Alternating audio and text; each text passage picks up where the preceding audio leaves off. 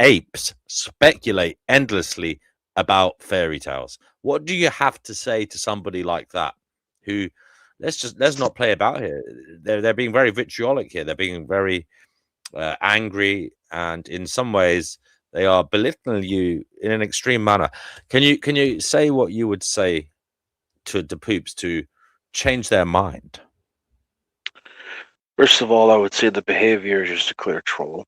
But secondarily, from what I observed, from what he said, he's an atheist. He doesn't think the Bible is true. He doesn't believe in God because he sees humanity as apes who think fairy tales, right? So that's the religion's angle. So that's my presupposition of what I think he's talking about. So he might be an atheist coming from a camp of nihilism. And he's a troll, probably a little cultist even also. People like their cults. You Another mean like thing, people. Christianity? No, What if he's none of those things? What if he is just somebody if thinking, he's none of using their those things, thoughts? And what would you say to him? I would tell him every single culture of humanity, like literally on a scientific level, like a petri dish. Look at every culture as if it's a different petri dish. They all develop, evolve, adapt. Okay? Every single human culture has ideas of spirituality and different interpretations. To deny the mythic part of ourselves and our psyche is to deny the very piece we need to understand our language. And if we're denying all that down to the foundation and just saying it's fairy tales, it's not about belief at that point. It's about understanding what you're talking about. So he may talk about fairy tales and stuff. That's fine. Right? He's like, oh, apes and fairy tales. Maybe he's looking at it from an atheist. These are just apes who believe like this. This is a fairy tale, like a religion or something. I But would tell just them every single culture, like atheism is new. It's actually the mind virus right now. Every other culture has a sort of gestalt spiritual field, and atheists don't. They just don't. It's pure machine.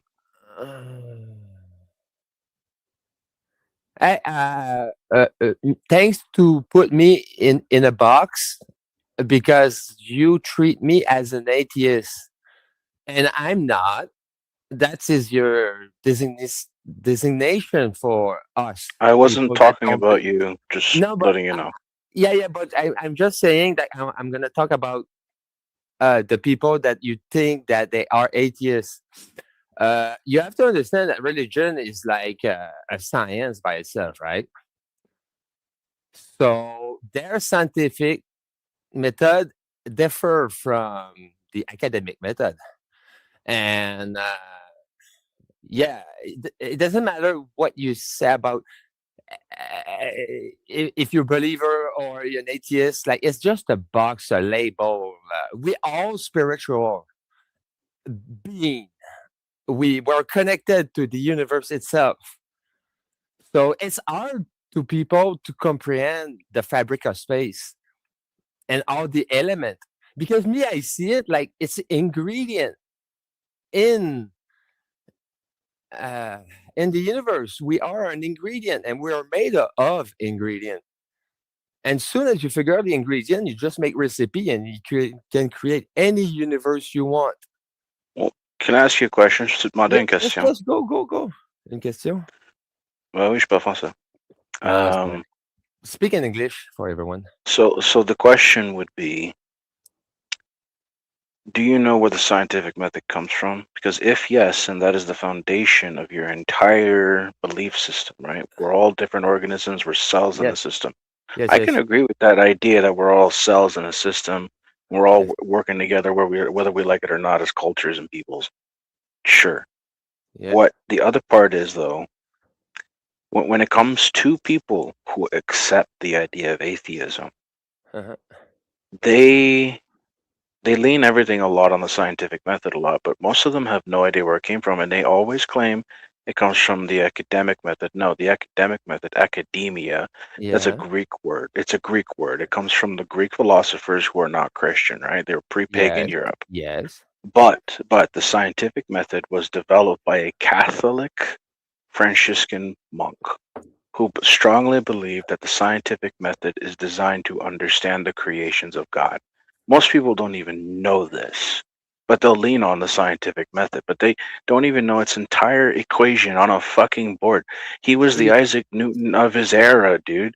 So Okay. people don't even know they're basing their scientific method, their frame of reference, their code, like your scaffold for your building, right? Their coding is based off the work of a Catholic philosopher. Yes. That, like, if you want to break it down to the But if scientific you want to level, break right? it down to the scientific level, it's been created by a human being, not a religious this or that. A No, human it's being. created by a human being with a Yes. thinking And process stop, that stop, believes stop in right there. God, and he specifically What? explained that the scientific method was to understand the works of God. No, you missed the point. You missed the point. Factually incorrect. What is a human being? It's An factually and animal. historically incorrect what he's saying. No, because you have to. You're saying not a only- Franciscan monk did not develop the scientific No, he method. did not. That's correct. No Human single being. person developed the Stop right scientific there. method. That's silly talk. No, it was actually directly And created by a atheism is Franciscan older monk. than Christianity, by the way. No, it's You not. have to remove Yes, the it is. label. The Remove modern the movement of label. atheism is a product Of of course, when you add Marxism. modern to anything, that makes it modern. You've accomplished nothing but a semantic dance. Atheism is older than Christianity, and the scientific method Well, has been around since Aristotle. It's Aristotle been is developed not over. the It one was who developed over developed that. centuries by I different cultures knew all around the world Aristotle, but contributing okay. to it. No Okay. single man created the scientific method. That's silly talk. A Franciscan Well, no, I think Catholic philosopher came up with the whole idea, actually. Incorrect. Incorrect. Yeah, he was basing himself off of Greek philosophy and knowledge, and he developed the scientific method. Yeah, it took centuries for the scientific method to develop, and dozens of cultures Go contributed to it Google over search time. right now. Go Google search right now. Who developed the very titling of the scientific method? It'll give you a Franciscan monk. Okay, I'm going to tell 100%. you Doesn't matter. who writes It's history. irrelevant. The winner The scientific writes method has history. been around since No, the no, 10th no, no. century. It's live. Atheists want to use a philosophical framework developed by a Catholic philosopher and base their entire foundation off of that. People who Congratulations. care Your about the foundation, truth want to use whether the you are scientific an method atheist, whether to you tell the use the truth. scientific method or It's not, got in nothing to this do with situation. atheism or not. No. Yes, but in it's a Catholicism, the non-construct. idea of telling the truth is the best way to learn, right? Why do you think that's the way the method is? What? No. The method has nothing to Trying to do learn with is Catholicism. observation. It predates Observation. Catholicism by centuries. The more you speak the truth, the more you learn. That was the whole point of the scientific method. so. Yes, And in Catholics got that from the earlier people who created and invented the scientific method. Okay, I have a question though, because isn't priest had the training to write it down, we give him credit? Like, here's the Right. thing: you're talking about pre written common written language versus post common written language, and the cusp is the priests learning to write. And so just because a priest wrote it down, now he created it, he invented it, he developed it. he coined it? He coined it. Is all he did. But It's called coining it, bro. let me just ask you a question though, because isn't religion the opposite of the scientific method because they're relying on faith? Yes. No, it's still research. No, It's they're research basically with the saying just Greek. believe It's it. research with the Greek root and the Catholic expansion. Like that's what it is, right? But From it Greek is not- philosophers of old to the Franciscan friars later, and there was a common language back then, lady. It's called Latin. They all spoke Latin. Ben. Yeah, during Good to see you again, Catholic Mike. priests, I said written language. The common people were not able to read. They wrote Latin. The common people. were Common able to people read couldn't and read or write. write shit. Well, serfdom was the norm during the feudal age. I'll give you that. And most people didn't want to learn how to write. They were busy farming or going to war. That was Whatever you literally want to your. attribute to it, it doesn't change the fact that most people couldn't read or write. Most people took up scholarship because they wanted to learn from the Holy Bible or become a priest or a monk. It was part of the job. And he did Right. at least then say he based it on philosophers before him. So at Yeah, least he definitely he used Greek and Roman philosophers. Obviously, like Catholicism leans on Roman, Greek, and Hebrew ideas, right? Those are the main branches of Catholic rooting. Rome, Greece, and ancient Old Testament Hebrew, right? So their ideas all come together and form the Catholic mindset. The idea of speaking the truth goes all the way back to Moses. A society that speaks the truth can identify what is true, right? That's why it's the first commandment. Thou shalt. Well, it's not one of them, but it's not the first Yeah, but commandment.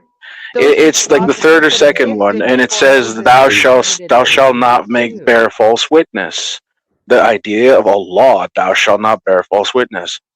The entire idea of being scientific is about the truth, right? So if you wanted to be scientific and speak the truth, did you know most scientists convert to Catholicism, specifically Methodist, or as a Christian branch? They always go to Methodism a lot more. Scientists specifically, there's a high conversion rate for all scientists into Methodist churches for some reason. It's a phenomenon. It's there. You can look it up. Throwing in rhetorical questions does not make it a conversation as It's not opposed to a rhetorical. lecture. I'm You asking can you to throw look in a to the rhetorical research to question. that. Do you know how many scientists convert to Catholicism? And then you continued on. That's a rhetorical question you did not want an Yeah. answer. It is a So supporting throwing in factor that rhetorical science questions automatically does not leads to make it a people to conversation as believe opposed the to a truth. lecture. Do you want to know what the truth is? The truth is what we see it, and if it's there, okay, that's the truth, Well, you don't have You right? to can believe. see Proof. God. You know the No, truth or you don't. that's not what I said. No, the truth is Jesus Christ. I'll say that. You can Yeah, see But if Jesus Christ. oh, I absolutely believe in the Lord. Okay, That's there's not no what I doubt about that. asked. Well, I'm trying to tell you, the scientific method is based off of a religious moral thinking of No, it not isn't. lying. Religious moral Yes, thinking yes, is it based is. off of the You even is said yourself that the priest based fucking it liar. off of other philosophies. He didn't yeah, it's come up with based it off the on his own. Yeah, philosophy of the people he that learned preceded him. certain philosophies. Yeah, obviously. See, Greece and the Hebrews, the Levantine, and Rome, and then all the events that took place in the Christian narrative, Yeah, they all have Google different told me that the philosophical roots, concept dude. evolved over centuries through contributions from several thinkers. It doesn't say Yeah, it's that. gonna say a bunch of different Well, cultures. you asked me to Google it, so No, look, no. Google Franciscan monk who it's created the bullshit now. scientific method. The, No, the problem you are lying right now. the If I problem give with you this a link that about a Franciscan monk And who now you're proved it, lying, and by calling me a liar. the So now problem you're with no, this no, no, gaslighting the whole panel and the no. audience. Keyword: look up Franciscan Didn't take you Catholic monk long. who created. You didn't Dude, ask him to look that up. You asked him to look up how it was created or who created it. Yeah. And rather than yeah, giving your Greek monkey the foundation, answer, Roman rather foundation, than and a giving your Catholic monkey No, the answer, since you can talk friar. over her, I'm going to Oh, for talk over fuck's sake, you. bro! and you You don't said let that the anyone Google finish. would say that it would be your monk, and it didn't. Look up the keywords Franciscan monk who Oh, now created you the have to look up the scientific monk, method. not the scientific method to prove it. We're Yeah, talking now you want about me it, to right? Google the You monk. have to bias Google in order to get his No. If you wrote those keywords, it'll give you the article right there. Yeah, Franciscan monk. You want me to bias include the Google. monk in the keyword so that I can get the monk as a result? It's actually common knowledge that it is a Franciscan monk who created the scientific It method. isn't, though. You're just making some shit up. No. The scientific method you use word for fucking word in the modern day is exactly the method he designed. He did not design the scientific method.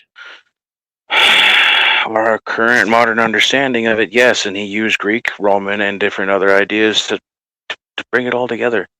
But it's based off the foundational idea of truth, speaking the truth, right? We can agree No. there. The scientific method is not about figuring out the truth. Is that what you're telling me? That's not what you said in a sentence ago. No, you just don't like my mental gymnastics here because you were playing some bullshit moves yourself. No, you're just lying. You're just lying over and over again. No, you want the truth. And I you won't want let the you truth. pin me down to something false with your semantics. It's not semantics. All right, guys. The entire all right. notion is built on truth. Ragnar. I just No, want it to isn't. Witchy, Bishy. Would you like to answer the question? What are the most important issues that humanity needs to deal with? I would. I'd love that question. So, for me, I don't think that there's a most important issue specifically. I think that it's individuals improving themselves continuously. I don't think that any of us can control anything outside of our own actions, and even that only to some extent. So I believe that it's about, this world is about self-improvement and not improving everything else. I don't need to control my environment. I need to adapt to it. Objective ethics. Thank you. Correct. And What do you if think? All anybody's interested, I did drop a link in the back. I'm not asking for it to be played, but if anybody's interested in looking at it, it's by Kyrgyzstan, and it's about it's a story written by Andy Weir called The Egg, and it's kind of how I look at this life. Yeah, I know the egg. I think it's quite famous, and it's kind of true as well in a way. We all came from one thing. We are all one. So there's a lot of sense in it. We have Fatima here. What's Fatima, you're on up? the Finding Gnosis show. What would you like to say?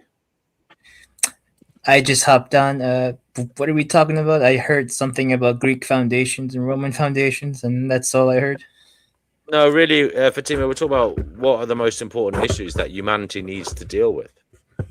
Oh, And then the sideshow Oh. is what's on your bucket list. So you can answer either of those questions. I'll answer what's on my bucket list. I think that's easier to answer because I'm just gonna say it outright. I think that the question, what are the most important issues that humanity needs to deal with, that is entirely dependent on each person. There's no one size fits all answer for that. There's no theory that's going to answer that question. So I'm just going to be a passive on that question. Yeah, because like in my estimate, in my personal philosophy, I subscribe to, I don't think that question could ever have an answer because it's too grand of a statement. So I'll just deal with what's on my bucket list. Quite a few things. Traveling around the world, especially Southeast Asia, moving to another country. And what else? I think that's about it. Yeah.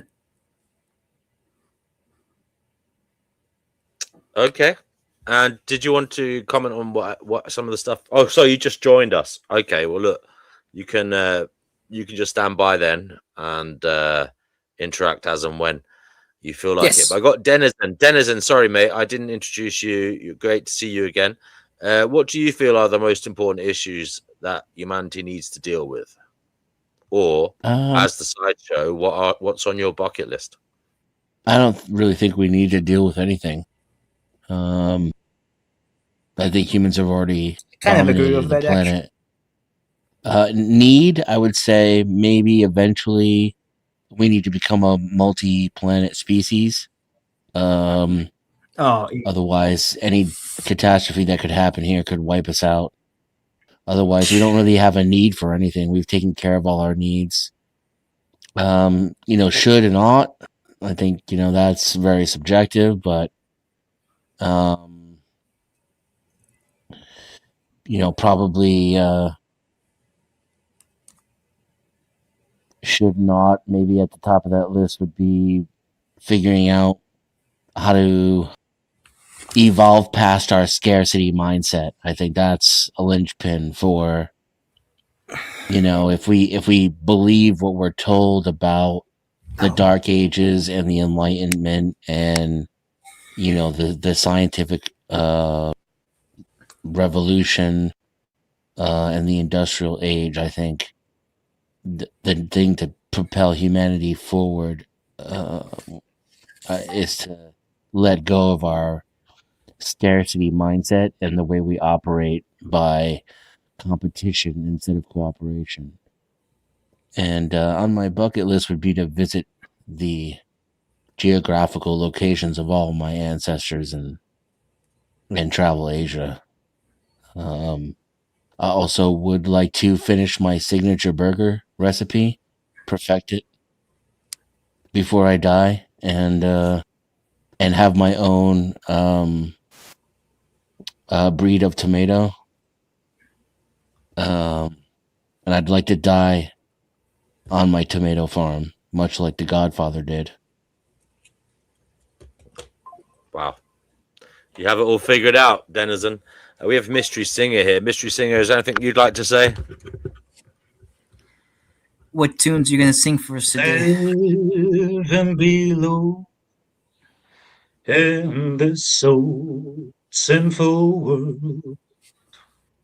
Hardly a comfort can afford, striving alone to face temptation so. Now won't you tell me where could I go but to the Lord? Where could I go? Oh, where could I go? Seeking a refuge for my soul, needing a friend to save me in the end. Oh, won't you tell me where could I go but to the Lord?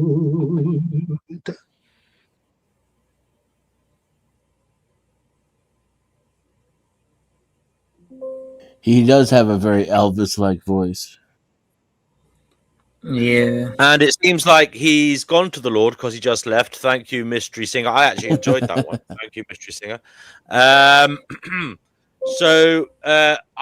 heard a little bit of a noise coming from Fatima. It sounded like a disgruntled sigh or sarcastic, reverberation of some sort. What were you making that weird emittance for, Fatima, when Denizen said he thinks we should try and populate the me? cosmos? Oh, because it's like one of the most absurd, ridiculous ideas ever. Why would you like the idea of humanity spreading all over? Like, what the fuck? I don't get it. I think humanity should become multiplanetary and just take over. It's how Keep humans would going. survive. Keep Why would you going, want The bro. question is, what does humanity need to deal with? Well, first So, of all, we if already you have hate humanity and you stories. want it to cease to exist, sure, that's your opinion, but it doesn't answer the question. We Yeah, need that to is. remember. I love humanity. There's only one way if you wanted to get multiplanetary, and you'd have to become a despot, take over the whole world, and use all the resources and build vast armies. There's no other way. You'd have to go total. No. You'd have to go total full human empire mode, bro. There's a Yeah. reason in Nah. in Warhammer 40K. That's the way he did it. Oh, that's a It good was game. it was the only way. It understands That's human myopic psychology. thinking. Denizen, I'm gonna have to agree with Warhammer Black 40K understands human psychology, but it's not a good Yeah. future. Why It's do not we a good always Human future. say psychology of today It isn't the is- same as Why do we human always It is say psychology not of the only 1,000 years way. ago. Why are we assuming that's the only way? We can actually depopulate and have more resources for the few people that would survive. Correct. Why do we always switch to fiction as some sort of reference? It's a game. It's a movie. It's a because book. it's a good game. No. It's more than just a game. It's a frame of reference, right? And it is a a- theoretical hobby of a potential future where war is Yeah. everything. And And plus, humanity is a machine that needs to survive at all fucking costs. Right? It's like a gigantic thought form ooh, I thinking don't agree method, with that. right? Yeah. It's all about strategic thinking, and it's all logistics. You ever seen All Quiet on the Western Front? It's just a movie, fiction. right? Yeah. But it's not fiction. 100% All fiction. Quiet on the Western Front is not fiction. That was based on It's a one. World War II movie, and it's all about logistics. Warhammer is It's like the logistics fiction. all the way It's a into the movie. future. It's a fiction. I don't expect story. somebody It's a older to not movie. understand frame of reference Yeah. conversations. Yeah, I'm gonna have to agree with Ragnar here. Yeah, I don't expect that. And Like I will use Lord of the Rings to Yeah. impart a metaphor. we You're can just go going to be like, like, it's just a neon- movie. Doesn't work that way, honey. It's a movie. Holy shit! Yeah, you're like fucking my favorite condescending. anime of all. I thought I was bad. So I What? work logistics for a living. There's an alternate way to space. You can use some fully automated gay space communism instead of whatever. Correct. Thank you, Hank. Oh, that'd be Finally, crazy, someone bro. with some brains has joined the panel. That's a little yeah, crazy, yeah. bro. Hell yeah, man. No, but like one of my favorite animes is Neon Genesis Evangelion. I would totally recommend you guys watch that one. That's a That one good I one. think could be another. That's a beautiful and Serial Experimental's Lane. That's with the girl who's like part of like the internet and like every cyberspace and everything is like there's no such thing as privacy in that world. We're all like connected via the internet. If you have a phone, like I know you already. If you have a phone, I think I already pretty much know who you are at that rate. Yeah, and that's a great anime. I love that anime. That's an interesting take on a future humanity, and I like the thought experiment of foresight for future takes on humanity. We could have went steampunk had somebody invented steam in the days of Rome. That's not a joke. Everything could have changed if we developed Yeah, that technology then. Why do you think the China steampunk was genre exists? Right? It's a method of thinking because technology changes the world. Ideas change the world. Our current living idea is like no adventure at all, almost. And it's kind of bothersome, and it's why so many people are coming up with different ideas. I just want That's to ask just you. I just I want to mean, ask a question because everybody keeps saying that overpopulation is a myth, yet they're still saying that there's not enough resources, there's not enough land. So if you can't have both positions, if there were fewer people, there would be enough resources and enough land. So implicitly, you're admitting that overpopulation is real. I the just I state don't. the I don't state object isn't to that. allowing people to use most of the land, so that's yeah yeah I agree with you, LA. Except I just want to jump in and state for the record, um, I don't want to have it both ways. I don't think we're overpopulated.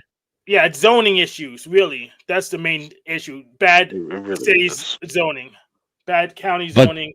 That solved the overpopulation issue by placing the businesses and the living places better. but they are trying to have it both ways though. It's not the overpopulation that's mainly the issue. It's the environmental impact of the resources we consume that is the issue. That's going to lead to us being less successful if we destroy our own home. That's the issue. The overpopulation is part of it, but the real reason why we care about overpopulation is because if hypothetically everybody was like really poor and like 11 billion of us, we would have a less environmental impact on nature and in resources than if we were like all American lifestyle. The whole world was an American lifestyle. It would affect nature much worse. I don't think that human I beings would can argue. destroy Earth. I think that's an extremely arrogant and self-centered position. I would argue that the West, the overpopulation problem, it's not coming from birth rates. It's mass migration. You're talking to a Western culture that is already depreciating because the boomer generation has more people than the Gen X generation. And Gen X generation has more people than millennial. We've been shrinking. We used to be 10 plus families, right? You're talking to a culture about overpopulation when right now our lands are fine. We're good on the resource, bro. We're doing our part. Make no mistake. Like, we're not overpopulating in the West. That's Why not are a there so many question. homeless people? Why are there so many people starving for food? Why are there not enough jobs? Because the economy is shit and more people keep moving here, Zoning. and the Right, price but of wages goes down, zoning, all of it, bro. It's Yes. all But in, it's all if there were combined. fewer people, then there would be enough jobs for everybody. If there would be enough Yes. housing for So everybody. we were already on track for fewer people, but somebody decided for mass migration, right? They care about the GDP. They want to have the same amount of money they make every year. That's what they want. They run shit like a corporation, bro. They want their ROI. That's what they want. Right, but I'm not saying that overpopulation is only caused by fertility rates. I'm including migration into that also. Yeah, It's still mass overpopulation. migration is a problem. We would be a shrinking culture right now, like vastly so. By the way, we're an upside down pyramid demographically from millennials to boomers. And if you do shrink too fast, you lose decades like Japan has. Right. Satan did nothing wrong. Oh, for fuck's No, sake. it's an issue. No, No but comment there, bro. No comment there, the bro. problem is that when you do get shrinking populations, the government basically concedes to give the people whatever they want because they're so desperate for more slaves. So this is why they're basically giving all these incentives to these Asians to procreate. But when you procreate, you've already given the state exactly what it wants, so you have no leverage. I'm not an antinatalist, so like That's not even an anti-natalist position. That's not even an anti-natalist position. I'm just talking about leverage. That the state needs you. They need more human beings in order to legitimize itself. Yes, I but agree. it needs more it needs a bigger workforce, but it needs businesses, it needs properties. So you don't give away your leverage just because you bred. That doesn't make any sense. In fact, you It have more needs big leverage. families. That's In not true. nature, A state cannot exist without subjects. The sovereign needs subjects for its own legitimacy. If there were no people, there would be no state. Obviously, well, I believe in a worldwide imperial monarchy called the Millennial Kingdom. I will steamroll everything in its way. By the way, just letting you know, that's my position. I'm a fucking imperialist. Bring on the hike. Worldwide humanity united. Get out the fucking way. You're a speed bump otherwise. You want to solve these big problems? We need big systems. Right now, Western culture is corrupted with termites and cults and politicians who do fucked up things. And those cults are controlled by foreign countries who have different agendas as compared to our people. The whole world is going to war most likely very soon. Most people are tribing up. What are you going to do? Because that's a big threat right now on the world stage. What are you going to do? Are you going to sit on your hill, or are you going to be with your people? Right? That's a question everybody's going to be forced to ask when the economy goes to shit. Nobody can pay bills. Taxes are going down. Your country collapses. Most people won't survive a fucking week if shit What goes do to shit. what do you mean by your people? Because I used to be naive to think that the American people are on one accord, and they're not. A lot of Americans are globalists. There is no loyalty to their fellow American. They see somebody in a different country as having equal standing to someone who they actually grew up with. So you don't think that you can trust your fellow American just because you're from the same. No. I don't, dude. I've been betrayed 1,000 times. I don't trust anybody very much lately.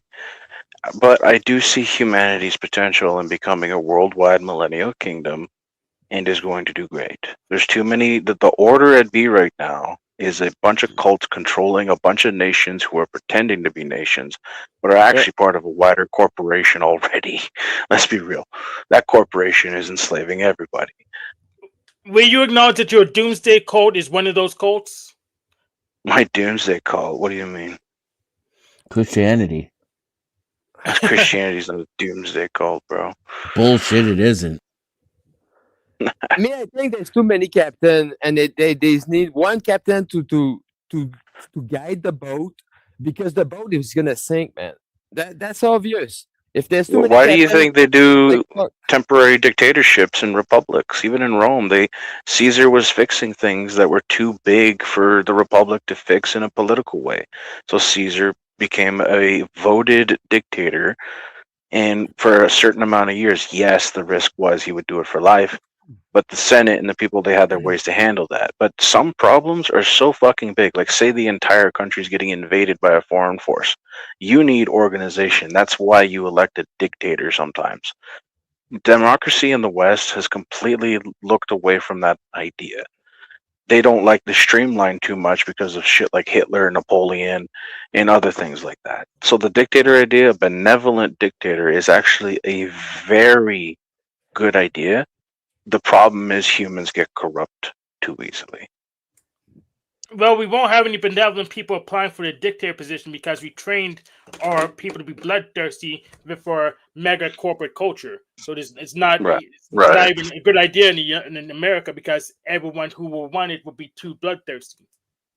You mentioned mega corporate culture, dude. I actually see the future devolving into a sort of. You ever heard of the Sengoku Jidai? No, hear me out. Multi corporations, different corporations, like clans, right? They're all companies. Look Yes. at like Yeah, feudal yeah, era yeah. Japan. Look at feudal era Japan. Every single daimyo was their CEO, right? And they run their private army, and they're all fighting to become the shogun, right? This is like 1500s. That was the thing. But look, imagine that on a global scale. We're already Amazon could doing fund it. it. They're exactly Amazon, Apple, Google. If they're smart right now, they're already buying their own private army, tier 1 trained, all sorts of things. Every corporation that wants to survive World War III is buying up a private army. So mercenary PMCs. You ever played that game MAG, Massive Action Gaming, PS3 way back in the day? It was literally 3 corporations that took over the entire fucking world. And their armies fought each other all the fucking time over resources. So a lot of people might gang up to the point of just corporate bloc versus corporate bloc. This could happen. This is very plausible. It basically is the Iran corporate bloc versus the Western corporate bloc right now. And the problem is the Western corporate bloc is controlled through a banking corporation acting like a hierarchy of feudal lords who are controlled by Zionist interests. That's a fact. Well, So Iran really doesn't have the West is Chinese. Yeah, the Chinese is the other corporate bloc basically versus the West. But then you have the Levantine one. They're trying to have more land in the Middle East. They want to expand their corporate bloc, right?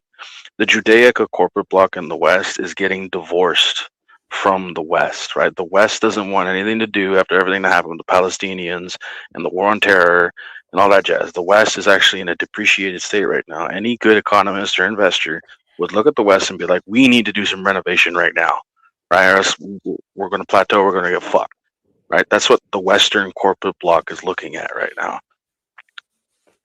Well, I think in the world. Sorry, you speak. Sorry.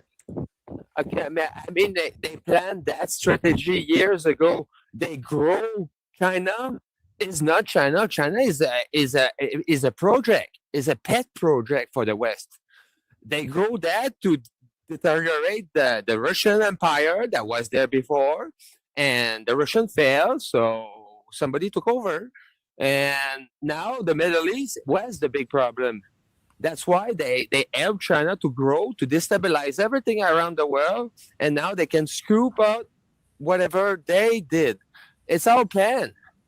Yeah, big oil. Right, well, Russia. So Russia, Tsarist Russia, Imperial Russia back in the day before World War One. So Russia before World War One was imperial, right? The bankers actually funded with the German government in World War One Lenin. Lenin was a political refugee. They sent him back to raise up communist armies and they funded him, right? So they wanted to make a proxy civil war. The bankers funded the Marxist USSR peasant rebellions that led to communism all the way up until 1991. Stalin, after Lenin, got rid of the banker Lenin was using. Then the banks decided to invest in the West against their uncontrollable golem, their pet troll that they sicked on the Russian Empire that became the USSR. They were controlling them for a while, but Stalin got rid of the Rothschild banker that was involved with Lenin. He broke that tie. So that banking cartel then invested into the West against the USSR until they collapsed. The surviving golem control node was China. But China is now very left-wing nationalistic, Han Chinese, very pro-ethnic in thinking, but they're very socialistic. They're trying to divorce themselves from the Rothschild bank system as well. So all the USSR elements, the communist elements, even the Khmer Rouge, bro, they were fucking brutal. Every communist ideological system collapsed 1991, right? But then China kept going. They invested into China. They thought they could trust China as a corporate bloc. China is actually turning on the central banks that are very Zionist leaning. Like, if there was a political ideology the banks lean on as a corporation, it's Zionism. That's a fact. You can't look away from that. And they invest in the West as much as Islam. Now, the Islamic investors have invested in the West also. Everybody has stakes in the West. You know that, right? Having a world war and destabilizing the West destabilizes everybody because it's like everybody has investments here. So right now, thinking in the investor sense, corporate blocks and stuff like that, BlackRock is going ballistic. They're losing money. They're telling investors they can't even fucking take their money out, right? It's bad. It's fucking bad. So they own most of the housing, and that's going to cause a housing problem. So all our corporate blocks, there's a housing bubble. There's also a military bubble. Most of the NATO countries are barely funding their armies, except for Poland, the United States, and certain few key individual countries. And that's a shame because the rest of the world, see, Turkey, they are part of NATO, but they're also part of the Islamic sphere. And what we know of the Islamic corporation, make no mistake, there will be the Chinese corporation, the Islamic corporation, the Western corporation, and the Zionist corporation. Those are the four big boys right now, like in the field. I'm confused. I'm not understanding why these people who have these doomsday scenarios still advocate for procreation. Because what are you actually going to do to protect your children? If you actually believed everything that you're saying, you would not procreate because you have no ability to protect your children. Life is sacred to us. That's all it is. And So, you may so call you're, it a doomsday No, cult, LA. but it's not. If I It's not could going to work answer that that, way. so you're throwing your it's the children to the truth lions. is You're throwing your children to the lions because it makes you feel better. yes. LA, that's actually closer to the real truth. Is life and their children is nowhere near as sacred as they proclaim it to be. It's actually they have children as a insurance policy. The more children you have, the more chance you have to survive catastrophe. Right. I just wish they would admit that because they don't actually care about their children. It's about their own Correct. survival, their own legacy, their own narcissism. Right. Yeah, your own. They own you. Like the corporation. Well, a lot of people now The are not having corporation own kids you. because of people are not having kids now as much because of material wealth and education and That all comes with the corporate contraceptive. field, bro. Yeah, That but all it's comes with also the corporate good that field. we're Like, having less what do kids. you think about how that is interacting? Everything I talked about with the corporate big players right now. Yeah, but Everything that's revolves around okay. that. Let's say it's all corporate conspiracy. I agree, but I think It's not the a conspiracy, but environmental okay. problem, the climate and environmental, is another conspiracy that people are denying. That's The also going to corporate make game us is causing that problem. The very corporations Yes, you'd want to talk but with you could are a part destroy of the if equation. the whole. Yes, I know, but if the whole planet was communist, you could still destroy the environment too. The Soviets and the Chinese are example of that. But I'm just saying, Communists are just a different kind of Communists are just a different kind of fascist with better propaganda saying they're equal. That's all it is. but I don't think the Jews run all the banks in the world. They probably did in the beginning, No. but the Rothschilds, they're not as The Jews are powerful as they used to wealthy. be. The Jews Yes, are I extremely understand they're more wealthy, but you're wealthy. right. They're losing influence. But as investors, right? If I am a buyer or seller in the market, looking at the big investors, right? Who are the big investors? The Zionist lobby and also the Muslim lobby. There's a lot of big money in Islam right now. Big investors in it who are Muslim, right? And you don't want to piss them off exactly. And you don't want to piss off the Jews either. So if you're in the big rings, you're not supposed to piss off culturally these people. You talk about business mostly. The corporations are causing the pollution you care about. And life antinatalists, you could push your antinatalism if you wanted to. If like you could pay a corporation to advertise that idea if you wanted to, right? That's there, that exists. People might purchase in with you, but I'm not saying they will. But every ideology we have, that can happen. People can buy into it, and it's going to spread. The main ideologies right now, my big point is, you may call them doomsday cults, but they believe completely. Islam, Zionism, Christianity, those are big investor blocks. Like Catholic rich people, they're not going to invest with people who, like up there, they don't talk about religion like we do. They never do. It's all about numbers, logistics, and the reason I brought up All Quiet on the Western Front is if we're really going to talk about problems, you need to look at it in the money way, because if you want to challenge that problem, you want to change the world, right? You want to push this idea. You need capital. You need to advert that. You need to put it out there, right? You need to influence people how you can. People pay money for that. It's a whole economy of influencers, right? Look at social media. We all have arguments and we all want to like make the world a better place. I think the biggest threat in this current market investiture economy of influence is how people with words and better propaganda and memetics can win the day, quite literally in a fifth generational style way. A meme war, if you can convince the entire enemy country that they should surrender, that you won the war already. You didn't even have to start the fucking war. Right? You see what I mean? So that it's all marketing, wording. That's how they think. So like it's all tribes coming together who want to fight each other. And we're looking at a collapse. The markets are collapsing to a degree. People are scared to invest. So What right now markets? is exactly what markets. That's the word of the fucking day. You're not talking about It's the just U.S. stock market.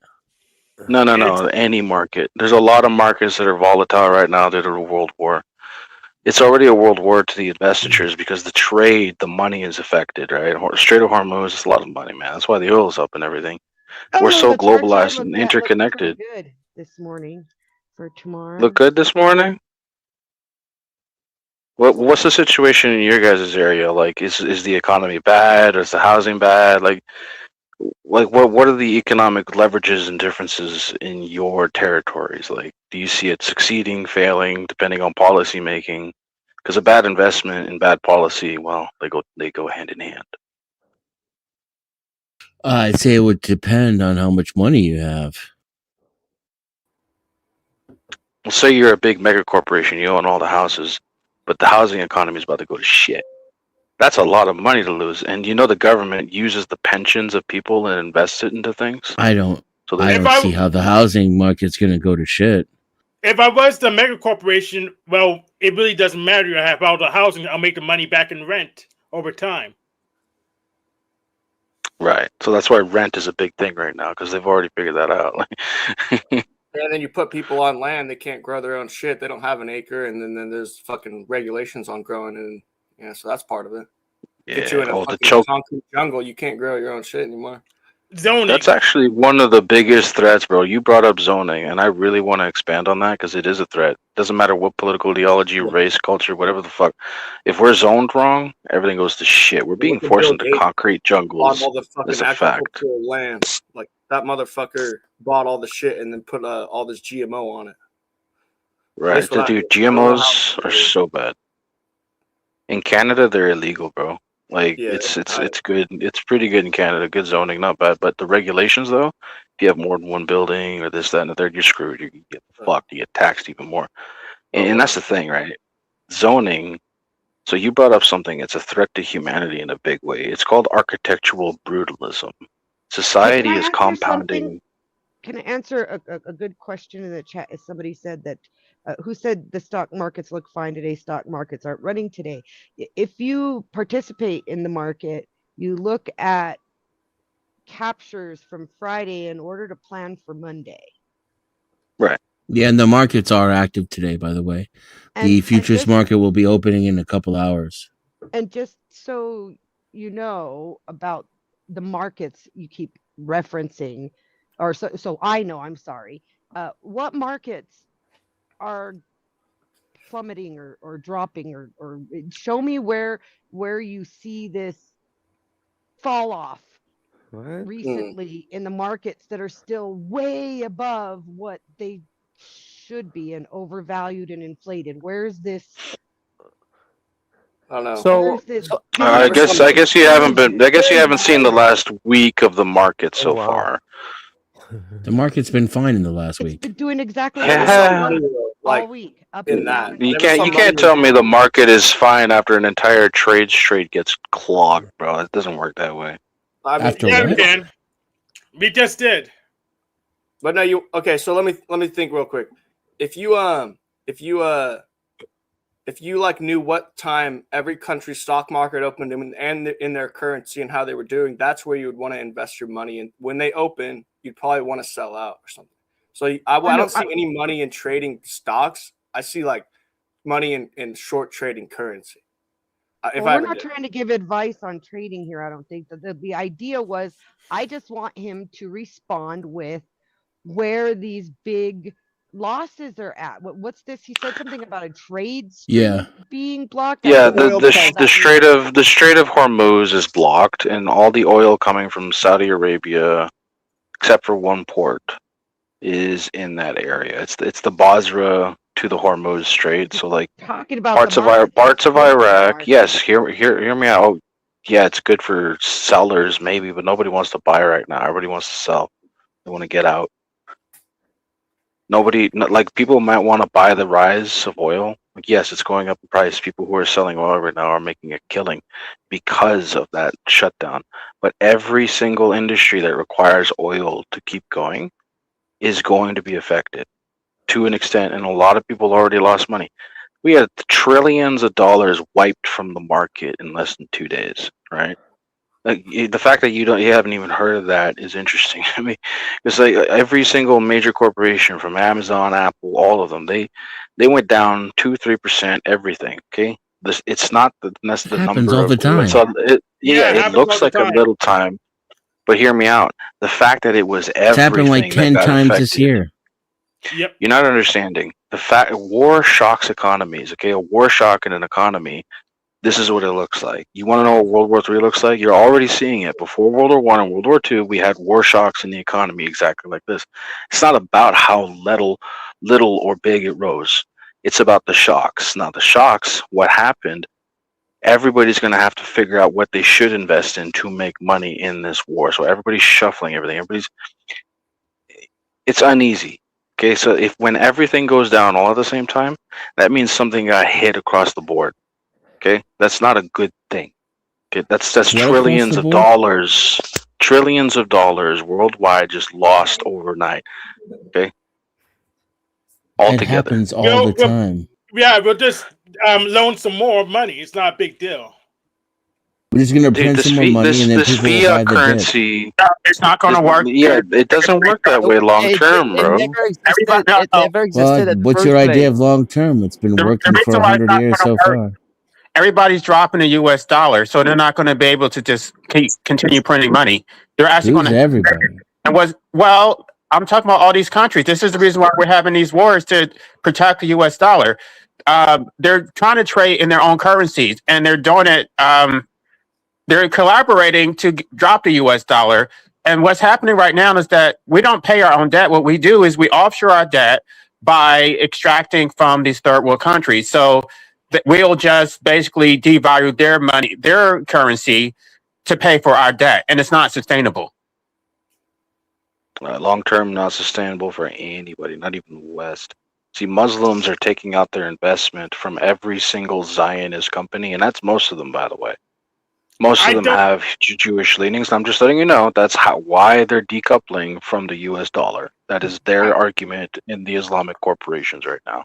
Yes, I don't think you understand modern monetary theory, so you're confused.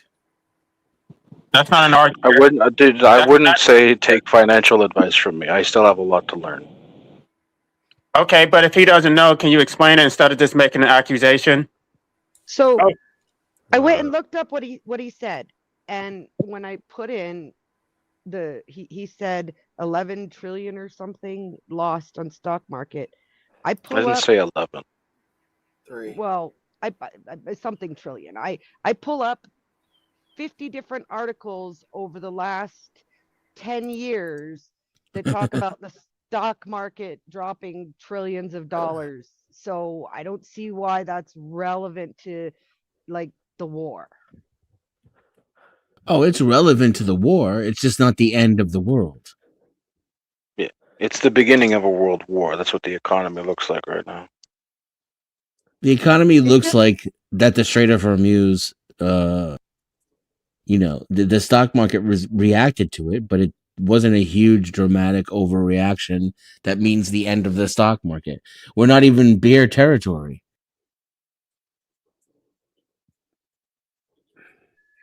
I mean, that's just the riding of the market. It keeps getting inflated and they have to knock it back down. It doesn't really actually change anything. It's just fake money. Like it hasn't even been like a normal 10% correction yet, which would still be bullish. I thought when you engage in active war, like for international crimes, that the UN actually has to pass a resolution. I'm not sure why Israel and the United States gets to act unilaterally and everyone else has to go through the international law process. Because what are they going to say about it? Yeah, Security Council exception. Yeah, USA and Israel are the puppets of the Zionist banking cartel. They own every single politician in both those countries with dirt on them, by the way. And you know what I'm talking about. They're controlled. It's not a democracy. It's an oligarchy. It always was. Ever since World War I. We finally agree on something. It's definitely controlled opposition. The banking cartel has won. Fractional reserve banking is everywhere except for North Korea, including China. China has fractional reserve banking. Once you have control over the money. It doesn't matter who's ruling. They're just all pawns to be played on a chessboard to make yourself have more control of the resources. Well, that's the Well, thing. The banking cartel is using the American cartel. If you want to, what's the American cartel? It is the military massive might. It's a gang. Every nation is a gang, technically, a company, right?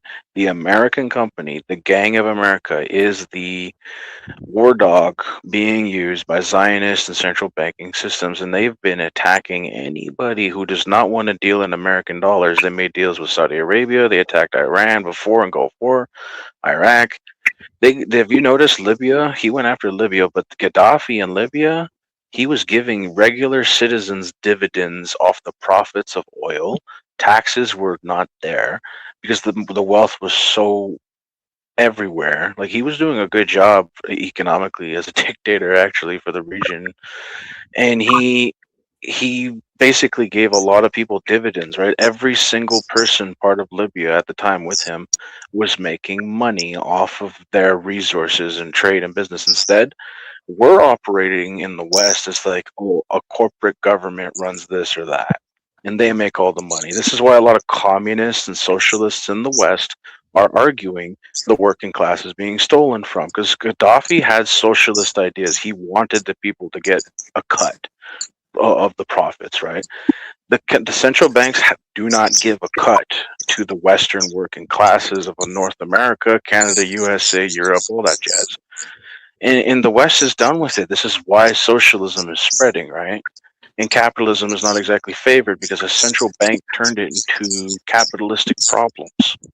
Did you know well, capitalism and communism are both created by Jewish philosophers? Not to throw flack at anybody. I have Hebrew roots. I'm just letting you know where it comes from. Adam Smith was Jewish. well, there's a claim on Can you you. prove that?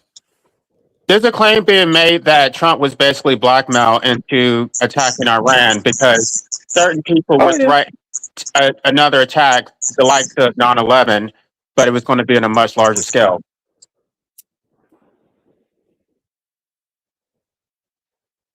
Are you certain that Adam Smith was Jewish? Yes or no? What's the question? Is Adam Smith Jewish? The economist. He had ties to capitalism. He had ties to the Zionist lobby in his day. You can look it up. Okay, he was not Jewish. You're saying. He was very aligned to them, and he actually might be a Jew. Adam is a Hebrew name, quite literally. Smith is not because Hebrew he's name. He's Christian. Scottish. Yeah, he's Christian. Yes. Right. I don't think we can go by names because they changed their name so much you can't tell. Oh no! There was a law in Germany. Do you know why so many Jews have the name Stein? So Stein actually means stone. It's actually a German name. It has nothing to do with like Hebrew stuff. But like, if they had a Hebrew name, the last name was related to like rock this or rock that, they would change their name to Stein. So like, if you say the name Frankenstein, you're talking like the Franken rock, right? That's what it means. Like, back in Holy Roman Empire, they made a policy that Jews that lived there in the Rhine and other places Is a had to like talk show. change their name. If you would like to join the conversation, please feel welcome to come on and talk right now. The link is available in the live chat on YouTube. This is So yeah, they changed their name under a policy of the Holy Roman Emperor. That's why so many Jews have German-sounding names. They were Germanicized before World War I, right?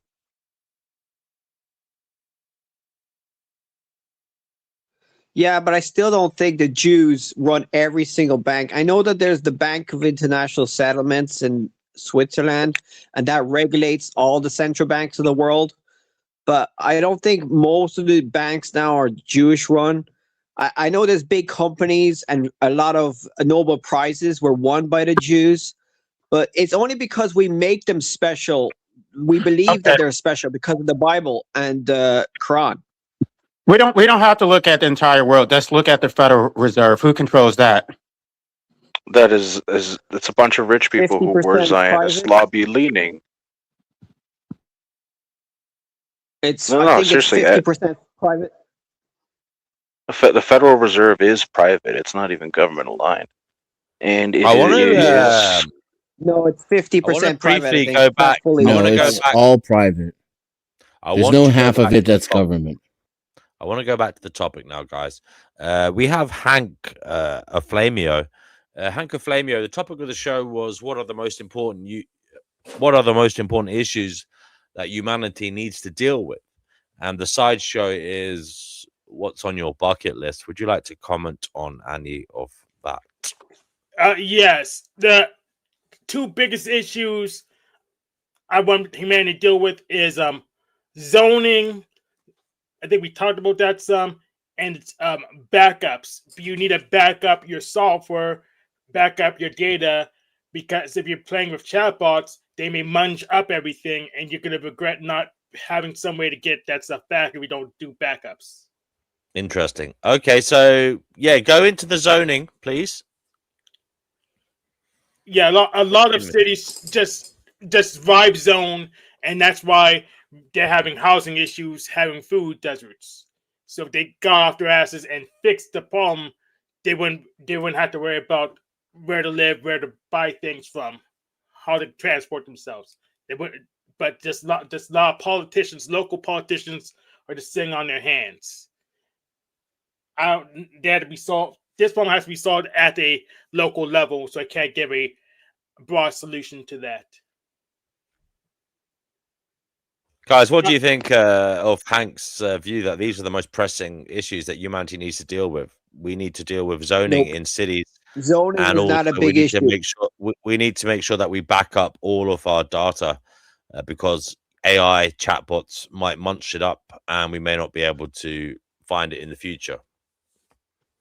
If we do It not is back an it up. issue, but it's not up there in humanity's problems. If you ask any AI, what are the top problems in the world, and it'll say environmental, climate change, and then other issues. And So does zoning have something to do with the environment, Sean? Explain. You don't know what zoning means, or you don't know what the environment is? Yeah, it's where you put people and things and buildings and stuff, roads. All right. So zoning is a policy that defines how you can set up your environment. Like, Yeah, but imagine if there's the farmland and the city line and the industrial, like, it's all those zones where people can live, where the animals are grown, where the plant are left alone. Mm-hmm. Yeah, zoning is like, say you have a condominium block, right?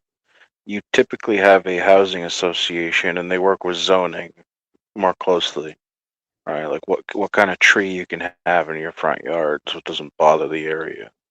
People talk about that in the small little block councils and stuff, and like how they'll pay into the housing association in a communal way to pay for, like in where I live, most communal sections and zones, every single zone in Canada, we typically have a communal system of being self-taxed to fund snow removal. This is why snow removal is it's a benefiting business in Canada. Obviously, in winter, it's a good market.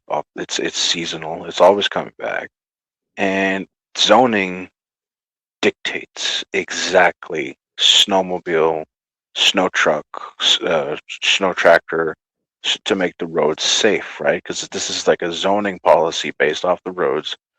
Each community pays a company that does that. So we have a whole industry of snow removal, right? And salting the roads, making sure it's not slippery.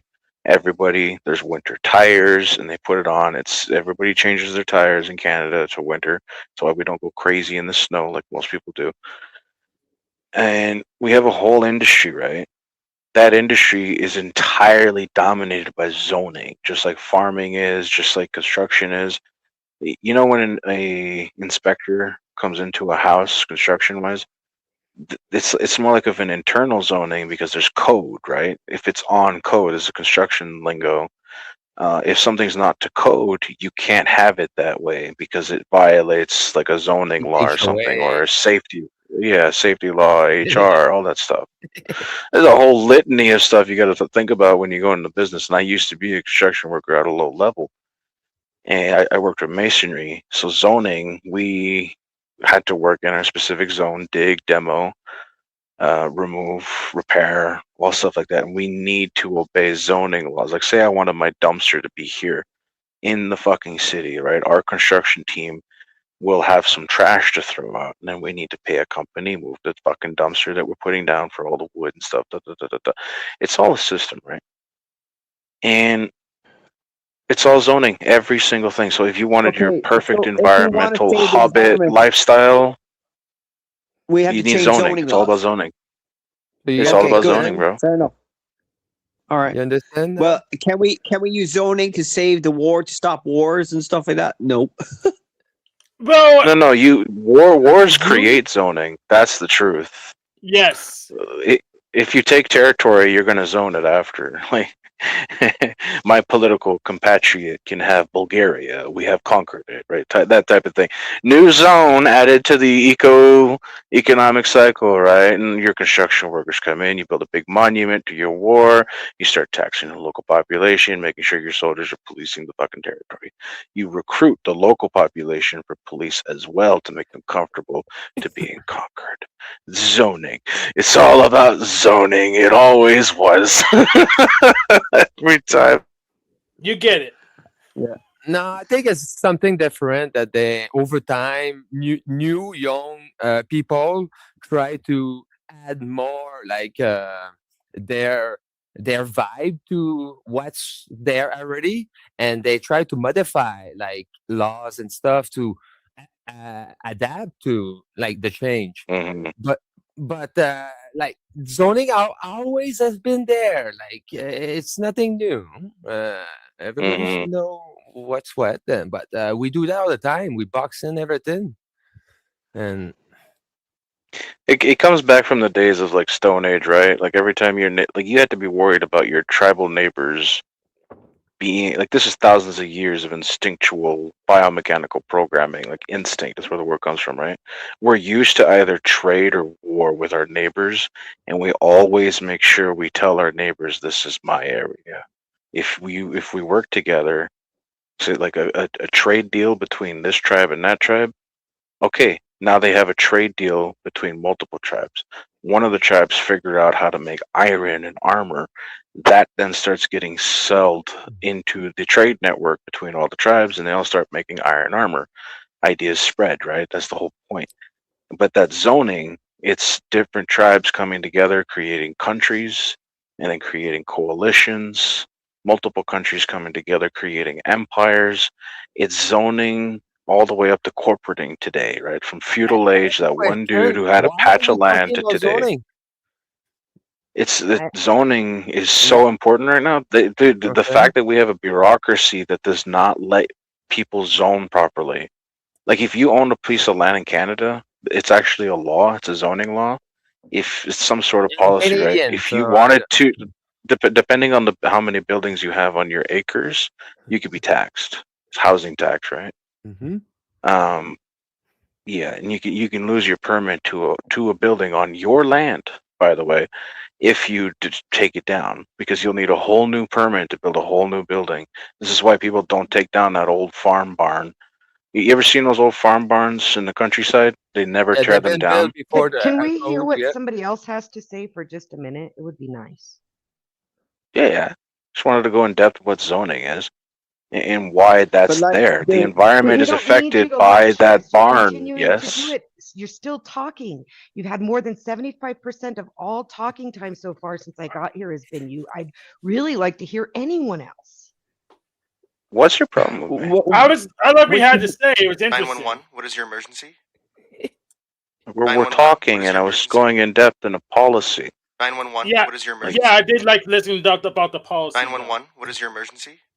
Or like the reason people keep their old, dilapidated, rotten farms on their field, it's because of the zoning law. If they take down that farm in Canada, they have their new house, but then they have their old house, right? The old barn that's rotting on the corner of the acreage, because they don't take it down. You ever went through the countryside on a road trip? Those old barns they never take down. It's because of zoning laws they do not take them down, and it's affecting the environment, right? But the owner of the land does not want to pay more housing property tax, right? So it's better to keep an old building standing. That's why they leave those old dilapidated barns out in the environment on their acreage, right? Like a 200-year-old barn they never take down, but it's not safe, so nobody goes in it. But if he wanted to build a building there, he could. He could renovate that barn, make a new building. But if he takes it down, this is the tricky part that the city councils get you on. In the zoning laws, if you take it down, they'll ask you for building permit, for construction, for all that, They'll try to boss you around your own property, bro. Libertarians, any libertarian worth their salt needs to understand zoning law code. And this is what I know about it. Any other stuff, I'd be ignorant to. And I'm done talking on the topic if somebody else wants to chime in. Thank you. So now that's why we need to follow the philosophy of that guy who thinks that there needs to be technocracy, and we should follow Peter Thiel and join the machine, the fascist regime that's going to take over the planet with AI and robots. We have to join the fascists, take over the planet, and we need to reduce the human population by 500 million. And it's good for our environment. And we'll have like AI microchip in our head because Elon Musk said so, and then we can go to Mars with his Tesla rocket, and that's the future. And then we will zone Mars. Well, Elon Musk said we'll be on the moon 5 years ago, so I don't trust what he has to say. I think we should live like it's so simple and people forget. Like the title of this thing, like we have to remember what's the most important. People forget. The most important thing is to remember. Remember your source. Remember where you came from. Remember your father, your mother, your sister, and why you're doing your life. You didn't ask to come here, but you're here now. So make the best of it. So it should be life, like the earth should be controlled like a family. Like you got the dad and the mom. Every country is like a room in the house.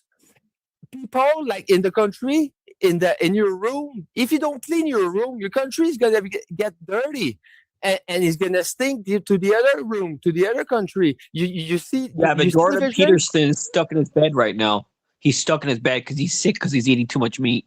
Peterson. What are you talking about? That make no sense. Jordan Peterson is sick in the bed because he's eating too much meat and he's not talking anymore because he's realized everything he said was a dumb shit. He doesn't believe in climate Why did you change. Why did you bring him up though? Because he's one of the people who are against the woke agenda.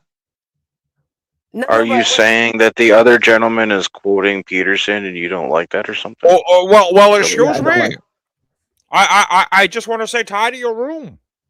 And, before you do that, make sure you get off your benzo addiction. I didn't write that in the book.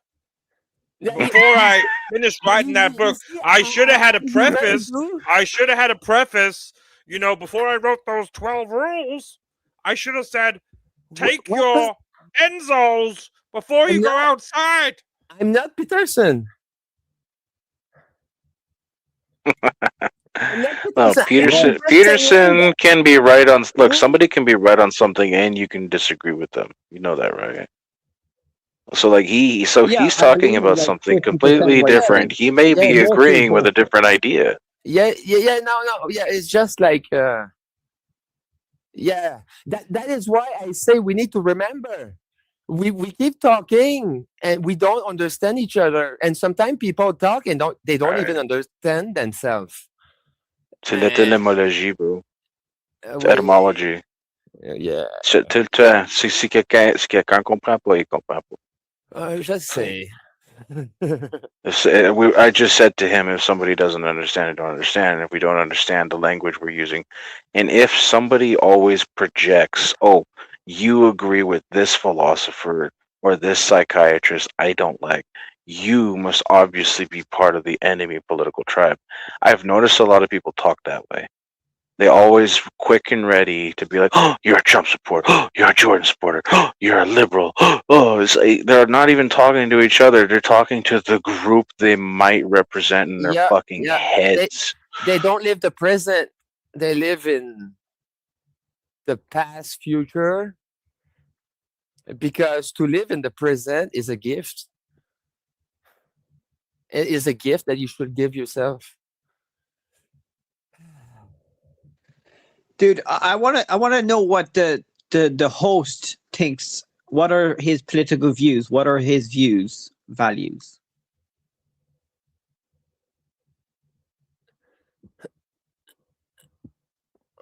Well, he's been making a lot of video, so I'm new here. Sorry. okay. I think he's asking DMW Yeah, for yeah, he his does. political stance or his foundational worldview. I What does he am. believe I'm in? a kind of floating voter. I vote on issues rather than having a let's just say attachment to one side or other of the spectrum. I'm a that's the way I am. I'm mostly a centrist, I would say. Thank you. Okay.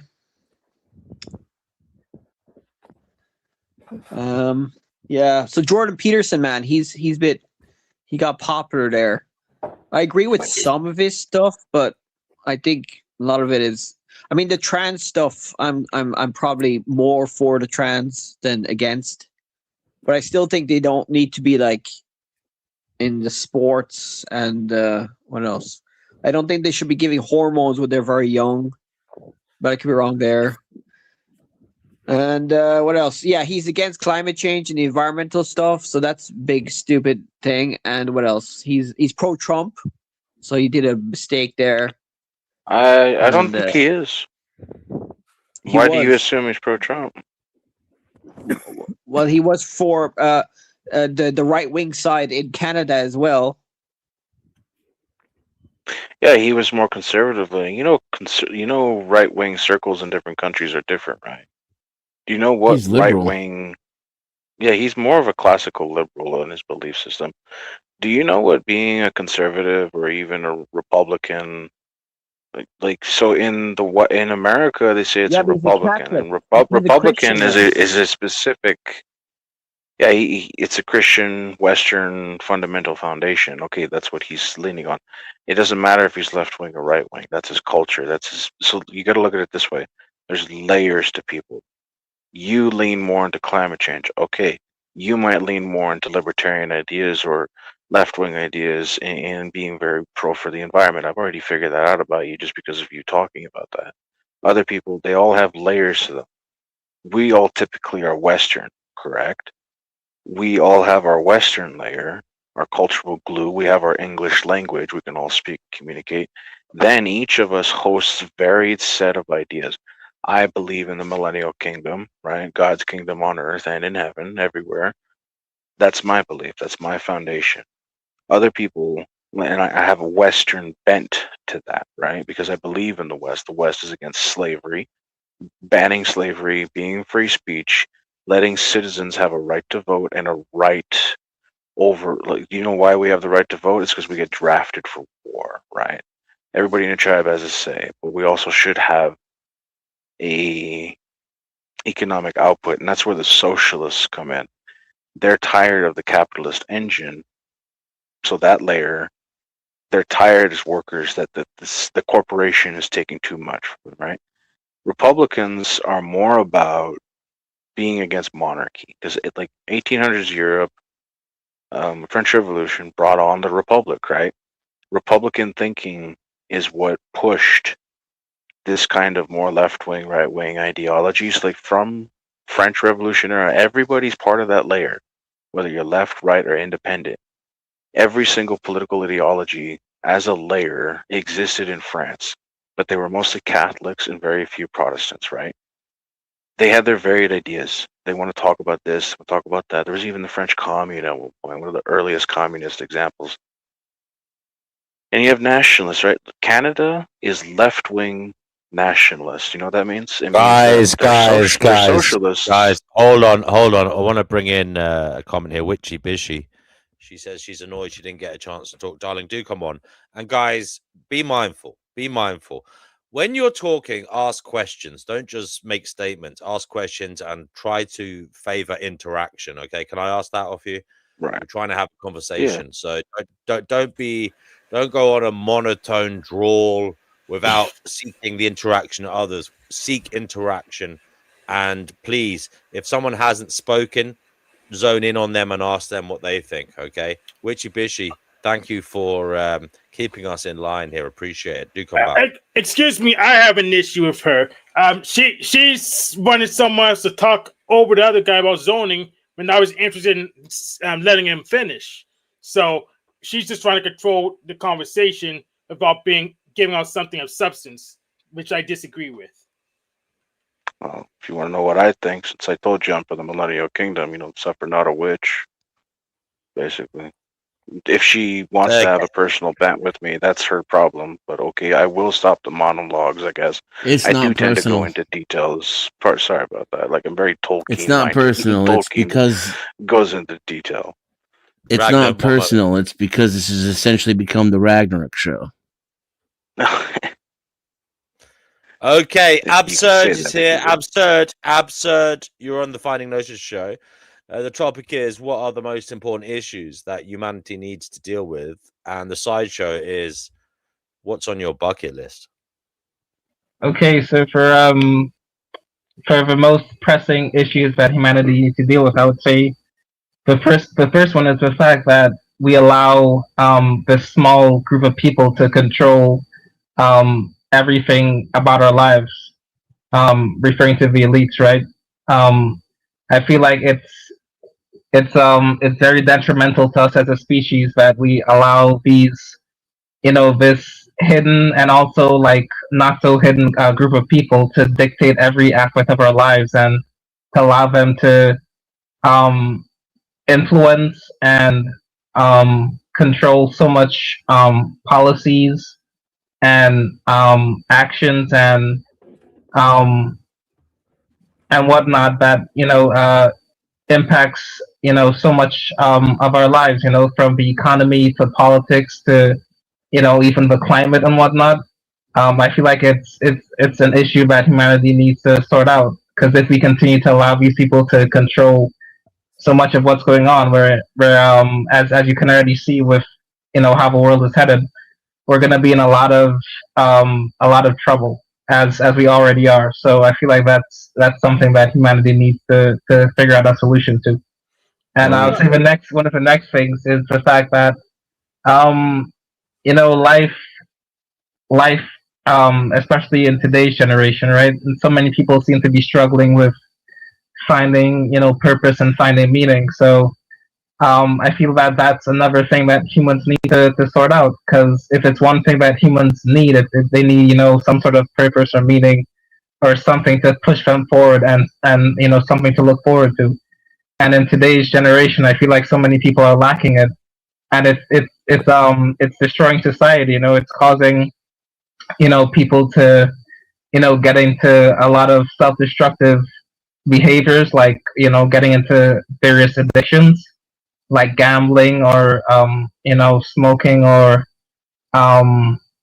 alcohol or whatnot, and that that obviously is a social net negative, given that it causes so many other issues, and also it also leads to sadly people even taking their own lives and whatnot, and a whole host of other like mental health problems like depression and anxiety and whatnot. So I feel like that's another issue that humanity needs to sort out and figure out, because a lot of people are leading lives of quiet desperation, where they wake up every day and they feel hollow and empty inside, and they don't really see much of a point in facing today and living. So I feel like that's also another big issue that humanity needs to sort out.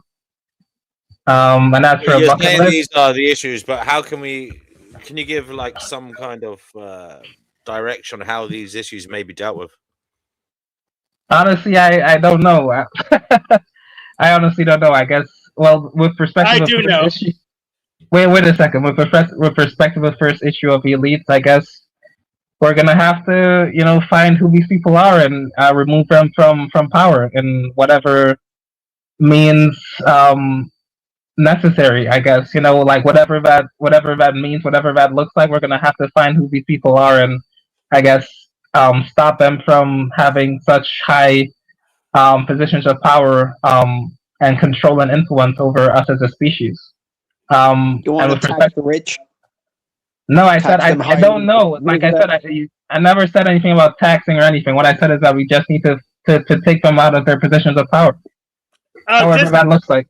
for the second one, you can find meaning if you engage more with fiction, like reading books or playing video games.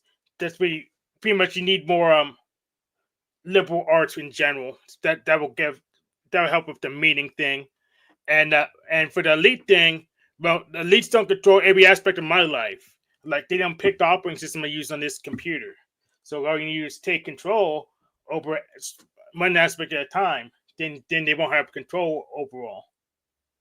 Well, Divestment. I would say that they actually do influence a lot more than you realize. Actually, How you just much do don't. I realize? How much do I realize then? Well, like for example, with the fact that you participate in the money system, right? That was their invention. So what? What do you mean? So what?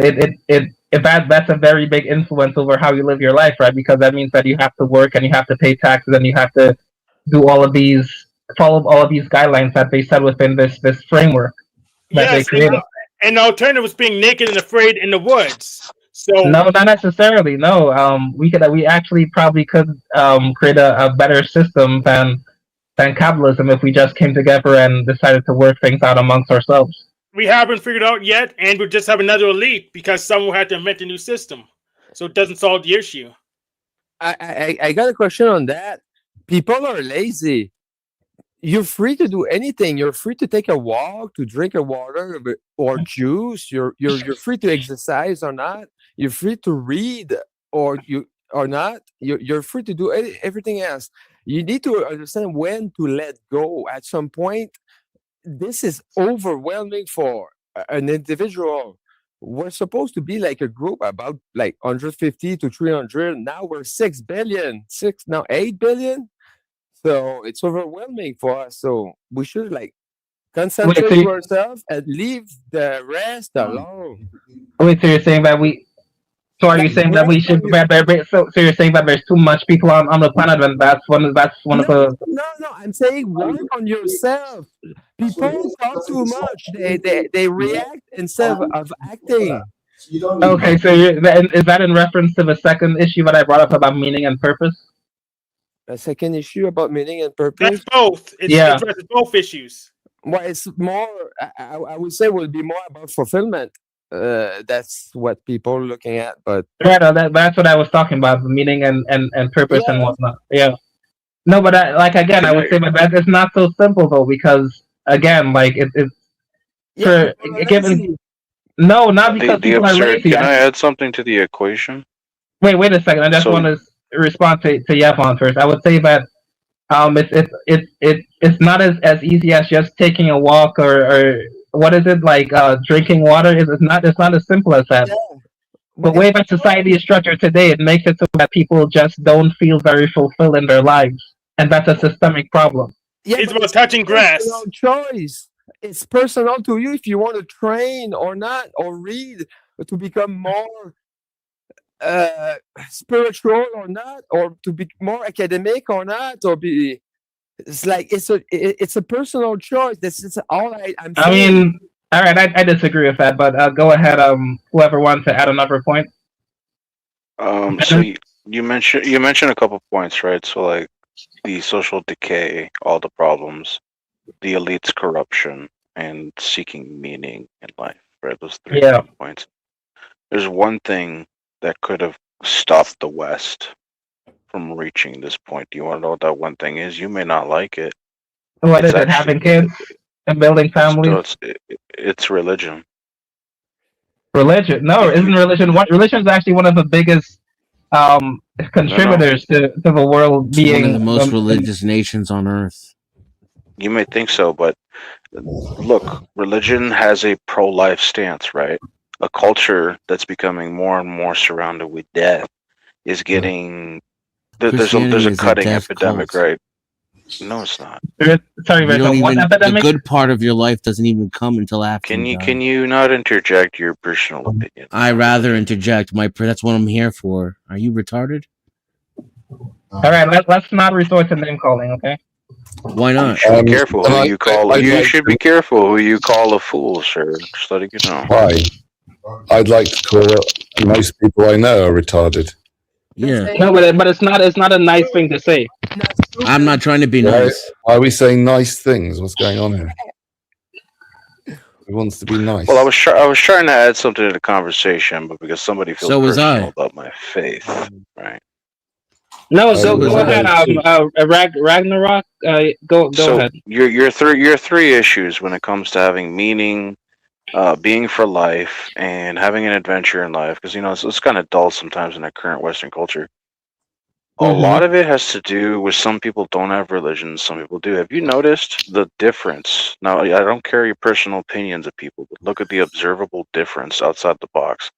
People with religion who believe in God are happier. They have a family, they're self-disciplined, and they're happy in that discipline. So what it leads me to believe is that choosing to have self-discipline, you could be a Buddhist. It doesn't even have to be Christianity, okay? It's a religion of self-discipline and order. People find meaning in that because they choose to have self-mastery, right? The West, a lot of people are not concerned with self-mastery. They're concerned with the size of their wallet. And it's more depressed than people think, basically. Okay, is that it? Because I want to push back against that. Yeah, I think religion is a solution. I'd like to hear what you have to say. Like, maybe it's not the solution. No, the main solution would be to stop clinging to life in the first place, because religion. You would think that those who are religious, those who believe in the afterlife, would not fear death. They would not be clinging to life. But I mean, you can look at the whole COVID debacle, that they capitulate and do whatever the state says. They don't have any stronger convictions than someone who isn't religious. They're afraid of dying, and in terms of fear, it always goes back to a fear of dying. So basically, the state or whoever it is can actually hold a gun to the head, and they're going to do whatever the state says. So they're cowards. I mean, the Christians back in the day, the Christians who would actually stand up to Caesar and be eaten by lions, those Christians don't exist anymore. They're weak. They're passive. They don't have any convictions whatsoever. So I don't think Christianity necessarily does anything. Okay, can I just interject that I think we lost you a little bit. You lost the message to the most important part of what you were saying, is that all of this stuff is downstream problems. It's an absolute waste of time. Here we go. Right? It's downstream problems. Just turn the goddamn tap off and stop all the shit and piss and pus and urine coming out of it, which is what we are. We're just bundles of shit, pus, urine, blood. It's horrible. Well, what about the fact that we also create a lot of good things, Danny Shine? What about we create a lot of good things? But if that's the case, like what? If that's the case, then you shouldn't be complaining about Pink anything. Floyd. No, again, guys, I'm kidding. I'm kidding. Of course, I'm Pink Floyd, ketamine. But for those who are pro-life, those Free who think that life porn. is wonderful. Wait, what did this guy just say? Free what? Free porn, ketamine, and Pink Floyd. Wow. Is that together or separately? I just found it so interesting. I'm just saying, have you ever had combination? Have you ever had a pepperoni pizza? Come on now, Danny. Yes. No, I haven't actually. Really? You gotta No, you come out to the States, man. I will show you around. I'll show you all the best food. thank you. No, it doesn't sound like very appealing to me. I'm trying Yeah, to it's eat. not like you're eating again. Not to get into the whole vegan thing, but you're eating the dead carcass of a suffering animal. But whatever. Yes. Dead I just animals, find delicious. it really interesting that the people who are so pro-life are the ones who complain so much about life. It's like if life was so wonderful, why are you complaining? You subjected your children to this world, and yet you're talking about how awful it is, how we're so controlled and oppressed. You don't have any standing to complain about anything. You know what goes good on dead animals? Dead plants. Yeah. All right, That's what let's not get into that. But again, going back to what I was saying, right? Dead plants no, are wait, for topping dead animals. Wait. Going back to what I was saying, right? Is that again, like I don't always agree with Danny on everything, but he's right that it is a downstream problem. All of these problems, but the problem is that most people aren't going to stop breeding, so there's nothing we can really do about it. Yes, we But can. they think that breeding is the solution, Yes, not we the problem. can. Yes, we can. Yes, chop off their ghoulies. They think they're going to breed their way out of this. It makes no sense. I mean, there's nothing we can do. Are you gonna go around and try to sterilize everybody? Eugenics, actually. We can definitely improve the numbers, get the numbers up. I mean, anyone in this room, for example, I hope you've all been sterilized. I have not. I haven't been sterilized, but you know, remember we discussed. Oh yeah, we discussed it. Fair enough. You've got an excuse. Well, I'm gay, but I decided to get sterilized anyway. Okay, fair enough. It's okay. This generation is so sick that we can't produce it. You're breaking up, Yvonne. Okay, I'm coming closer. I have to add something to that. Like you say, I agree to that. You cannot reproduce right now because this generation of human is sick. What's gonna happen though? Like we're all gonna die. It's fine. There's no problem about that. But they're gonna clone a new generation of human without the sickness that is embedded into our DNA. Eugenics. Yeah, it's gonna come. Dude, it might not even be just a sickness. It could be a whole new evolution of human. Just like look at the rest of people as subpar, right? Yeah, but I mean like the defect in our genetics. So Would you include It's the gonna God replace gene itself. in your new human species? Well, what's the God gene? Whatever it is that makes it almost universal for human beings to believe in the supernatural and the like in the fifth element and the like oogie our boogie DNA is so and in the They woo. say people biologically or on a scientific level have a worship gene. Like Right. Okay, but- humans are like designed to worship something almost basically. I think it's Okay, actually but- because we're all connected to a spiritual gestalt field. What that is you call the spirit world if you want. A gestalt field is just more scientific about it. Okay, so Humans if- have a if- connection on a biological internet, like a spirit world, right? Some people think that doesn't exist, but it does. All right, so They're if just that's the not case, then advan- why? they're just not advanced enough in their head to activate it. Well, if that's the think case, then why DMT has the world why is the world still such a shitty place if we're all connected to God and whatnot? Because psychopaths tend to climb the ladder, bro. That's why. Yeah, and God's the top psychopath. Why did God make it like that? He's a psychopath. True. You know how Facts. you know how nature works. The best in nature survives, and That's not breeds. true, actually. So the evil are the Yes, it best. is. Is that what you're saying? The No, evil the are the Pareto best. distribution is mostly luck. So what I you're saying actually is that look at the evil ideas are of the good best. and evil. No, I don't look at evil and good like you do. I literally don't. I don't look at things in a binary like that. it's about How do you- eat or being eaten. No. It's That's actually the oldest rule in the book right there. He's claiming he doesn't believe It's in evil. I'm an emotivist, so evil stuff I don't like, and good stuff I do like. I like The being problem with righteous, but Christianity- I can be both good and evil. That's honest of me, to be honest.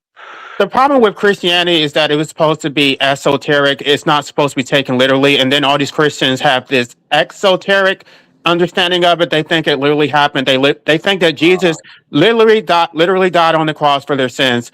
and that's not how it actually happened. So So you it's reject the complete Holy nonsense. Ghost? There is no Holy Ghost. I don't believe in spirits. I don't believe in voices. I mean, There you need to get is a your head Holy checked. If your Ghost. head, there are no voices. Bro, did you read the DSM-5? I would think someone as pretentious would reject the term Holy Ghost. It's Oh shit. When they lay me down to die, I'm going up to the spirit in the Okay, sky. can we all just sing? I mean, can we all just sing in the middle of a discussion? Because we can all do that. Nah, nah, nah.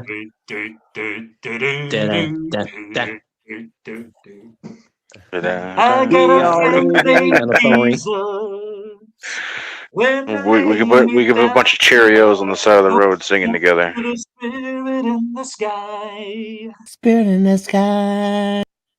Let me get to my point. DSM-5 explicitly exempts religions from psychological diagnoses. So Yeah. getting your head checked won't do a damn thing. And it really shouldn't. Okay, then I can be crazy and just blame it on God. I can just make up the most extreme, asinine things and That's say, what they God do. said it. That's Are what you they just do. gonna say you got? Are you gonna say you got cursed or something? Like We're curses gonna are take real. the They exclusion are. out of the DSM and start including religious paranoia and bullshit in mental Well, illnesses again. that's what the communists did. They threw That would Christians help. in psych That would help wards and they killed humanity. them. Yeah, No. No, I don't Communists think we need to literally kill you. hunted You just down need religious everybody people. just needs to know that you're crazy. Just because you're crazy doesn't mean we murder you. Well, that's cult behavior.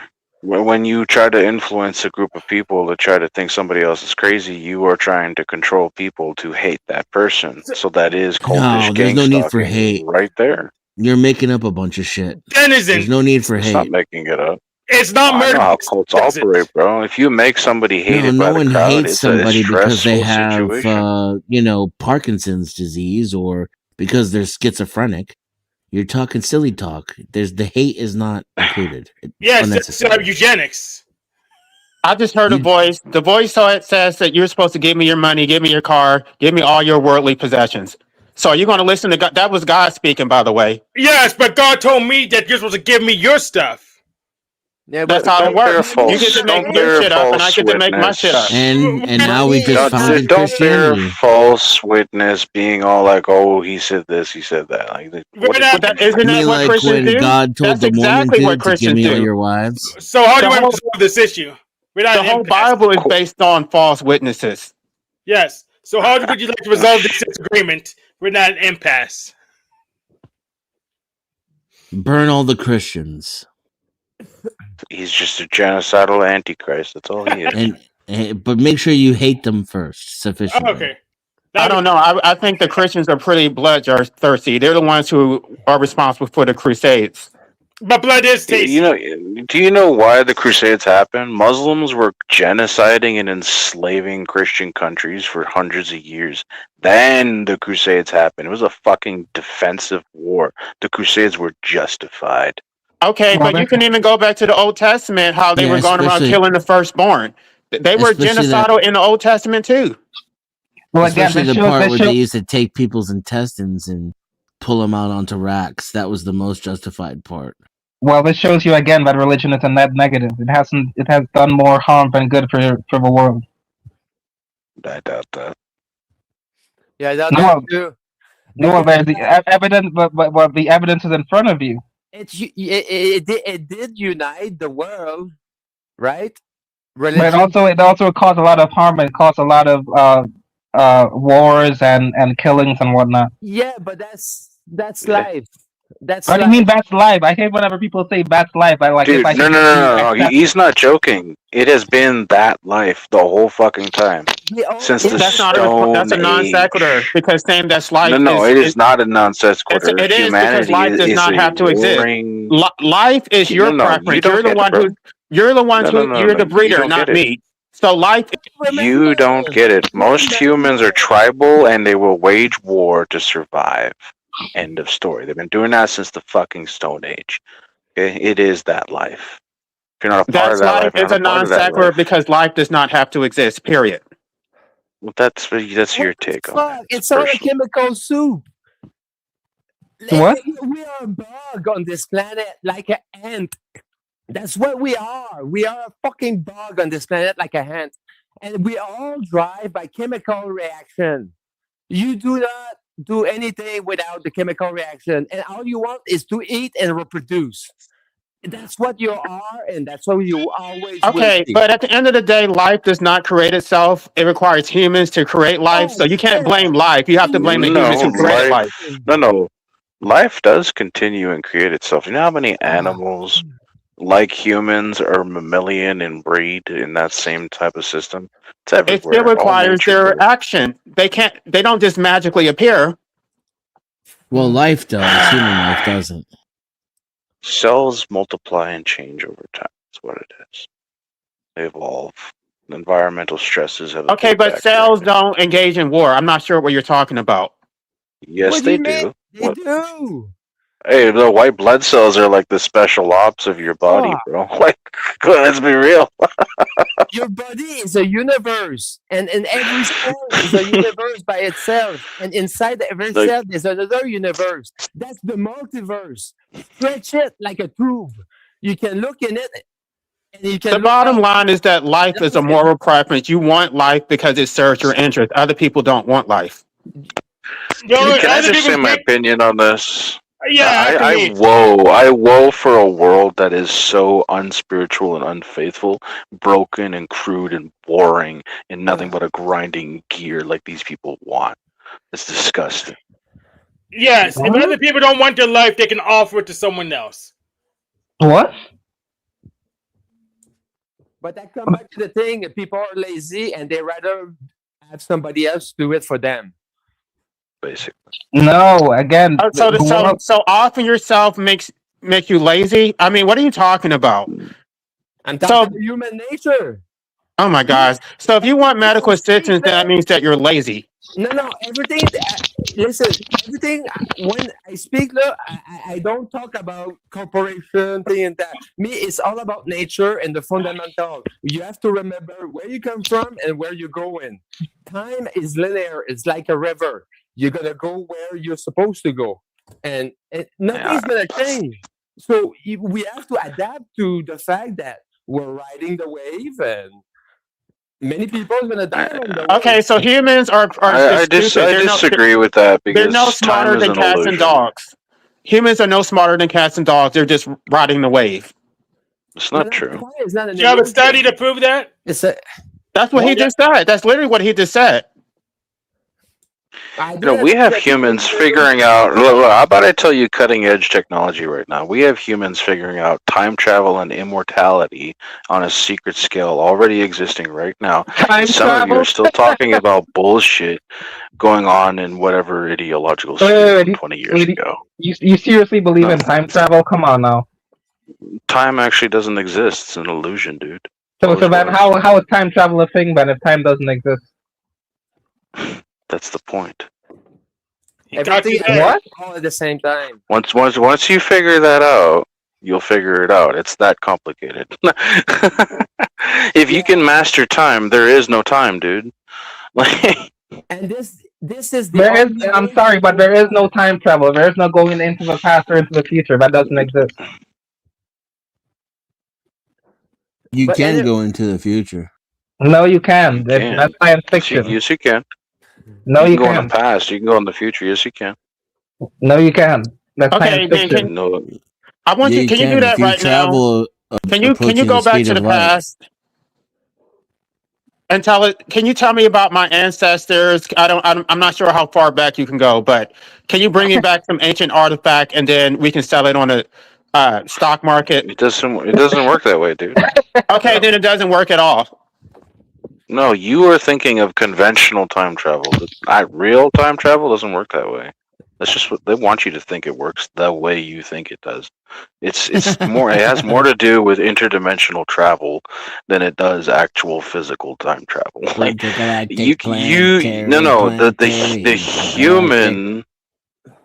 human mind is capable of traveling through dimensions with its consciousness. The human is capable of doing that. Can you prove that? It's already been proven. CIA declassified. One time I ate too much cheese I got really constipated. Oh, When I jeez. finally took a shit, I entered into another No. dimension. Probably the whole timeline changed. Your shit landed on a nuclear button or something. Yeah, it changed Again, everything. okay. Wait a second. Why the CIA basically works for the elite? So why would the elite declassify information that shows that these things are possible? That Dude, doesn't make they sense. already have papers on astral travel, consciousness, time travel. It's all real, bro. Okay, That how was about so- The shit people used to call witchcraft, they have scientific names for that shit now, bro. Can you do me a favor? Can you go back in time and tell my parents not to procreate? No, that would violate some free will choices. You can't tell somebody No. to not Wait, consent to what do you somebody mean? How does that else. It's their violate free decision. will if you just tell someone to do No, something? That's not- say no. Hear me out. If I time travel, told his mother, "Don't have sex with this man," I'm not allowed to do that. She has free will. She can have sex with Right, that man. so if it's she her chooses choice to decide if she wants to do what you said or not. That's still free will, right? See, the thing is, free will, choice. Your choice dominates the timeline, so you can change Her everything. free will dominates my free will. No. Everybody's free will works together to an extent. If Where you was appreciate my and free respect will in each that other. equation? Where was my free will in that equation? No. You want the free will to hurt You yourself, and you're can't not answer going to it. get it. You can't answer it That's why because I you're had no free complaining. will. No. You have free will. You do. You have your So choices. did I choose to be born? Did I choose that? You're not, dude. You're not understanding. Time Because is you're not answering my question. You know I had no free will. You have free will. It's moot. Did I choose to be born? Yes or no? You have free will. You get. You won't answer the fucking question. This is ridiculous. There's I'll a answer ditch the over question. there. Negative. You did not choose to be born. Right. I'm not sure why he couldn't just answer it. He doesn't do Well, you that. have. Because you he's have being free will, dishonest. dude. He's trying to manipulate people. No, I'm not playing with your fucking gymnastics, bro. You just free want the will to right. an Gymnastics. You always It's just a want to simple talk answer about to a the simple right to question. hurt yourself. Now I he's didn't say always that. on and That's on, not even what dragging I on was about asking wanting about. to Didn't take bring We that were up. only It's got nothing talking to do with about that. free will, and the bottom Man, line is you that are none of us chose to be extremely born. disingenuous, Ragnarok. Nothing he said had anything to do with that. His entire antenatal life, he has literally explained it before. Red Then don't herring. talk about free will because you don't care about free will. You care about force. No, I care about free will to an extreme degree, actually. I care If you about believed force. in free will, then you wouldn't procreate. Period. No, I'm I do going to not believe in procreate free because will. I choose to. I do not I'm believe in going. free will, and Dude, I intend to procreating. Yes.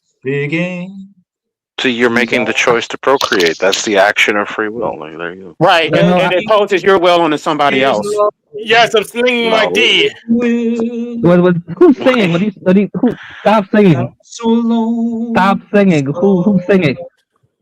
The mystery singer. Would you please stop?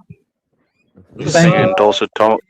Hey, he's singing dulcet tones to the light. Yes, but He's this being a isn't gentleman. this isn't America's Got Talent or American Idol, okay? He's a good muse. He's a good lyricist. He's a good Look, poet. but anyways, there America is ain't got talent. right, America. He's singing in the American oldies fashion, and that's not an easy one. But yeah, Ragnarok, have you actually traveled through time yourself? No comment. What do you mean no comment? It's a yes or no. No, I'm pleading the fifth. I'm allowed to not say anything. Well, well, then we have no reason to believe you, then, because you don't even have your own personal experience. That's a good point. I'm not gonna confirm or deny that. Well, again, so we have no reason to believe you because you haven't presented any evidence. No, I'm trying to not give you any information on a specific topic. That's what I'm doing. So then, why do you bring it up then if you don't want to give out any information on it? The reason I brought up the time travel and even perhaps immortality is actually something that's very true. To find it, you need to have faith. And that's a topic you don't want to have. Anti-scientific method. Faith is the opposite of the scientific method. That's not true. The scientific method is about the truth. Truth is just a feeling. It's about So observation I'm supposed and to have evidence. faith in things that you haven't proven. Yes. That's Observation not how the and scientific evidence method works. leads to Faith a is about truth. what you can't see and what there's no evidence for. That's what faith is about. What is It's the antithesis of the scientific method.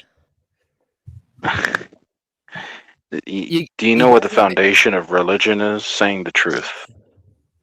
There's no one we're all- foundation of religion. Most religions are all based on saying the truth. Most of them have a law about No, saying most religions are based on control and dictating to people what they should, how they should live through parable. Everyone has their version of the religion, but there's only one ultimate truth. Is there an objective truth, or is it all subjective? I would tell you Jesus Christ is the way and the truth. That's what I'll tell you. Oh my gosh. Lost. And even that statement is loaded because I don't believe the same thing you believe about Jesus. I believe in a Gnostic verse. It's not literal. Jesus represents the ideal man, but you actually believe that some man died on the cross. It's absolutely ridiculous. More than believe. There's a lot of people down on the cross on the pike. Like, yes, but that doesn't prove anything. But Ragnar, so they're saying that you're a former Freemason or something. Is that true? Why are people saying I'm a former Freemason? I, for the record, have never joined any Freemason lodge in this life. Well, that's what they're saying. I don't know. Some people assume that I might be a Freemason, but that's their assumption.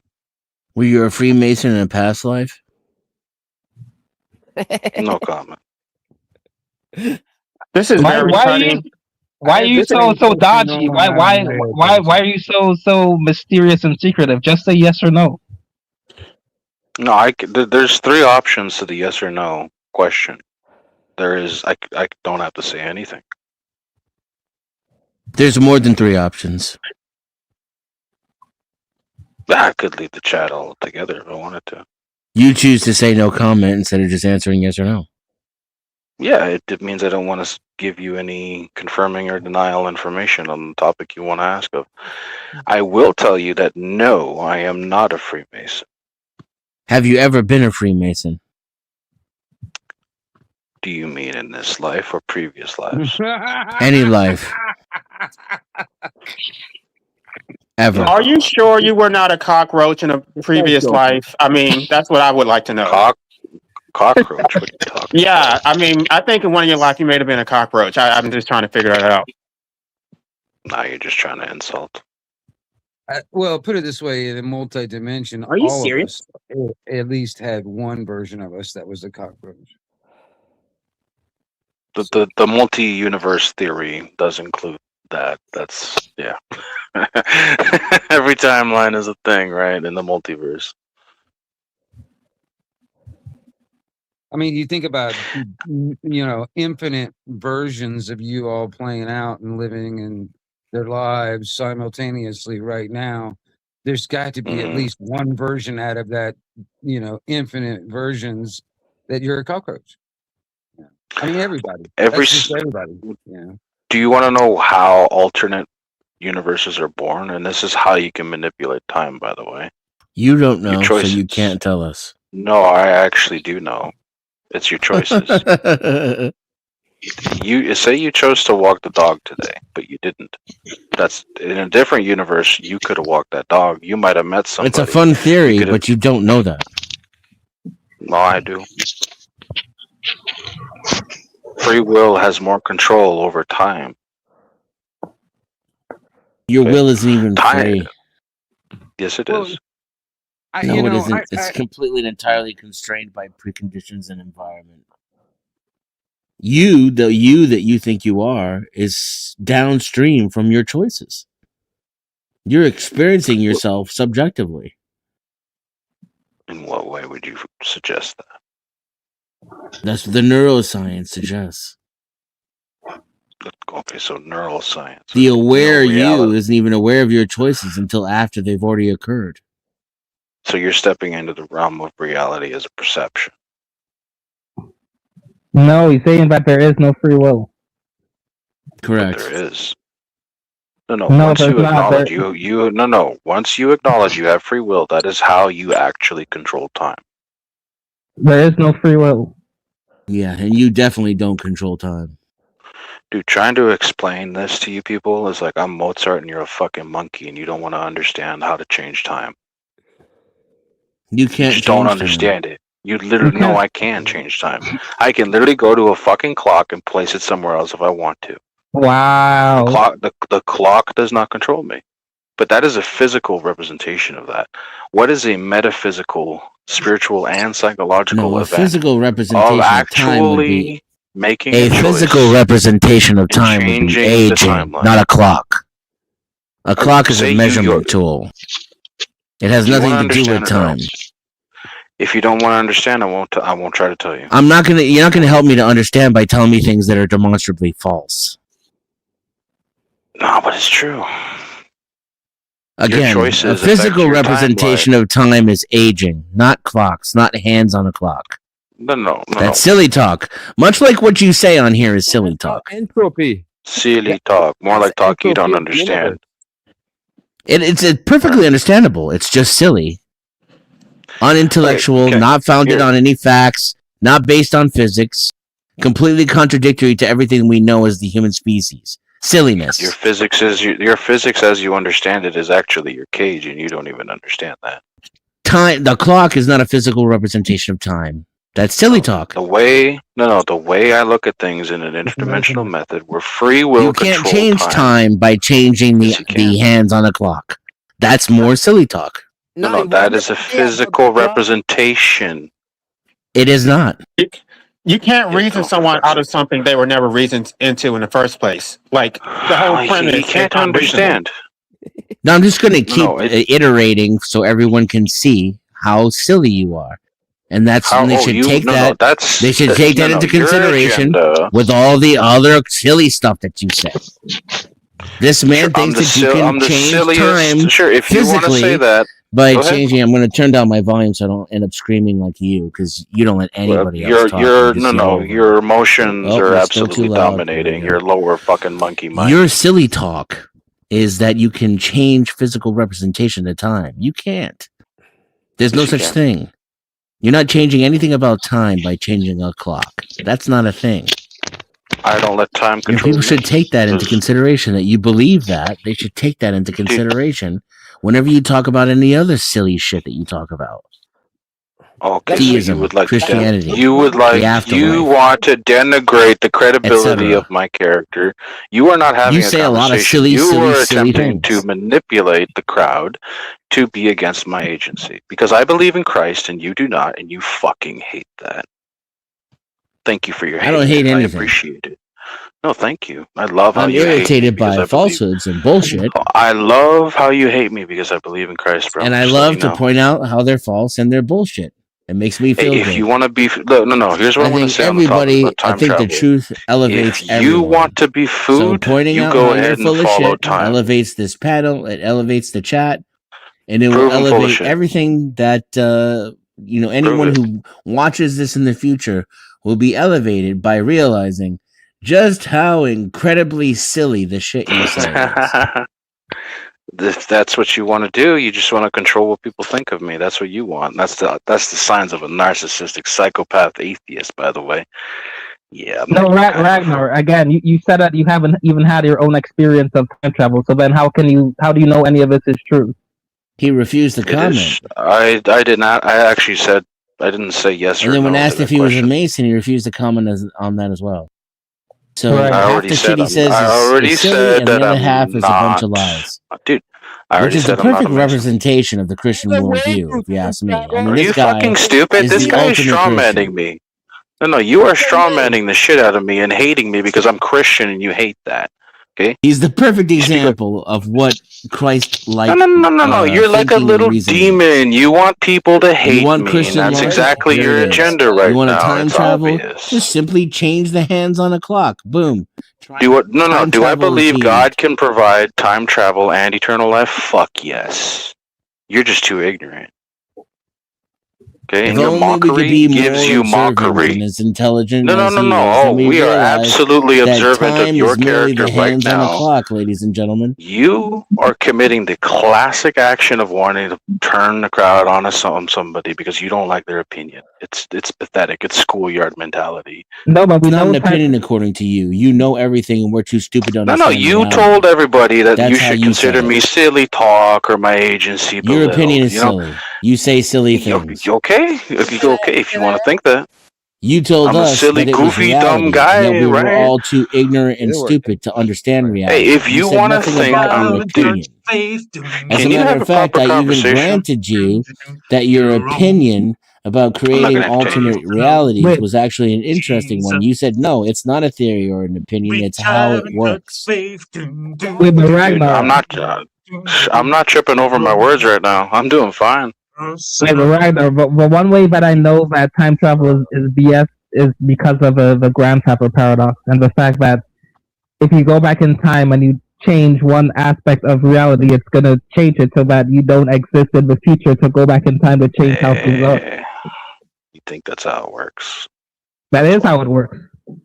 No, That's not even what Jesus said. If you read the Gnostics, Jesus was able to go in and out of different domains. It says nothing about time travel. Nobody want to know how to time travel, right? I can tell They you don't want to know. They don't want to know. They can just call me crazy and stupid if they want. Okay, whatever. I'm the dumbest man in the room. Sure. You want to affect know my how you agency? time Okay. travel, You want people to everybody? hate me? You change Sure. the I don't hands care. on a clock. time travel. Like, I told you in a Time travel parable. I achieved. told you a parable, and you're caught up over it. Stop That's your talking, problem. please. Stop talking. I want to tell you guys how to time travel. Are you ready? You ready? Okay. How to time travel. When you're about, I don't know, 2 to 3, 5 years old, you're gonna smell a rose, or you're gonna hear a tune, or you have your touch of your mother. 10, 20 years down the road, you're gonna have a thing that's called fuck it, what's the name of it? La nostalgie.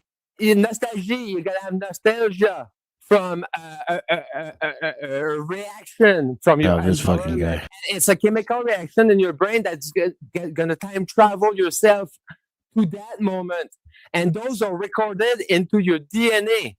Wow. We can barely hear you, by the way.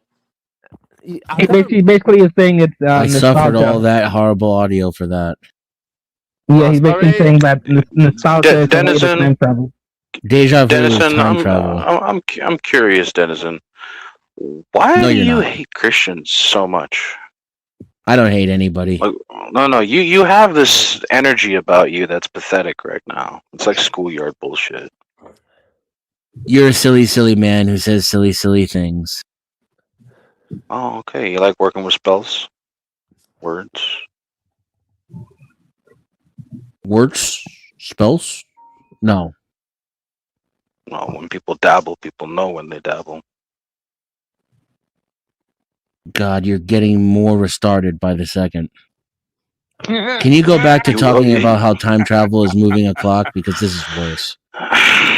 That was a parable of an example, and you didn't get it. I really think that time is not linear. Personally, I think past, present, and future is all at the same time, at the same moment. Yo, what up, Anarchy TV? What's up? You have a better grasp on what I'm trying to talk about because you just Sorry said for those interrupting you, words. bro. Just good to see you again. Right on. Right on, right on, right on. But time is an illusion. People don't understand that, and it's time you do. It's actually the fourth dimension. When it comes down, you got all the 3 dimension. See, we're a 3-dimensional being looking at the world in a 2-dimensional viewpoint, and if you can't get past that, I mean, you'll never be able to experience everything else, in my opinion. But Getting past it is part of the process. That's how you travel. well, I honestly, and this is my opinion, and I don't give a shit if anybody believes it or not, but I think time travel has already been invented, just not yet. If you understand what I'm saying when I say that, because time is not linear. I mean, you know damn well there's a lot of people out there that have the money and the resources and all that kind of crap to put some scientists on the job when there's already people that have in the back garages that have come up pretty darn close on certain things or claim to be anyway, and they just disappeared. So Yeah, can I ask you your opinion? Impossible. One second. Can I ask you your opinion on One what second. you just said? Is it possible that time travel is impossible? Oh, okay. So you want to behave this way? Go ahead, buddy. I just want to Take the ask him a floor. question. Sure. Podium's yours. Well, I'm okay. Now, if I was to go on the angle of the multiverse scenario, of course there's a version where it's impossible. What if it's just this universe? Is it possible in this universe that time travel is impossible? Well, there is the chance that this is the verse that it's impossible. What would be the delineation between the two? What do you mean? I don't understand. What would make it impossible? They'd love to know that. I'd love to know that.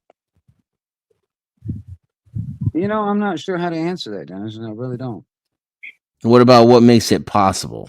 Is that easier to answer?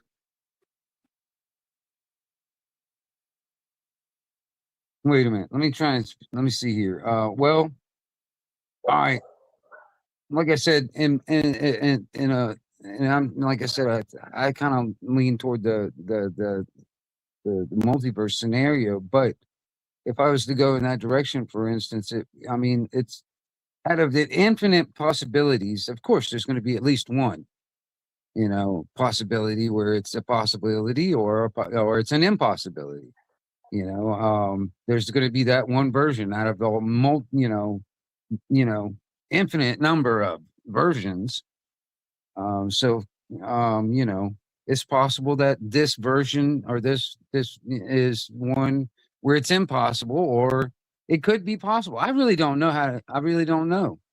So in other words, you're just saying that because there's the possibility for anything, there could likely be the chance that there's the possibility that time travel is impossible. That is true. That's exactly what I'm saying. There is that possibility that this verse is that one out of infinite numbers. You know what I mean? Sorry to report, we're not that one. I mean, it has to be. Has to be that one verse where it's not possible that magic and stuff works. Well, maybe. Oh no! Time travel, magic, that all exists. It's in this universe right now.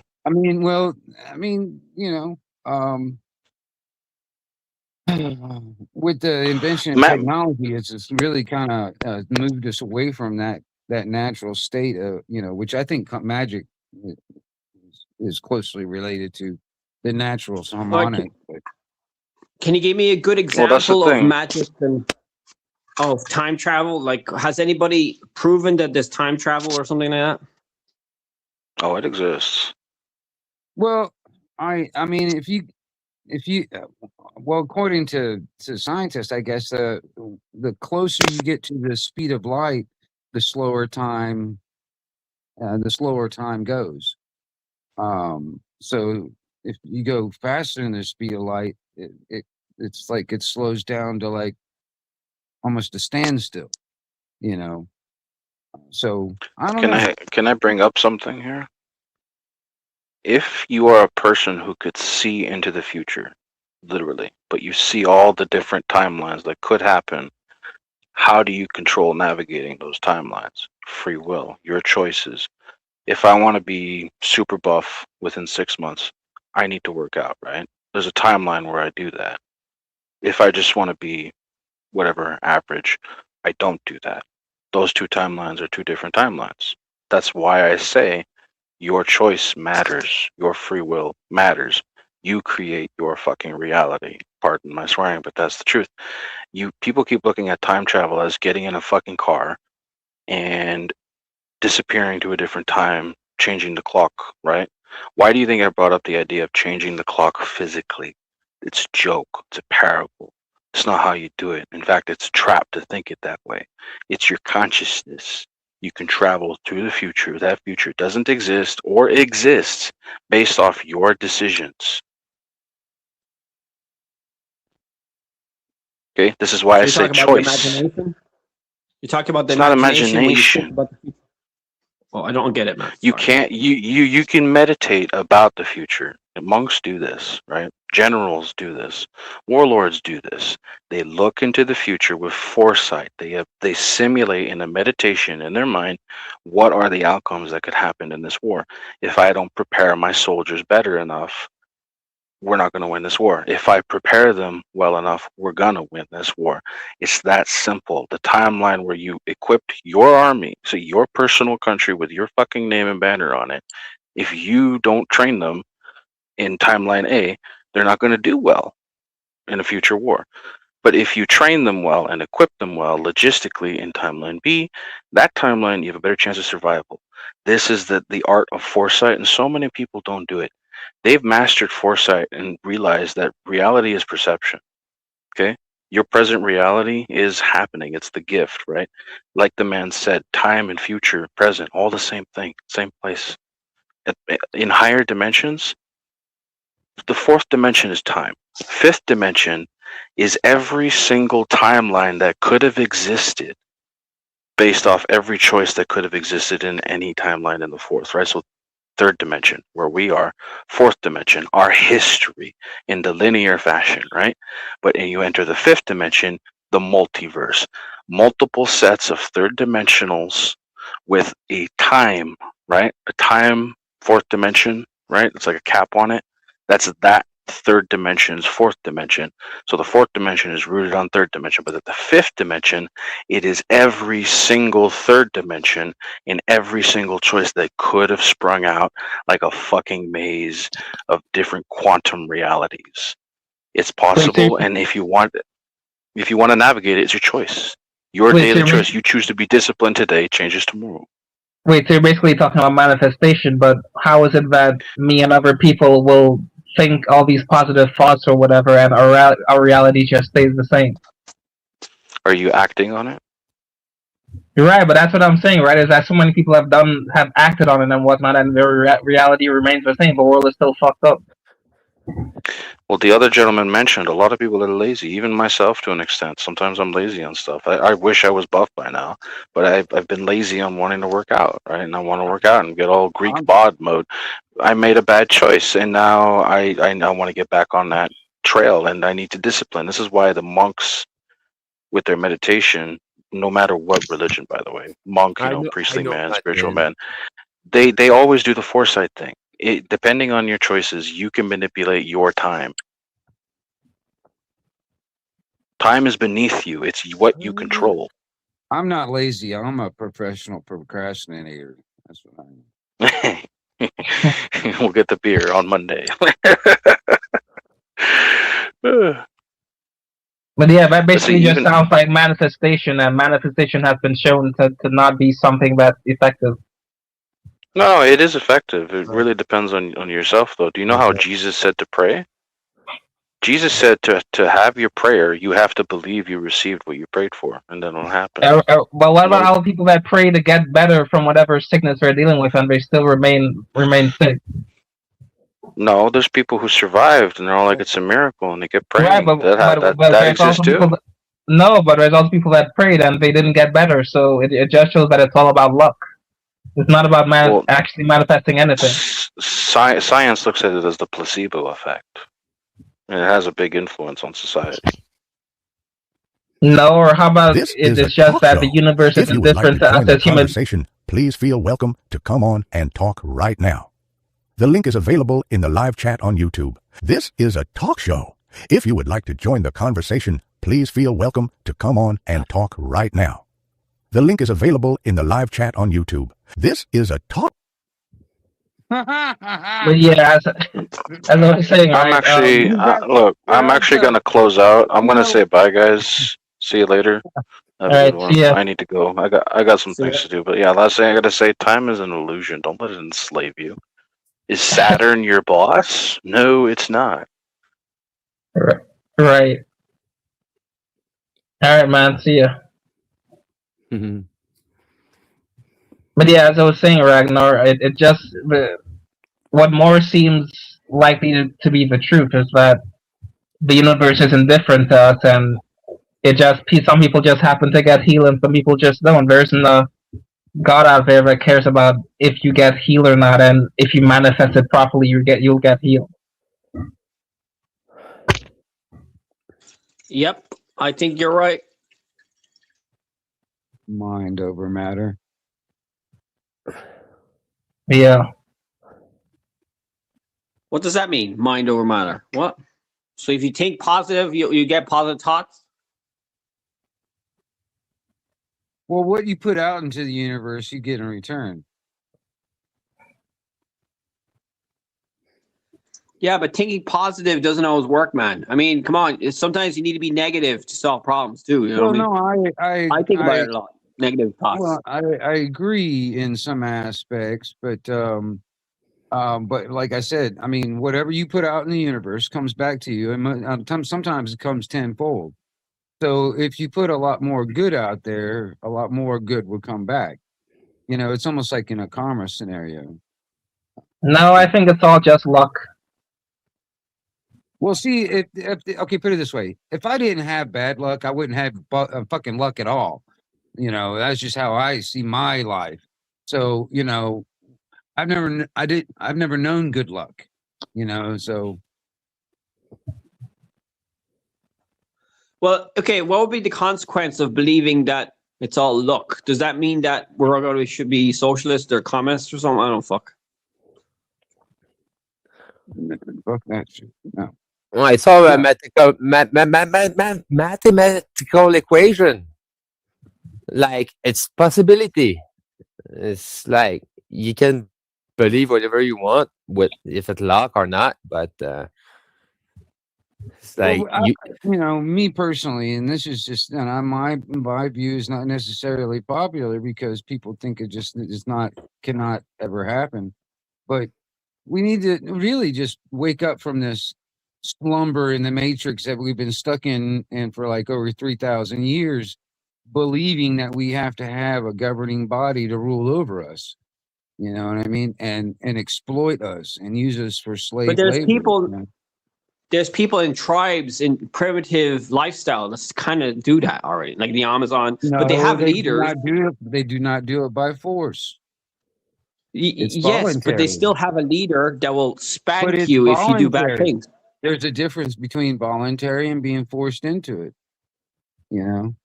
Yeah, but if they left the tribe, they will be forced to have a harder life, and that's kind of like a the nature is forcing us to be social.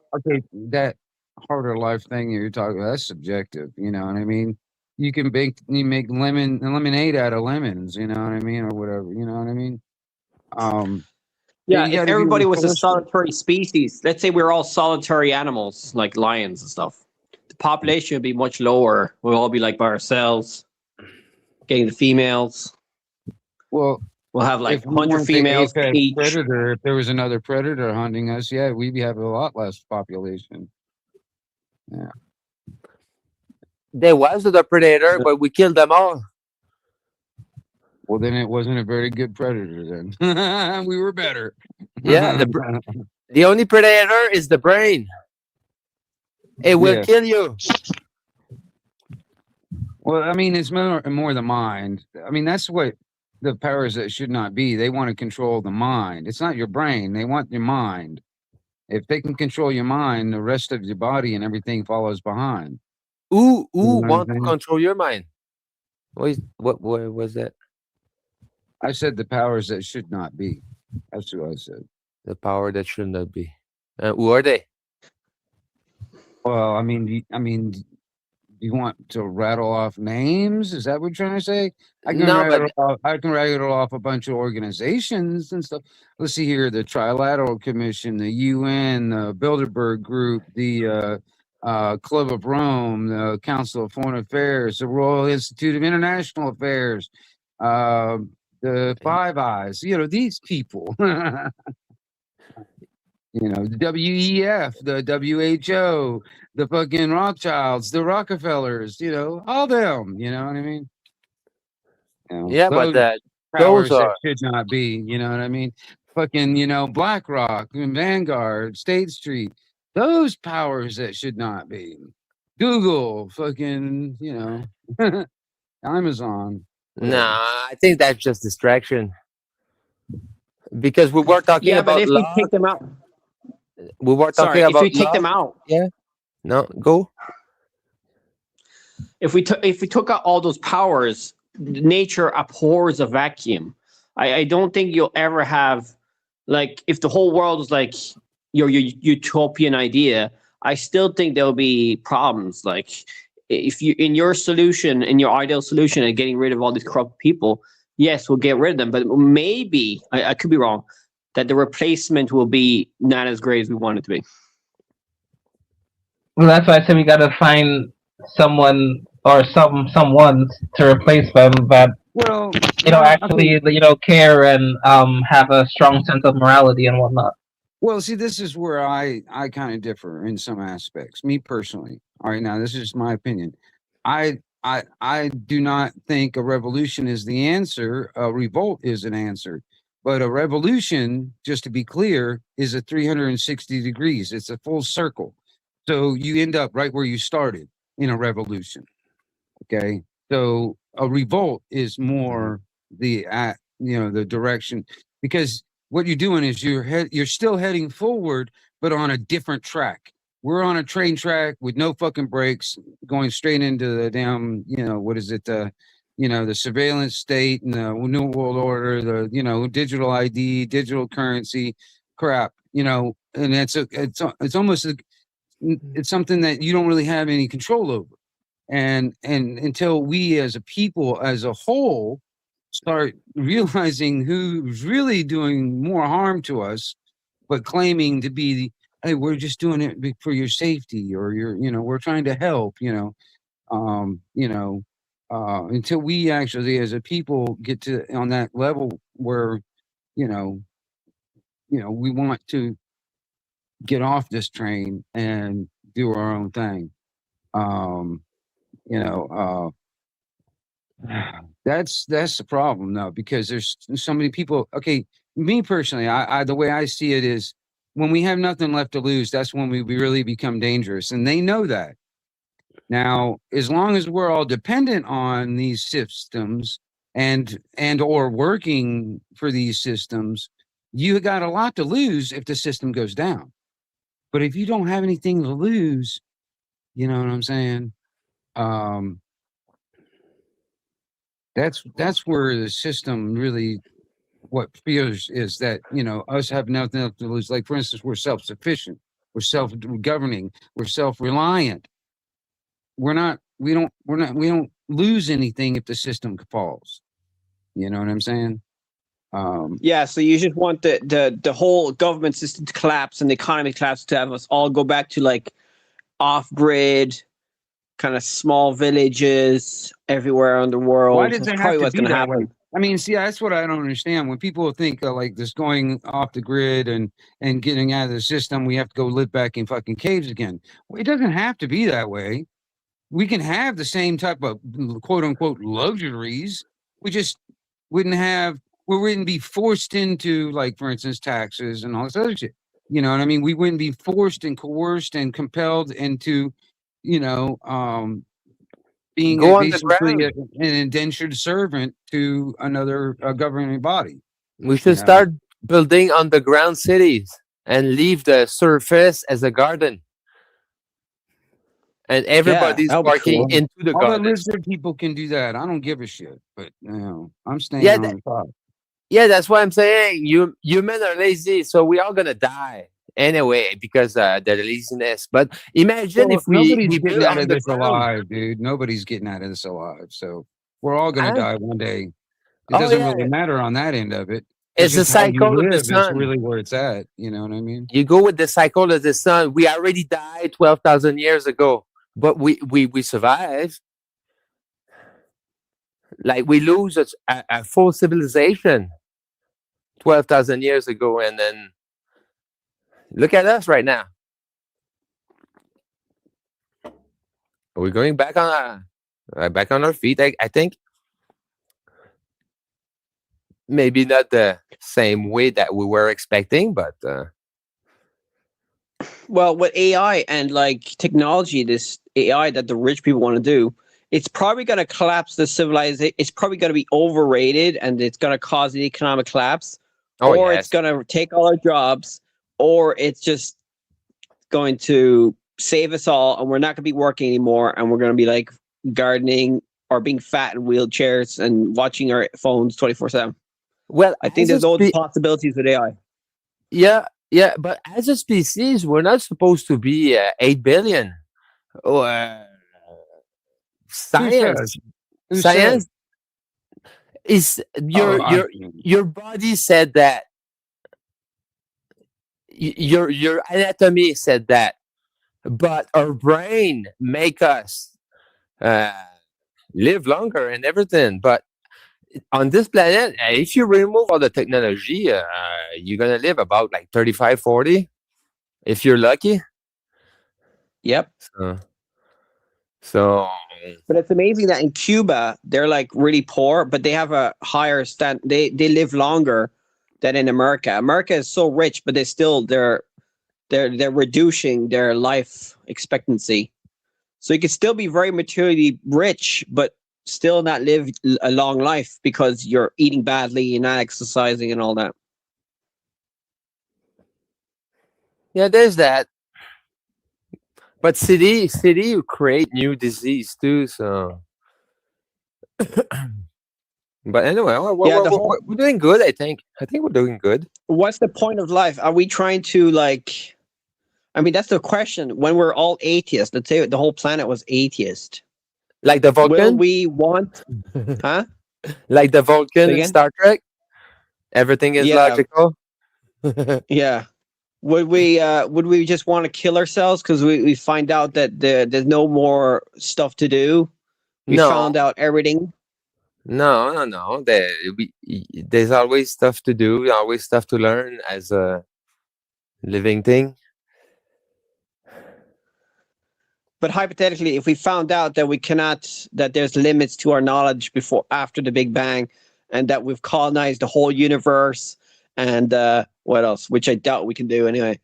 well, hell, we haven't even really explored all the oceans on this planet. Why should we just go? Why should we try that first before we go up into the above the sky and all that? I think because I mean, there's so much under the oceans that we have not even looked at. Well, they do look at it, but they're not telling you because it's military operation. You know how many cable there are down there and military bases and stuff. You're not allowed to look. You go on Google Map, all the ocean is blurry.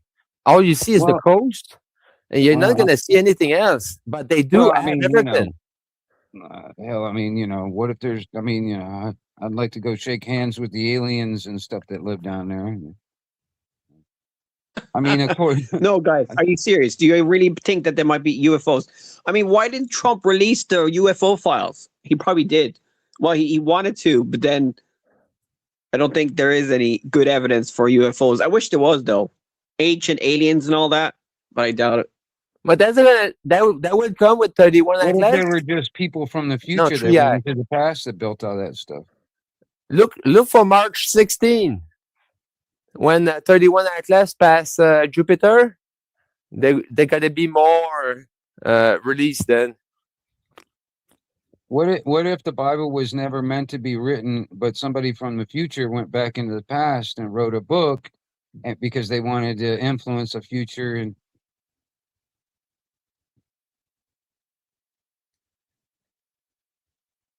It's already been done, I think. Say that again. I wasn't listening. I was reading the chat. I said, what what if somebody from the future went back into the past because the Bible was never meant to be written, but they went back into the past and wrote a book to influence the future? Like Terminator. Wait, isn't in physics, are you allowed to you're allowed to go in the future, but you can't go in the past. Is that the laws of physics? I think Einstein said there's a possibility we can go in the future, but not in the past. I think what he said. Well, Not sure. I mean, until somebody does it, we really don't know for sure, do we? One way or the other. But I think personally, this is just my personal opinion. That since it's all one thing, basically, you should be able to go in any direction. And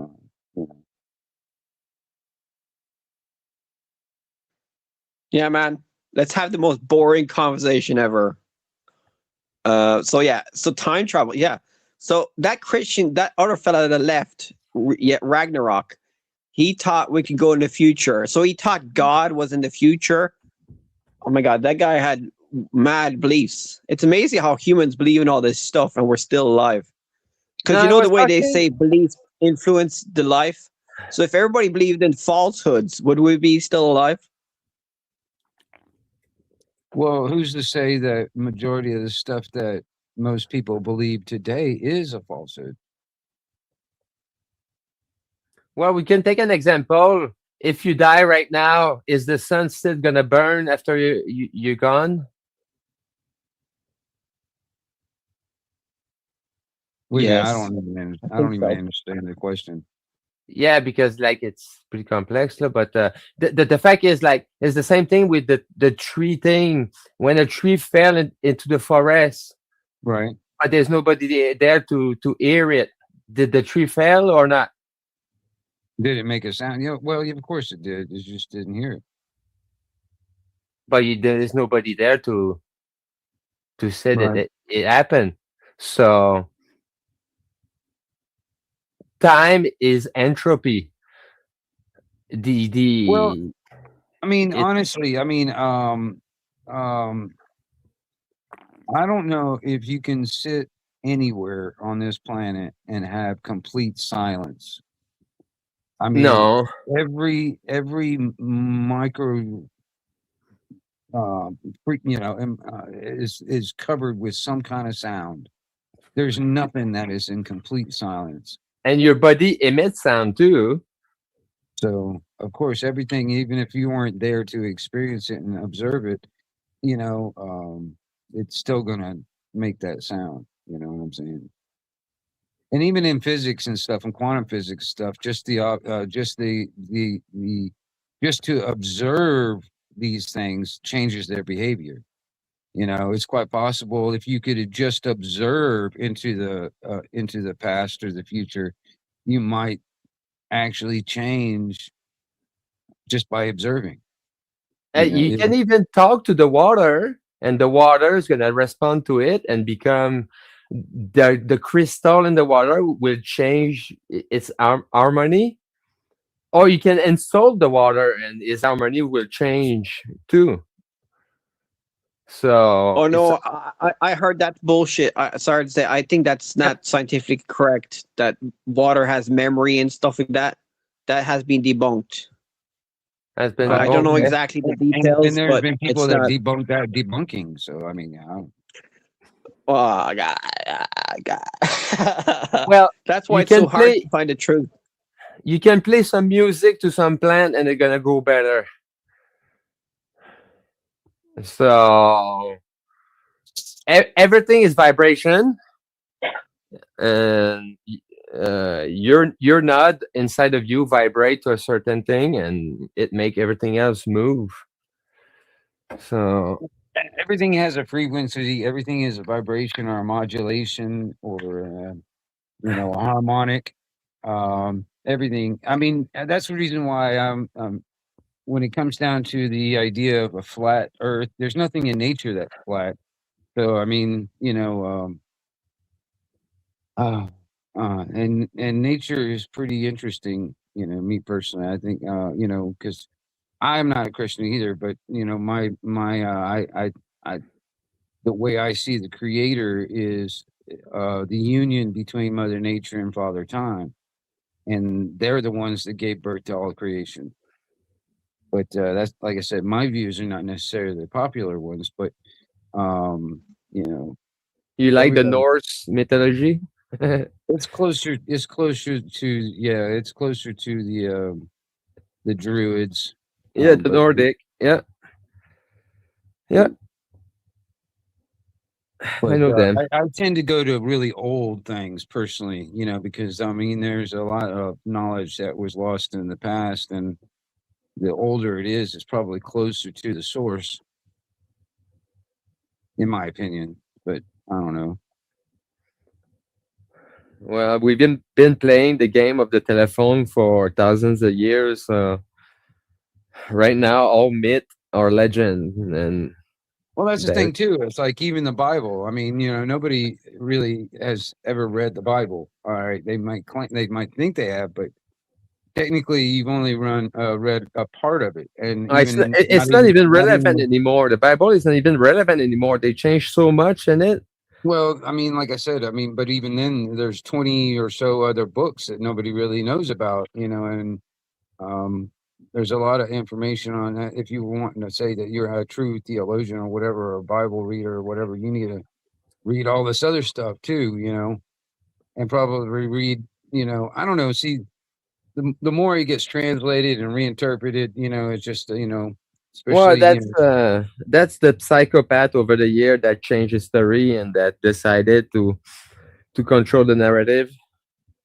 Oh yeah, Like because Nero. it is a controlling mechanism. I mean, the idea of this of any religion is a control mechanism to control the masses through a belief system and fear. So I don't know. Me Okay, guys, personally, I let's say, think all religions are slavery for the mind. Anyway.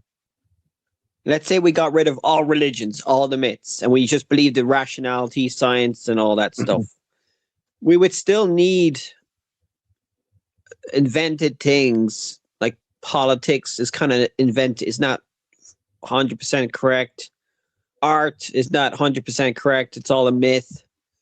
So I think we kind of need myths, but we also need like I don't know if we actually do need myths. Do we need myths? I don't. Now, if you remove all that, people are going to become more rational, and they're going to be acting more than letting their emotion taking over. That's my guess. Is that what you would do if it was all gone?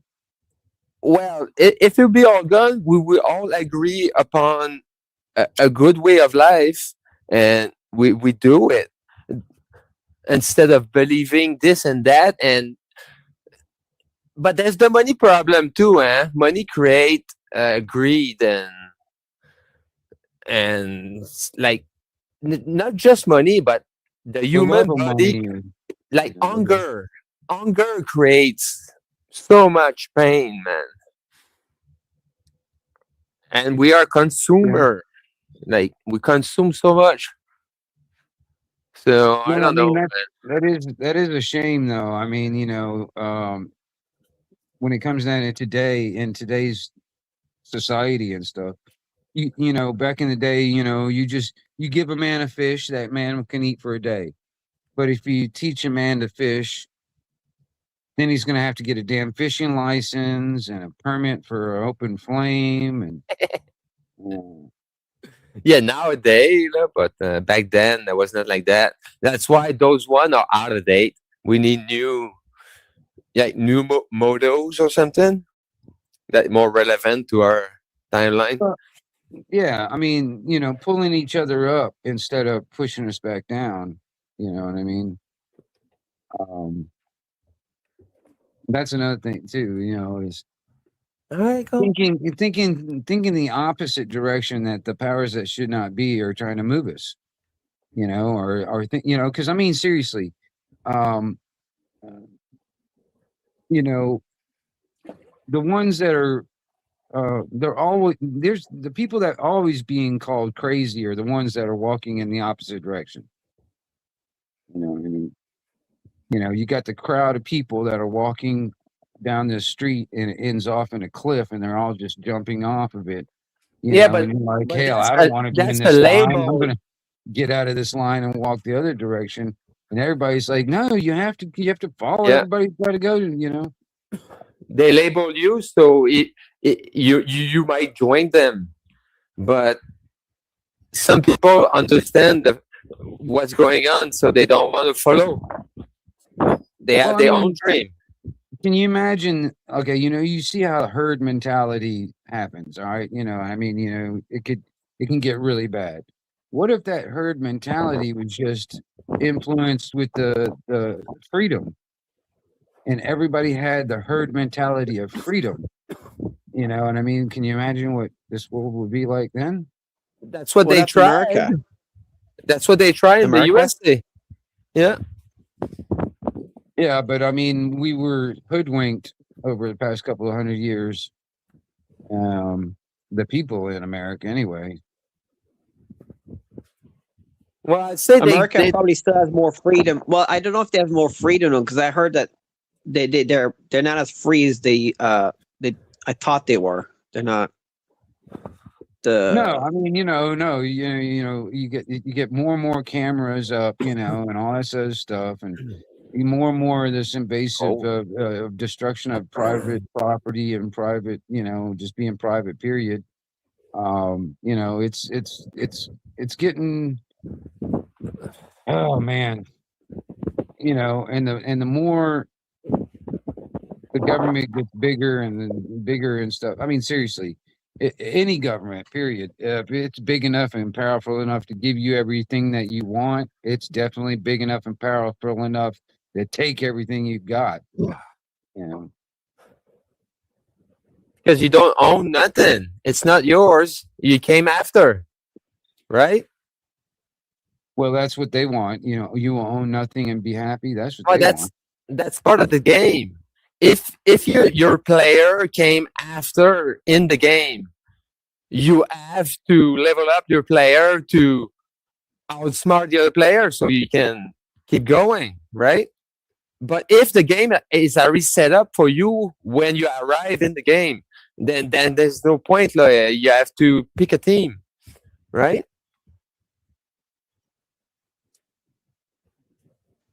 If you're onshore, you're in a team. Either way, we're all in teams. Yeah. That's the human team, but inside of it, we divide because That's done on purpose. That's that's the way one way to Well, control. no, I think it's just divide. natural. I think we can't really change the laws of nature. We're part of nature, so I don't know, man. game theory. That's what species do. It does. Well, I mean, that's the thing too. I mean, even tribal. I mean, that's natural also. And when I think of tribes, I think of family oriented and stuff like that. That's what I think of when I think of tribes. So I mean, But the communists would say you don't need a family. You can have the state as your family, or the communists, man. a company as your There was a friends day as your back in the family. day when it was normal to say, the only good communist is a dead. Where in communism does it say that? I don't know. I don't follow. I follow both. Well, I think I follow more of I follow more atheist stuff online, and they always mock the communists. But the right wing say that the communists believe in this. I'm just parodying the right wing.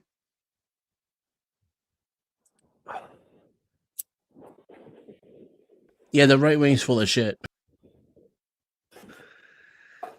Yeah, I mean, okay.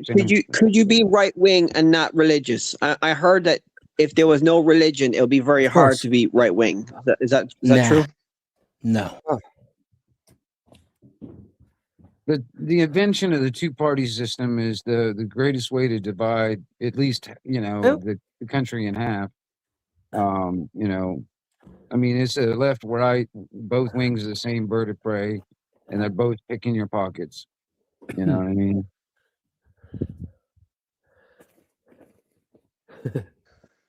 Yeah, I don't know, man. This game of life, it's confusing sometimes. I think I've got a lot of knowledge, but the political game is it's a dangerous one. Choose wisely. Choose none. Politics, fuck it, man. It's like it's nothing but promises, but all they do is they just take, and they want more and more and more. But let's And say everybody didn't vote. Let's say we all stopped voting, boycotted the political system. I guess it could work, but you still need a governance system. Now you're talking. why would you Anarcho. still need a governance type thing? Why would you? Because I mean, even in Well, you could even have- in anarchy, there's rules. It's called natural common law. All right, and that's just basics. If that's what this country was basically started with, and then they got, and then it fucking went after shit after the Civil War. But I mean, but the thing is like, that's what we were supposed to be. Now we're not. We're in admiralty, statutory, fucking administrative, maritime law. That's what we have in our court systems today. There ain't no common law courts out here, and if there is, it's very rarely get anything done. So especially But- against the federal shit. But you could see it as a maternity thing, like the government as a mother or father, whatever. No, screw that. No, hell no. Like I said this before, and this is a quote from the 1984. All Mhm. right, you Mhm. give your children to Caesar. You let Caesar teach your children. Don't be surprised they grow up to be Romans. All right, and that's exactly what that is right there. That's what they're doing. You give that up. You give your children to the government. You let the government teach them, and you see what they grow up to be. More fucking slaves, and probably the enforcers of the slaves. So you want like private schools where everybody has their own education system, where everybody has like all the religions have their own private education, all the private companies have Either their own private education. or homeschool, in my opinion. That's the best thing because, quite honestly, I mean, even in America, you know who started the public school system here in America? Do you have any idea? Yeah. I can tell you anyway. It was the Rockefellers and the fucking Carnegie Foundation, just to create obedient workers, not critical thinkers. That's Correct. what they fucking start the public It was school an old system. British model too, Yeah. to create And, corporate slaves. So I mean, But there's things in education that are useful, like the basics: reading, writing, maths. Yeah, but did and you what see? else? Okay, put it this way, Philosophy. man. Have you ever seen those videos lately with this like the man on the street type of interview type of thing, and they're asking them basic questions they should have learned in the 4th freaking grade, and they can't even answer it? I mean, come Well, on that's now. because America doesn't have the best education system. They used to be Well, better, there I you think, go. but now It's because they're they less. just want you to be an obedient worker and do as you're told and comply. They don't want you to think for yourself. They don't want you. That's the reason why the public school system. I mean, shit, and so college is another fucking indoctrination. That's the parent responsibility. If your parent cannot fucking teach you the manner and education to their child, and they let the education system to take over the body of their child, and that's their responsibility. But Well, I that's what agree on happened. a lot of levels, but the thing is like the way the system has been put in place, they got both parents working, probably more than one job, just to support a family. Back when my great granddaddy was a fucking lie, he could have one job, and he's the only one that works in the family, and the wife can stay home, a family up to 3 kids and a piece of property off of one job, one person. Nowadays, it's like you have no choice but to give your child over to the government, which is the public school system, and let them teach it. And then you see what the products that they push out. I mean, seriously, you look at the products that the public school system and the colleges is pushing out right now. The younger generation, I think they're just dumb as hell, in my opinion. But I mean, whatever. Some of them are very smart. Some of them really actually are awake at a very early age, which is good. But a lot of them, no. And I worry they're the ones voting. Yeah, I think there'll be more revolutions in the future. I think there's going to be more protesting in the future because shit's going to go down. You know what I mean? There's going to be radical changes happening, environmental changes, political changes. What else? I can feel it. I can feel it in my heart. I can feel it in my bones. Yeah, it's been happening for a while. This is just they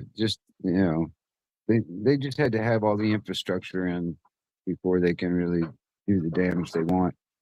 I mean, hell, you see it over in Europe right now when it comes down to like the digital ID. No, then we're trying to do that in different other countries and trying to do it here. They talk about the UK. I didn't understand that. They want a card or something. What's so bad? What, the digital ID you talking about? Yeah, I think I have a digital ID, government card. Yeah, everybody's a number. I don't Well, see, mind being a number. Really? Yeah, another- Yeah, I mean- everybody's a number, and it's been created by the papacy. They own your soul, but the government own your wallet. I mean, I Yeah, the would say government, more. the Yeah, the banks could easily take corporation. all my Yeah. crypto. Yeah, I but mean, that's they the- say that Epstein. But your ass Go on. belongs to the Marine Corps. Yeah, but that's the Trinity. There's the merchant, the king, and the priest. Yeah, fuck the king.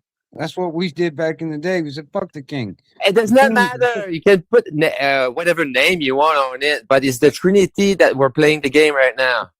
There's three Well, groups. no, I understand that. I mean, Yeah. it's almost like we're living out a real life Game of Thrones. You Oh, know what yeah. I mean? Yep. I mean, we're just peasants in the background that they hardly ever show on TV. You know what I mean? But they have their chances. I guess. Life, nature is chaotic. It's the laws of nature. Yeah, chaos, entropy. What else? There is an order in chaos. Thermodynamic. Yeah. There's three forces: entropy, thermodynamic, and what's the other one? Oh, I don't remember. But anyway, it's the Trinity of the universe, and everything above and below zero is 1 to 9, and 0 is the Genesis. That's in mathematics. That's why they Wait, say are you zero. into like spirituality and stuff like that, or like alternative theories? You're not a rationalist, atheist, materialist like me. Me, I don't believe I know or I don't. So that's that. So you think that there might be a supernatural or spiritual realm like souls and God and all that? No, it's Afterlife. not. It's not God. It's life itself. Life itself is above and below us, and we're in one layer of it. That's all it is. What they call it, the tiny little thing that create our universe. Because when you look at it, it's like Black static. hole? No, it's not black hole. It's like a mini black hole. It's smaller than an atom, and they pop up to existence. And when they disappear, they left carbon behind or matter, whatever. But it's embedded in the static of the universe. Which element are you talking about now? Are you talking about like quantum physics or something? Yeah, this name is a little thing that fluctuation in and out of the reality. It looked like static on a TV screen. And Oh, matter you're came talking out. about the gamma rays or the No, stuff that's coming out of the black hole, the Big Bang. no, the fabric of the universe itself. Black hole are made from Dark matter. matter. I think there's dark Uh, matter and other stuff. yeah, yeah. This guy say quarks, but there's many kind of quarks. But yeah. And Well, anyway, it's what- based. That's why I see the Trinity, because an atom is based in three polarized thing, and our universe is three polarized thing too. And your art is act as the same thing. So I don't know. put it this way, and the way I see things, that spark that that keeps this physical vessel running. Which when you first got that first jump start, when at the beginning of Yeah, that when thing, the sperm that meet the that first spark, ovary. well, that energy Yeah, it doesn't get created at that moment. It's always been around, all right. yeah, And yeah. I've been there. but It's a fusion. and even after this physical vessel is no longer working, and that energy goes back to what I like a better words, the big washing machine, where it gets recycled. The next thing it's waiting for its moment to give that jump start to that next life that comes in. All right, and that's how the cycle goes in my the way I see things. But because it doesn't die or it doesn't get created. That spark is Mm. always there, and When you talk about energy never being created or destroyed, right. M equals MC squared. But I heard that the universe is going to, like, in the future, it's gonna be spread out and then die, or heat death or Oh, something. they have no But they don't idea. know exactly what's gonna happen. They have no Well, they have idea theories. what's happened. Yeah, but they have theories about what could happen and stuff. Oh yeah. Well, gravity is a theory still. I mean, quite honestly, because they can't explain the mechanics on how it works. They just can No, observe I its heard effects, theory is the sorry. I heard theory is the highest form of facts in science. It's the No, highest you can get. Yes. no. Dennison, help me here. It is. The theory is nothing but an educated guess. That's all it is. That's not what a theory is. A theory is a tested and predictable explanation. Until it's A verified. hypothesis is an educated guess. Until it's verified by many peers. But yeah, you can have theory about everything, but it has to be verified by somebody else as well. Like I said about gravity, for instance, that's still a theory because all they can do is observe its effects. They can't explain the mechanics and how it works. The theory is the explanation. Right. Well, it's more a description of it. I wouldn't say the explanation. I mean, you could argue it's wrong, but a theory is the explanation. Okay. Yep, that's what they use in academia. Well, like I said, I mean, my argument on that end of it, Dennis, I would say it would be a description, not a explanation. That's just my argument. But we can stop at that. It's semantics, I guess you can say. It means the same thing. It's just a different word to explain something else. No, he's right. It's just that there's a little bit more than just a description in there. Yeah, right. yeah. I hear you. I mean, because some things can be.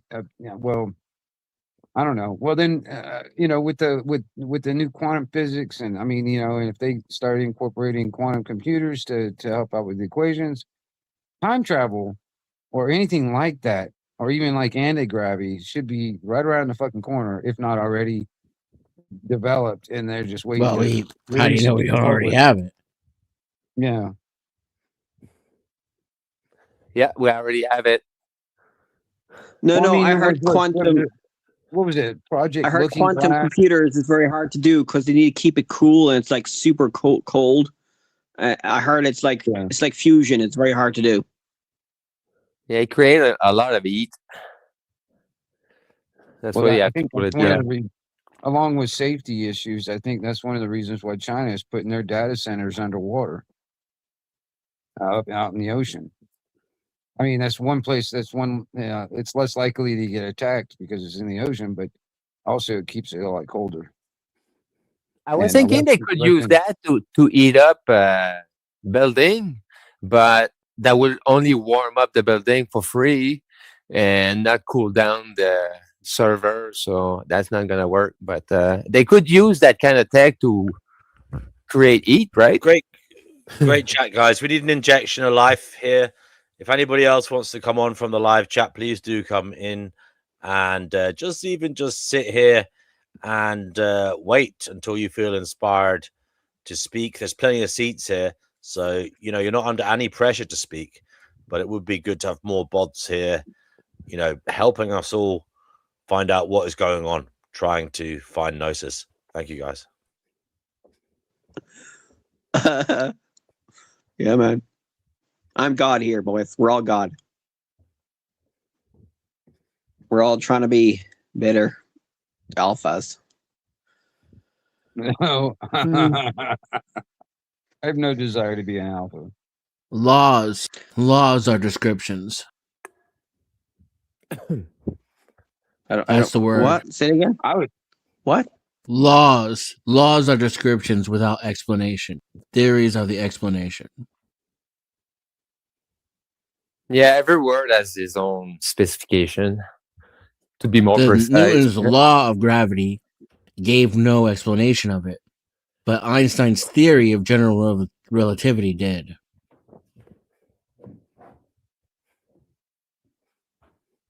See, that's why in the future, when we all going to be plugged to the system, we all going to know about everything, and nothing's going to confuse us. Is that the Or we'll future know you nothing. want? Is that the future you want for your future generations? Yeah, but I would like to have that. Like I want to cook up a recipe. I just think about it, and the recipe came in my head. Stuff like that. Hell yeah. Yeah, just imagine the potential, man. No chance of somebody hacking you and giving you the wrong recipe. Oh, I don't care. It's fine.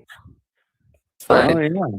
There's no chance Fix of it. that, buddy. They're gonna fix it with that new Well, chip make computer. sure you got your warranty paid up. You know what I mean? Paid all your payments. Well, Because next thing you know, they'll come in and repo that shit. You know what I'm saying? You gotta make sure your subscription model is paid, huh? X? Yeah. You know what I mean? Yeah. Yeah, the Will be repo no man money in coming the over there future, and only collecting. That's what I'm thinking. You're only gonna be a credit score for you in the future, and no money because money. Imagine if they repo and it's Huh? not just the chip, Yeah. but they're like, hey, all that stuff that you learned, that was Yeah. proprietary information provided by the Exactly. chip. So So we gotta take we're gonna out a have to little go bit more into of your that. brain and Yeah. cut out some of those pieces that have the knowledge in when's it. that ice cream scooper again? Oh yeah, there will be our commit. That's for sure. But that's what we do I mean, now. seriously, that's the future. That if you're talking about, it's not necessarily the future I want for my future generations. Put it that way, because I don't want everybody to. Because I mean, seriously, it can get as bad as to a point where you don't have a Neuralink chip in your brain, you can't get a job today. Yeah, you have to get the chip before you can get a job. Yeah. It's already been decided for you. Well, fuck them. It's already been market the decided for me too. I'm not part of them, so who has free will then? The people that are forcing us into it, or everyone and no one. It's all depend Oh, your no state. It's all depend the state you are. That's why people have You no gotta more join the common machine, sense man. anymore. What? You gotta take the chip. You gotta take the mark of the beast. Because Trump is the Antichrist. I knew it. Well, government period is the Antichrist. No, the government was not invented by God. God did not invent government. Satan Yo, what's up, invented Keegan? government. All right. You know, if you want to go biblical, you know, but You guys ever watch the movie Jupiter Ascended? Yeah. Yeah.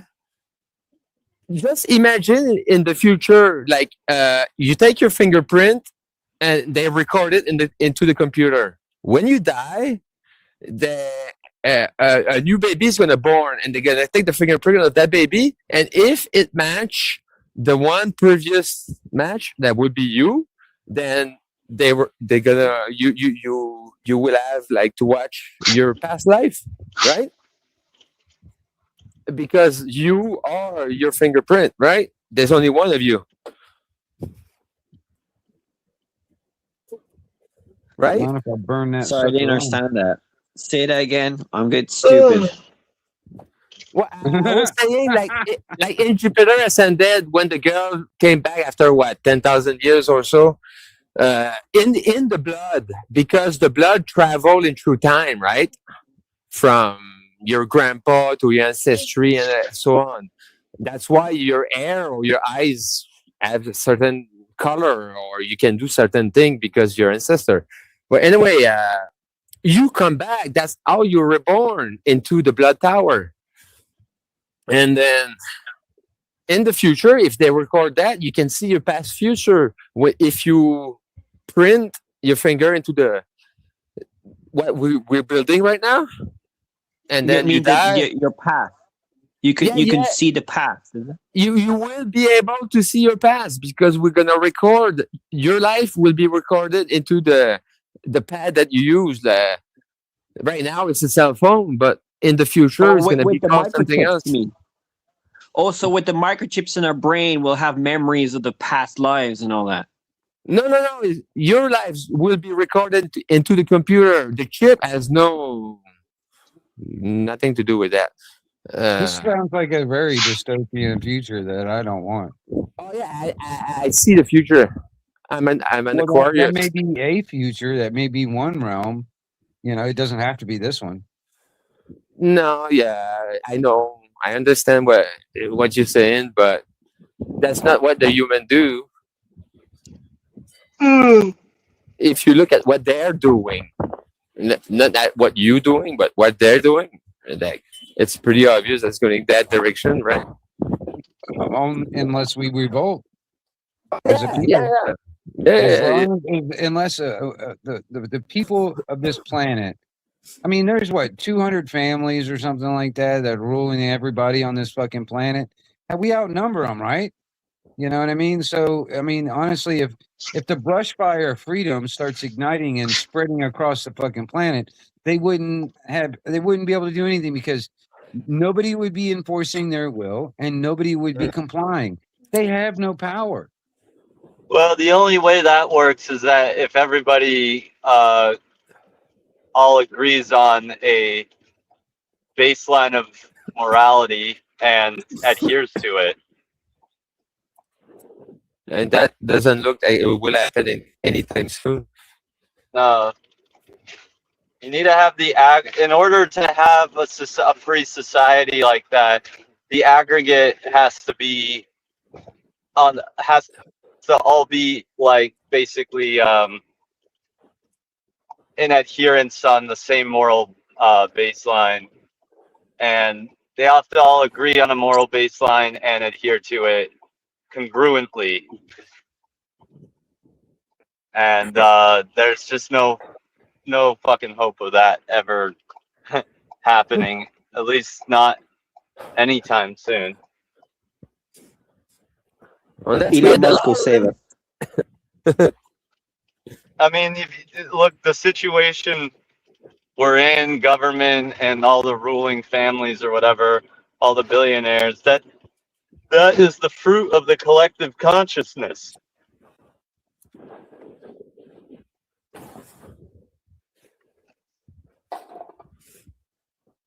Yeah. So you think the only way to change things is boycotting, like not buying their stuff, not voting? protesting. No, you That's the only way. do need to vote. You should boycott. You can boycott, but you definitely need a vote too. When you vote, you're just voting in. You're just giving your compliance for ruler to ruler. No, to you and that's not everyone else. true. That's not true. You're That's exactly what you're happened. actually being more compliant when you don't vote. Look at so we have these No, things called you're not we have participating these if you things. don't vote. No, you have to participate because the system. No. Everybody is adherent to the system, dude. They have the guns. They have the Wait a power. minute. So When if you did- don't I adhere to the system, I then don't they're gonna remember just then agreeing or they. put my signature on anything saying I agree to that. All right. Well, look, the reason that we're in the mess we're in today is because so many people have opted out. Now, if you want to change the system, you gotta you run for office. You gotta you got to try and start a campaign. There's things called ballot initiatives, and there's a handful of states out there that are ballot initiative states. I'm fortunate enough to live in one of them. You can actually write your own laws in these states and go out petition for them to be put on the ballot. And I've seen that work. I've seen major change happen because of ballot initiatives. It's because of people that that don't want to participate and just think that everything is, as long as they just opt out, they're doing the right thing. No, it's actually harder to do the right thing. It's harder. It's not as simple as, oh, I get to just let someone else deal with the problem. No, that's how they win, man. That's how they win. Well, I disagree. All right.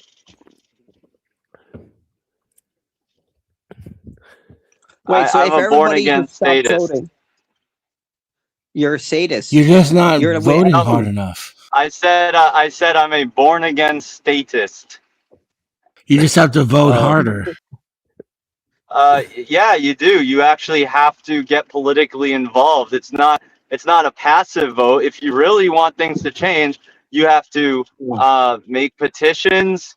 You have to try and get bills written and passed. You have to try and find people willing. Either you run for office or find someone who supports your ideas to run for office and help them campaign. There's You gotta vote for the ruler to ruler you and everyone else. All right, or just sit there, yeah, or just sit there and do nothing and get taken. Oh no. Divest from the system, not do nothing. Do the opposite of voting. It's not a perfect system. It's Instead of not an ideal encouraging your system at neighbor to all. run for But it's office, encourage your neighbor to stay out of government and to join you in a community. It's not an ideal system, but it's a better system than what a lot of countries and a lot of people around the world have, and a lot of people wish that they had. Says you. System that we had. Okay, then go live in one of these third world shitholes and see if you like it. America is how, becoming a third world easy it shithole is as we to speak. get on there. Well, yeah, because people aren't fucking participating. You gotta fucking participate. 60% of people voted. Yeah, for the 60% of the side, eligible dude. people voted. Well, I don't know if it's true or not, but either way, what I do know is that You're starting to become robot. they feel or they think it's a rigged system, or they think it's too corrupt. They know so it's rigged. They think They why know it's bother? rigged. And They then know what it's happens is corrupt. the shittiest. All right, well then just do nothing. Okay, are you gonna? What are you Didn't say do suggest nothing. people take up Divest. arms? Are you suggesting there be a civil war, or what do you think? Check this out. Check this out. Me personally, all right, the way I see it, all right, I'm not doing nothing. All right, me, the way I look at things is trying to fix the problem is the problem. What you have to do is eliminate what caused the problem in the first place, and then the problem will not exist. That's what we have to do. We have to eliminate what causes the fucking problems that we have in our lives. And to each of us, that And what is happens to it? all of us. You know what I mean? Huh? What is the problem? What's the Well, I mean, problem? I can give you one thing that on the list of problems, just one thing, and that's taxes. Taxation is theft, and done at the point All of a right, government gun, go, because dude. What you've been anything, watching too much Mark Passio. well, Too because too much Mark anything that the Passio. government does Who? is anything that the government Never heard does of is him. at the point of a government gun, and that's extortion when it comes down to taxes. Too That's much just one aspect. Larkin too much Larkin Rose. Never heard of him. Dude, this is like complete dogmatic ideology, and Well, so is your So is idea. statism. So is exactly. So is the idea of So is just vote harder, Daddy. That's dogmatic bullshit. it's a government is a religion, and you believe in the religion of government. That's what it is. It certainly is. But you can't live without a tax system in what we have right now. Of course you can. Yeah, you can. Well, yeah. That's the okay, dumbest thing I've ever heard on the how internet. are you Congratulations. So here I'm gonna give you there's a little kind of a trolley. It's kind of a trolley problem. So there's this guy and his wife has some terminal illness which this other person has discovered a cure for, and they could easily provide the cure, right, to his wife, but they won't. And so the guy says, well, let me pay you, I'll buy it from you. And the guy says, no, I have, like, you can't afford it. And he just top shelves it and locks it up, and there he's not allowed, never lets the guy have. But the guy's wife is dying. So the guy breaks into the place, gets the medicine, and cures his wife. Right? Did the guy steal? Yes or no? Yes, he stole. Was it wrong? Was it wrong? Was it wrong? Was it wrong?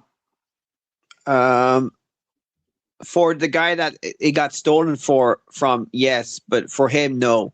So it's subjective. No, that's not what I asked. Was it morally wrong for him to steal that to save his wife?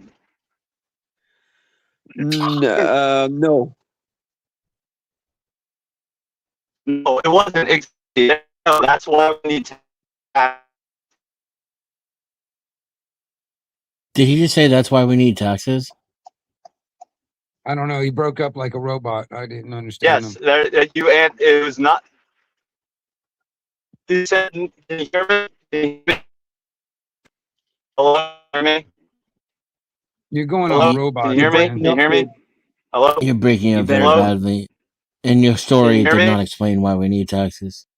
Well, see, yes, it did. You said that it was. It didn't. It was.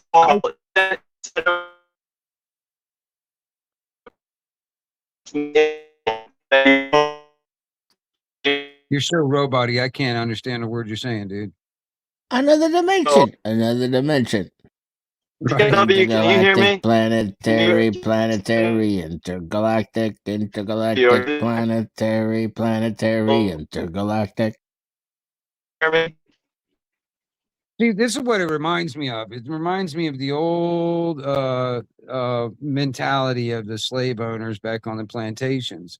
It's like, well, who's going to pick the cotton unless we have slaves? It's the same damn argument. It's like, well, who's going to pay for the roads if we don't have the roads, not the roads. I mean, if we don't have slaves to pay for the roads, who's going to pay for the roads?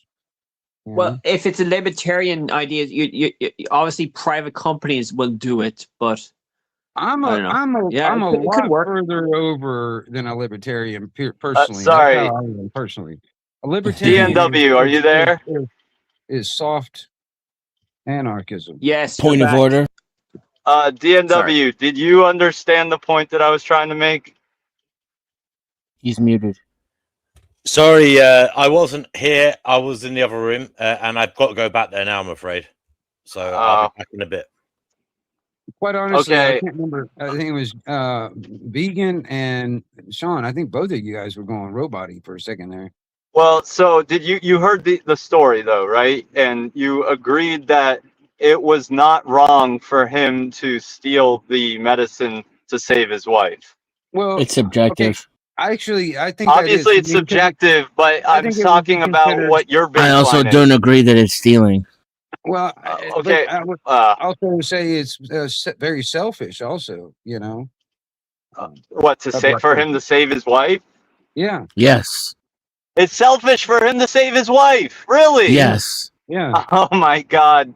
You guys do the craziest mental gymnastics. So you're saying if somebody came up with this medicine to cure you of this terminal, to cure your loved one, your mother, whoever, of a terminal illness, and they were just hoarding it. They were hoarding it from you, and someone said, "Okay, I can." Like I can steal this for you and I get the save idea. your loved one. I like Like how he's you're just not gonna repeating the do same that? exact story over again, like Yeah, I like get it's the gonna idea. offer more clarity the second time around. But I'm trying to put you in the position of this guy. No, I get the idea. I get it. I can. Yeah, it's still figure it out. selfish. Yeah, it would be selfish. Now, You don't in my think that the opinion, it other would not. person's selfish? You don't. I think it It wouldn't be. depends on what their motivations are. I You don't know don't why think they're the hoarding other it. person for hoarding the medicine? It depends why they're hoarding it. I have no idea But they're why. hoarding it just because they want to get a lot of money for it. They say, "Oh, you can't afford it." But my If wife's it's gonna die. just So if what? it's I just just for the money, if it's just for the Yeah. money, then yeah, that's selfish too. Okay. So who's more selfish here? Neither. Yeah. It's all just selfishness. This is such a I don't know how bad you can faith- be more selfish. This is a bad faith discussion. All right, Well, enjoy well, your time. It's Enjoy bad your faith mental 'cause you're stupid. masturbation. Enjoy your be mental unselfish. masturbation. You gotta live in the anarcho ideology. If you're I gonna call get me it. liar, It's I'm so gonna point out the fact that you think I'm a liar because you're dumb. No, it's bad faith. You're in No, it isn't. You're just dumb. You know, fantasy Okay, land dummy, over we heard here. you. You can leave now. Okay, Bye, dummy. Go Go ahead. live in your Sign off. You don't have to fantasy make a fucking speech. You Peace out. benefit from everything that this society. If you Who think said we that it's don't? going to get better if people just opt out, you're Yeah. sorely mistaken. Why? Okay, No, it's you not going to actually get have to better. do The work. system is already You have to do corrupted. work It's to make rotten. society We're good. living inside the rotten corpse of a corrupt, disgusting Anyway, you have institution, and you should 100% opt out of it as soon as you can, and Your friend invest Life in yourself and your Abolitionist is community. here. It'll be better He'll for you. defend you. It'll be I'm better gonna for your go off the community, air now. and it'll be better for the society at whole. Because investing at all in this blistering infection that is the United States government, a blistering boil on the face of the planet, investing in it whatsoever and giving it any legitimacy is only contributing to the problem and making things worse. 100% divest from the government. 100% invest in yourself and your communities. Get as far away from these disgusting saprophytes as you possibly can. And I would say for any government, I mean, you know, do exactly what I mean. You know, Dennison, you're right on the point when it comes down to your community, your area around you. I mean, that's really what's important. I mean, honestly, because that's what you see every day. All right, and then on top of that, but it's every government out there has been the problem and the aggressor for thousands of years. If it wasn't an emperor that ran over operated an emperor, an emperor that ran over an empire, and then you had like kings running over kingdoms. Now we've got cunts running over countries, and you know, and that's just been the same game for thousands of years. You know, they've had their reign. It's time to put, take them down off their pedestal that they've been living on, freaking off of our backs and our time and our wealth. You know what I mean? For centuries now. I mean, literally. I mean, not as long here in America as they've been over there over in the UK and all that and all the Europe. You know, I mean, seriously, I feel for like the Irish and the Scottish putting up with the damn British fucking crown. You know what I mean? I mean, but all countries, they all of them, all governments do the exact same thing. I have yet seen one government that actually benefits the actual people and doesn't use force to force its will.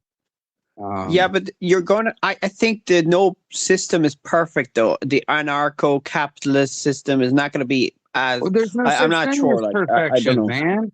There's no such thing as utopia. So don't expect that to happen no matter what. Well, I only There's came no up such here to thing. call out vegan equilibrium, but now he's not here, so I'm not sure. You guys seem to be on the same page. Like I Well, wanted to I call him think out, I but he's not. wasn't sure.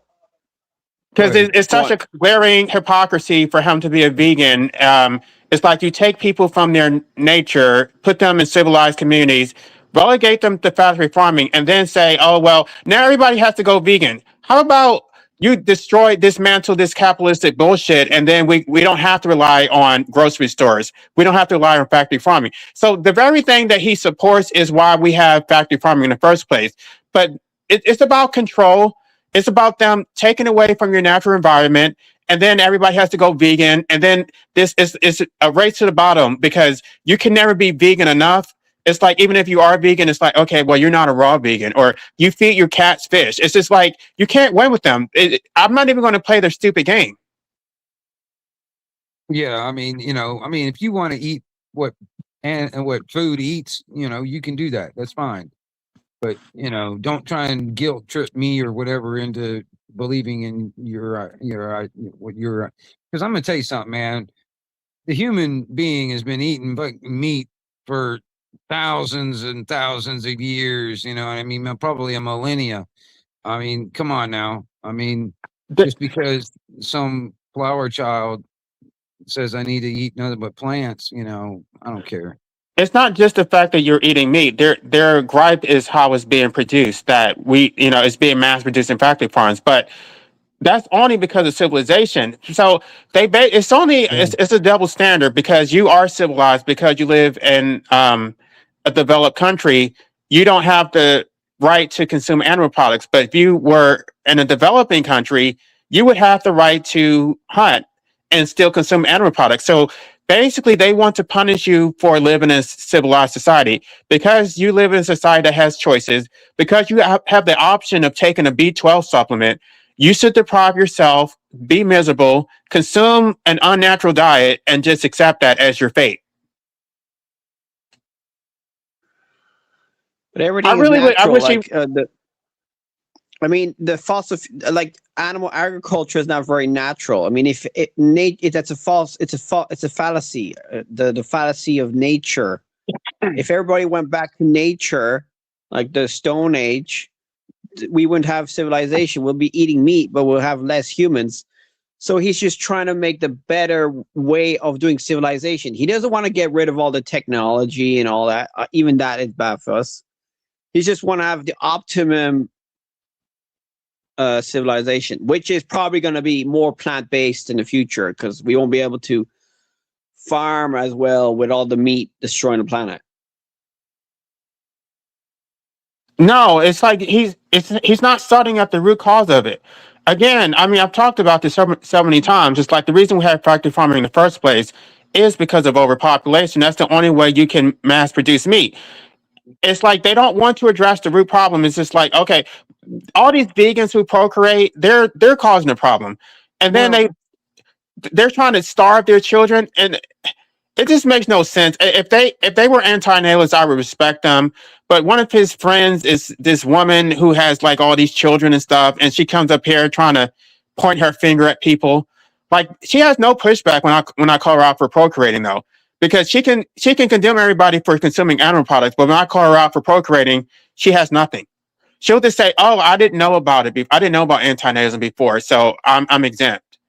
And then they'll basically say that nobody should procreate except vegans. So because they're vegan, they have a right to have as many children as they want. You're not vegan, so you should not procreate. It makes no sense. I don't think he'll be saying that though. He'll be saying, have less kids, be vegan, try not to pollute the world with fossil fuels. It's probably not perfect, but it's better than doing nothing at all. No, but okay, maybe that's true. But if they're going to prioritize it, they would say go vegan first, and if you continue to procreate, that is okay as long as you're vegan. Well, no, Then everybody else is supposed to they would still. sacrifice. Then A lot everybody of else is supposed. vegans don't want to have too many kids. They know that if they have loads of kids, if everybody had loads of kids and they're vegan, it's still not great for the planet. There's limits to growth. I know. There's a lot of Karens out there that are vegans, and I don't want them procreating at all. A lot of them have children above replacement rate. There's people there. I'm not going to say all their names, but they have like 3 children, which is above replacement. So, um, what they'll do is to basically say, "Oh, there's enough resources if everybody would just, live a reductionist lifestyle." So we're supposed to recycle. We're supposed to be environmentally conscious, and live a minimalist life in order to accommodate the fact that they decided to have all these damn children. It doesn't make any sense. I'm not going to sacrifice to No, no, accommodate their.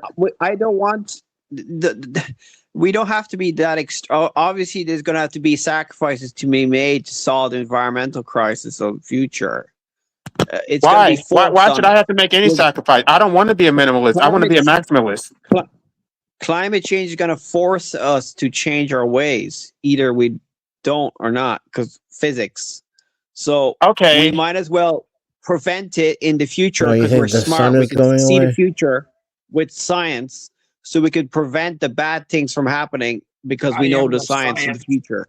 Then we should put rations per household. That because I'm a single person, I should get the same rations as someone who has a family of 6. Why should I have to compromise and go without because they decide to have so many children?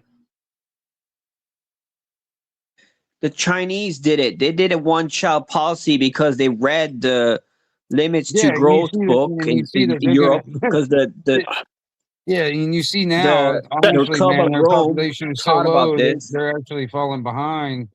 And the But that same would thing with this, there's so many generations nowadays that are not having kids because for one reason or another, but they're just not having children. So our population is actually dwindling because once all the baby boomers die off, hell, it'd probably take us a while for the Generation X to die off. We're going to linger for a while, and then, but you think about what's going to be left behind if nobody's having children. It doesn't make sense though, because they're already talking about how AI is going to eliminate people from the workforce. So if there's not enough jobs for the people who exist now, why would we create more children when they have no future? What are these people supposed to do once they're here? They're talking about a universal basic income. Everybody's going to be like, they're talking about that, but that's the reason why we, as a people, need to actually wake up to the truth of what they're trying to do and create our own system. You know what I mean? Because honestly, if we were to go by the Constitution here in America, the true constitutional money is gold and silver. What they have now, this fiat currency, is technically unlawful and unconstitutional, but they still have done it because they've hoodwinked all of us. All right. And then they used force to back up their fucking their shit, because I mean, seriously, you go against it, they're going to use every means to their disposal to go after you, and at this point, we shouldn't even be talking about the Constitution because it's so foregone. They don't give a damn about the Constitution. It's been eroded to the point that it's completely worthless. I think we just need to rip it up and form a new social contract because through case law, they have completely abrogated whatever constitutional rights we had. So, well, put it this way. Instead, I agree. It hasn't done shit. I mean, they've been using it for toilet paper for a while. I agree.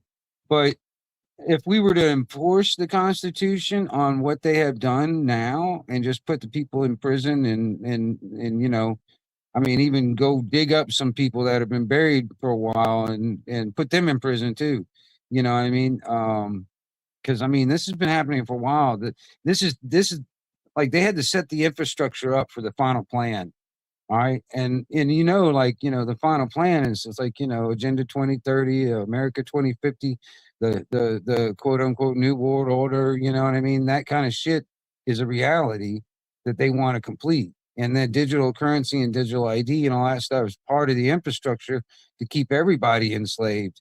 You know, I mean, they're talking about, I don't know if the law passed here in America, but I mean, they were talking about putting every vehicle that's being manufactured after the year 2025 will have to have a kill switch in it, so they can remotely kill your car, you know. And they're going to say it's like to catch criminals or something like that. It's like, you know, instead of a car chase, they'll just remotely kill your car and your car will die, and then they got you. They're going to say that's just going to catch, you know, they're going to use that as a marketing ploy to put this technology in. And but I don't know if they did that as a law. I don't know if it passed or not, but that was seriously something they wanted to do. That's just another way of them controlling your movement. If you can't move, you know, if you, like for instance, you put some comment in one of these comment sections or a chat or something like that that they don't like. Next thing you know, they just shut your car down. You know, and they can do the same thing with your banking if Well, I it's think digital, in Palantir, digital currency. You know, they can just shut your Palantir. identity off, shut your banking down where you can't access your money in your bank or whatever. I mean, Yeah, I mean, there's technology now where they could do that. Like the Palantir, I heard, are into like yeah, spying on us. And, yeah. I mean, like it's with a major technology corporation. nowadays, It's that could be embedded. possible. Yeah. That's what they did to Kanye West because Kanye West made those statements and then they put freeze on his bank accounts. Well, see, okay, you know, they have a as far as I'm concerned, like a 3-step process to shut you up if they want to. The first one is to, like, you know, get you decredited in the public eye, basically. You know, kind of like, you know, if that doesn't shut you up, they'll try and trump up some charges and throw you in jail. If that doesn't shut you up, they'll just put two in the back of your head and claiming it was a suicide or deletion. Excuse me. Right. Well, I mean, I just heard recently that Michael Jackson's Never Never Land was supposed to be to protect children from these pedophiles, and instead of I don't know, they basically twisted it around to make it seem like he was a pedophile, but he was the one protecting those kids. I didn't know him personally, so I Not couldn't sure, tell you. man. There's loads of fake news about Epstein. Like there's loads of AI videos, and there could be a lot of fake news out there. Well, I mean, and this is how I see it. I mean, how can you trust any of that stuff? I mean, you think about it. Would the government really release incriminating evidence on the government to the public? Well, Just I another heard they did psyop. release the Epstein files, and they redacted a lot of it. I think there was loads that were supposed to be about Trump, but they got rid of it.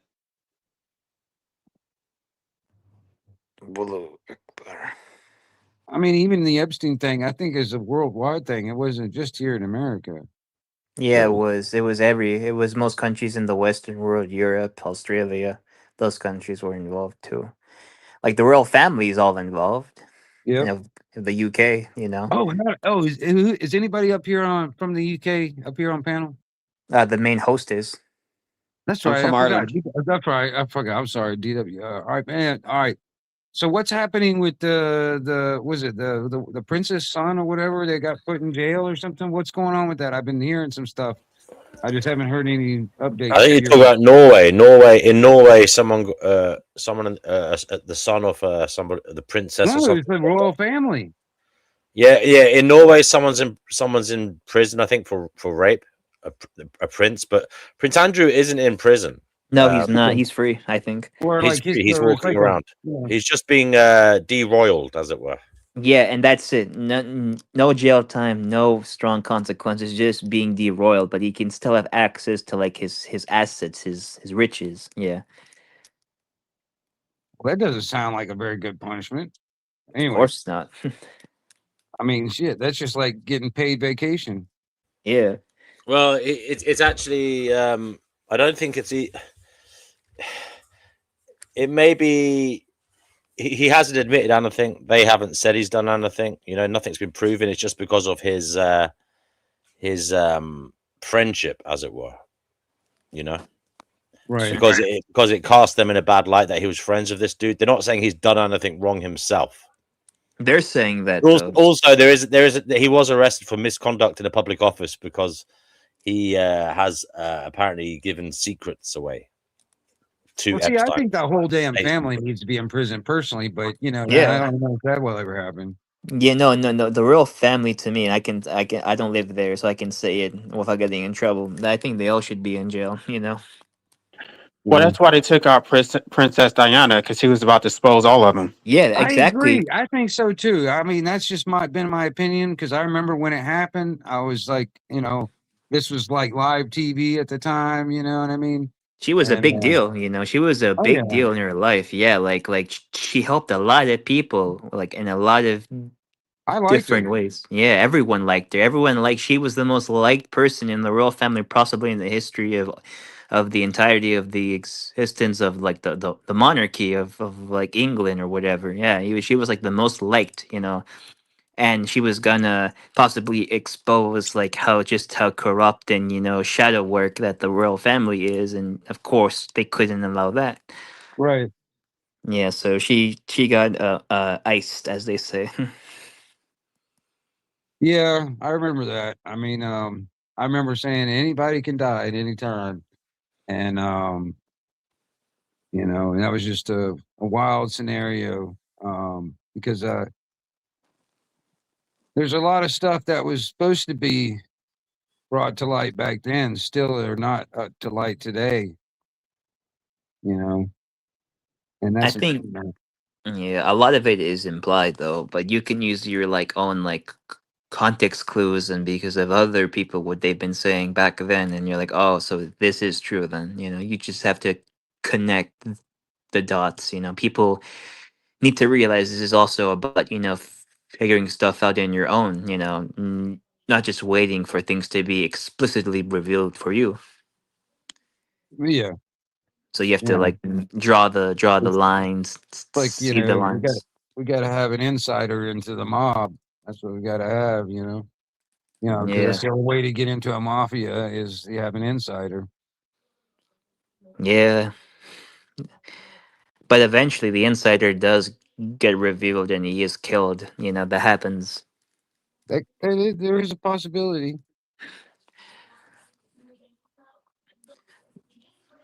Right, guys. I'll see ya.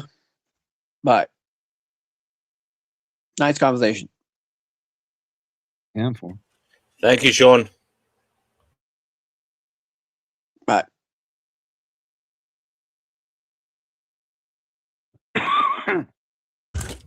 Hello, brother Marcus. I do hope you're well. Yeah, Divine, everybody else in the chat, Nibbles, Jollyman, Skyworks, Nibbles, as I said, are you puking? Clairvoyance. Who else is there? Gen C Ben, good to see you. IMAX, Kevin Bacon, Jollyman, as I said. Yeah. Come on the show, guys, if you want. There's plenty of seats.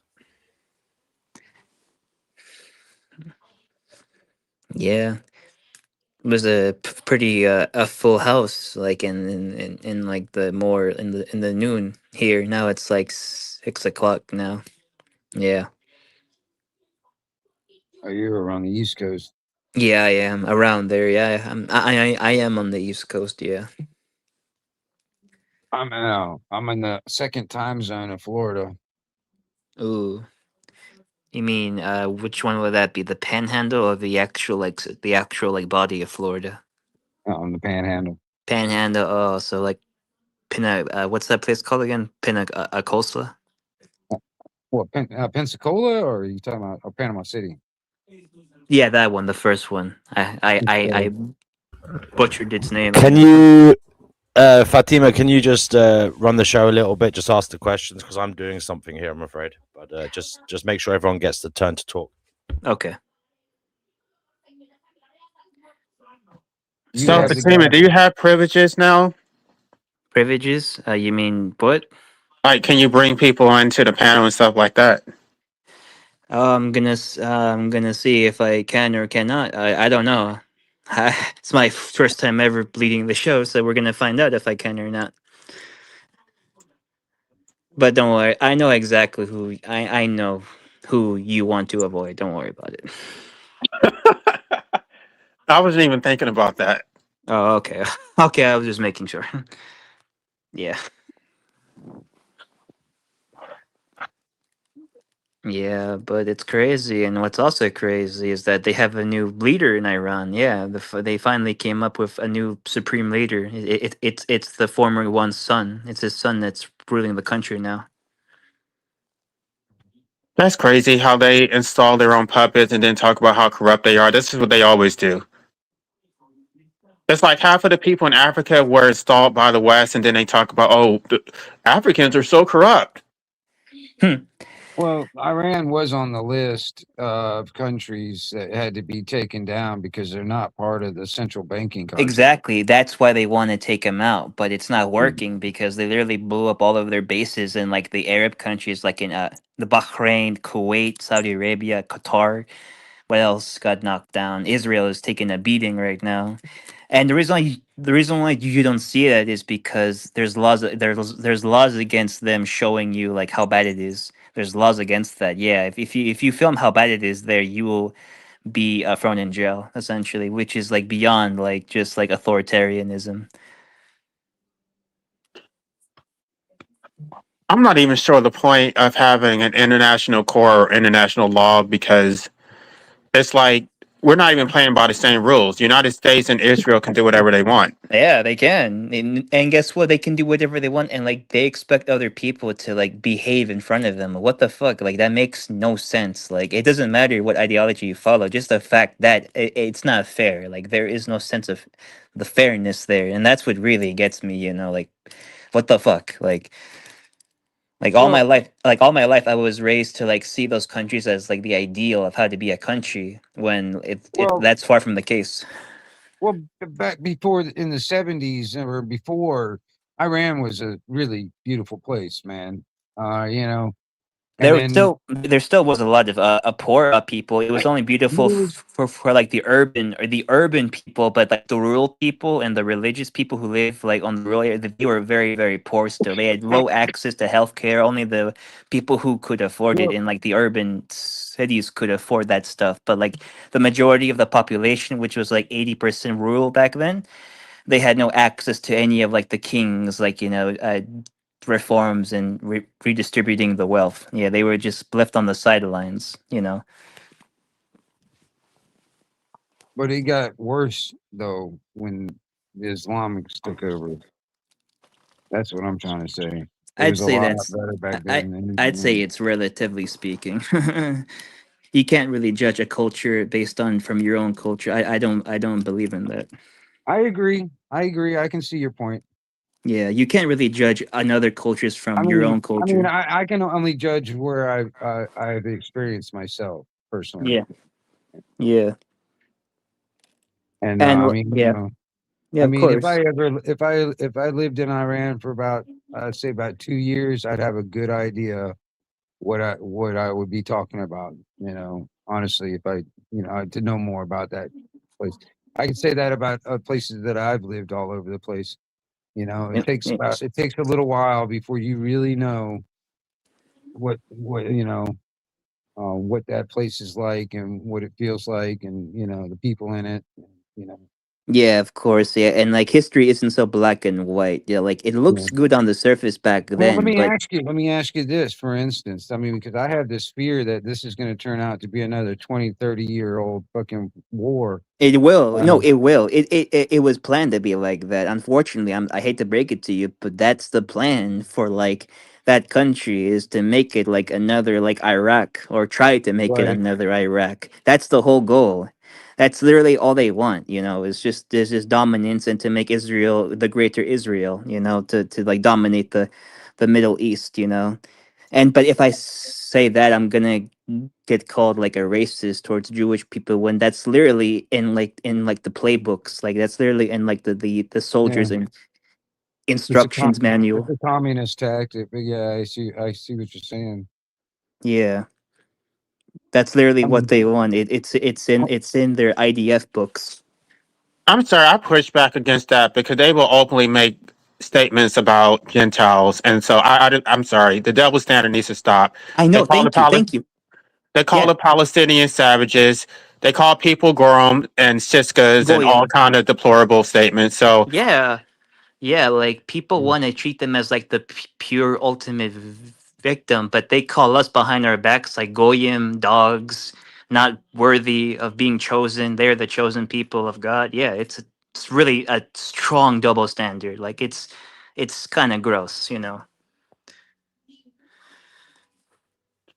Well, today's 1943 freaking, or 48 Israel is not the same as it's explained in the biblical times. Of course It's not not. the- Thank it's you. not the same.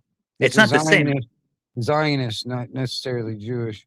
No, thank you. Yes, yes. Well, I would also push back on that because this idea of seeing themselves as like the bringer of like civilization inside the Middle East kind of like coincides with how they see themselves inside their holy books, like the Talmud. You know, like what's one thing they always say about their religion? They're God's chosen people. So they see themselves already as like the caretakers of the earth. They have to make things in their image, right? Because they are bestowed from God, their God, you know, to take care of this place and in any way they deem fit, you know. So yeah, it does come from their like own psychology. It does.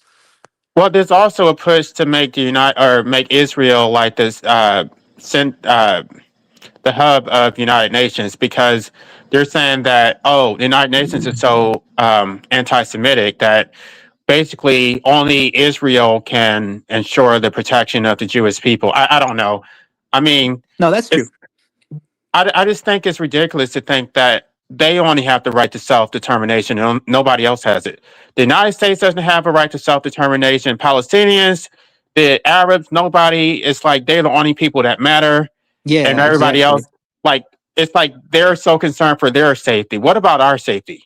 Yeah, exactly. They're very, very like I once again I'm gonna sound like like someone that's from like the 1930s and 40s, but like when you say stuff like that about other groups of people, like you there's no other way but to call you also like, you know, a racist and bigoted and Well, narcissistic person. there is the type of person that will sit there and try and call you all these things, but they're the ones that are actually acting in those say, you know, Exactly. like um like you see, like for instance, some of these protests, for instance, and stuff like that. They're like, they're calling them a Nazi or whatever, da da da da. But in the same manner, with the with all the noise toys and all that stuff, trying to block people's free speech, and use violence against them if they don't agree, and blah blah blah. That's more of a fascist type of mentality, and they're Yes. actually calling other people fascists, but they're doing the Yeah. exact fact. They're the true fascists, but they're And that's trying the to double project. standard. And that's Yeah, the double standard I yeah, can't stand. But guess what? Whenever you try to say this about them, they will call you racist, anti-Semitic, blah blah blah. It just right. gets so frustrating to me. And like I have to be careful how I use my language because I don't know who in the audience is gonna be like offended by that. I don't know because like Well, it is a problem, you know, like it the way I for see them, it, you know. and the way I see it, and this is just the way I was brought up. I mean, we all have the right to be offended, and we all have the right to be offensive. Yeah, exactly. Thank you. Yeah. I don't care. He literally just called me an anti-Semite. What was that yesterday? I just laughed at it. Like, okay, that has no power. I don't Wait, give a who? shit. Who did? Speaking equilibrium. I kn- yeah, I know, right? Like it's like come on. Like dude, like no. Criticizing a government isn't the same as criticizing you as a person. Like come on now, right? Yeah, there is a difference. Yeah, like I am like my family's from Peru. If you criticize Peru's government, I'm not gonna give a fuck. I don't associate myself with the Peruvian state government or even culture for that matter. So I don't care. And I was born in America on top of that. If you criticize the American government, I don't care because I criticize the American government all the fucking time. So yeah, it doesn't mean anything to me. Like if you criticize like or it shouldn't mean anything to you to criticize a state, you know. That like and it's not my problem that you identify with it. Why do you in the first place? It's not like you live there, you know? Well, even then, I mean, if I was to go on I guess I don't know if it would be called a philosophical philosophy type of scenario, but I mean, it's almost like that cheesy quote. I can't remember who said it, but it's like, um, um, evil happens or injustice happens to one man, it happens to all men. So even An it might injustice be to one is an injustice to all. Martin right. Luther King said that. Okay, so in a way, you think about it, it doesn't matter if it's on the other side of the planet, right? Yeah. If it's an injustice to one, it's all an injustice to all. To all humans, yeah, exactly. So, I mean, in a way, it's like if communication is the biggest part because a Yeah. lot of people don't have the ability to communicate with others, and they don't, and then some that just don't know how to communicate with others. And of course. So that's the biggest part of when it comes down to this uniting together worldwide. You know what I'm saying? Yeah, it does, yeah. But like I don't think we're gonna have like a utopia of man. The best will There's no come such up. thing as a utopia. Get that out of your mind. All right, but we can at I least know. discuss and talk and agree and all this other stuff. But and we can have civil discourse, that kind of thing. We can argue and disagree, but we can still be okay and probably learn something from the conversation anyway. You know what I mean? I mean, th- some people can get really closed-minded because their beliefs are so strong. Yeah, of You know what I course, that mean? happens to everyone. Yeah, that Yeah. happens to the majority of the population. Their beliefs are so strong that any criticism of them is just that any criticism of their idea they interpret as a criticism of them as a person, of their Right. personhood, of who they are in their lives, which Right. happens to No, which happened. I Hmm? yeah. No, I Which was happened gonna to say me. I see that in like, when it comes down to looking at like political figures. And you talk about that political figure, it's like almost like a personal attack. You Yeah. know what I mean? It's crazy. Yeah, like you shouldn't like it shouldn't be that strong. It's not like it's like a religion, you know. Even then I think you should critique some religious like practices. I'm not anti religion by the way. I think that religion is going to stay here for as long as humans do, even if they become atheistic. Like you still are going to treat things as a religious artifact, and they treat things such as media, movies, celebrities, items, politicians that we were talking about as like figures of worship almost, you know. It's true. Well, yeah. I mean, now it's going to be the AI because next thing you know, I mean, who's to say? Let's just like share this. Let's just say this for like, just for kits and giggles or whatever. But I mean, imagine politicians that you've never seen in real life, you've Yeah. never seen with your eyeballs, only seen on TV, completely AI generated. Yeah. Oh yeah, that's already happening now, I think. Yeah, I think that's starting to happen now. Like they have AI attorneys now. Like they're gonna like defend you. Like the AI is gonna like defend you. Like the language models are gonna defend you now. So that's all that's gonna happen very, very soon, you know.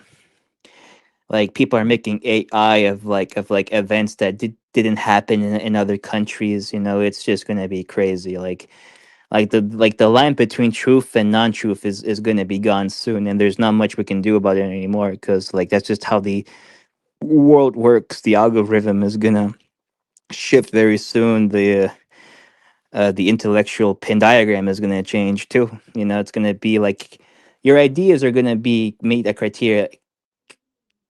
Can your ideas serve AI or not? That's essentially going to be the new intellectual standard soon. I think that'll be a good thing for these corrupt rent seekers to be put out of commission, these parasitic attorneys, and then they have to compete with AI. That's going to be wonderful. Yeah, maybe, right? Because AI can already predict things now. It doesn't have feelings. It doesn't need to like have an ambition. It can just do things, equations, maths, some hypothetical predictions, thought experiments. Yeah, so who knows? Maybe an AI world can be not as bad as people are being hysterical about now, but I don't know. I don't know. You know. Terminator comes before the Matrix, so Yeah. Well, true. Yeah. Oh, yeah. yeah. That theory. Terminator and Matrix are in the same like Well, I mean, universe. you talk about like the fucking chip in the head, that's the Matrix, okay?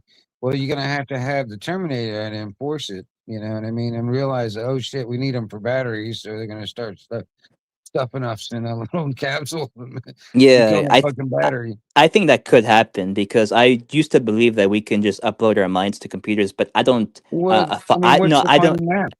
I don't follow that theory anymore because I don't know if the mind is immaterial or immaterial or not. I'm like agnostic on the question. So for now, I'm gonna go with like the whole like brain in the vat. Like we're gonna be in like these pods or the capsules like in the Matrix, possibly in like the far future. Who knows? And that's gonna be. It won't happen in our lifetimes here. At least, yeah. But that's just what's up with that to me.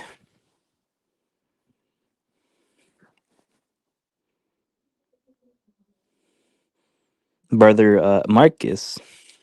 Yo. Oh.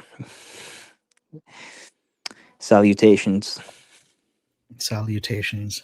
Mm-hmm. You have anything to add on on what are the most important things, or you don't have much? No, I don't have much. Nothing's Oh. important. Yeah, yeah, kind of. I would argue most things are not important. I think we just uh, mistakenly apply importance to them, and we cause our own anxieties more and more. Yeah, I Yeah. think that. Yeah, like if you look at life from like a bird's eye view, how we have we solved the most important? What are the most important issues? As I said, I don't follow that question because what issues? Like, what the fuck are we talking about? Like, what issues? Like economic, philosophical, religious, political. I don't fucking know what issues are important. Yeah. Well, I mean, this is a new election cycle, at least in the United States. So it's like, what issues do you want to be put on their agenda? I know what my issues are. Yeah, I we want know. to, yeah. So I'm going to be lobbying to get my issues pushed through. So, What are your I issues? mean, if you want I'm not even registered to vote, if you want me to register to vote for you, then you're going to have to earn my vote. I'm not, because once you register to vote, at least in certain counties, like that makes you eligible for jury duty. And I'm not going to give up my free labor to the state if I'm not going to get any policies in my favor.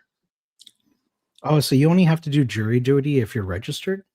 It's not that way in all counties, but yes, in certain counties, they select the jury pool from your voter registration.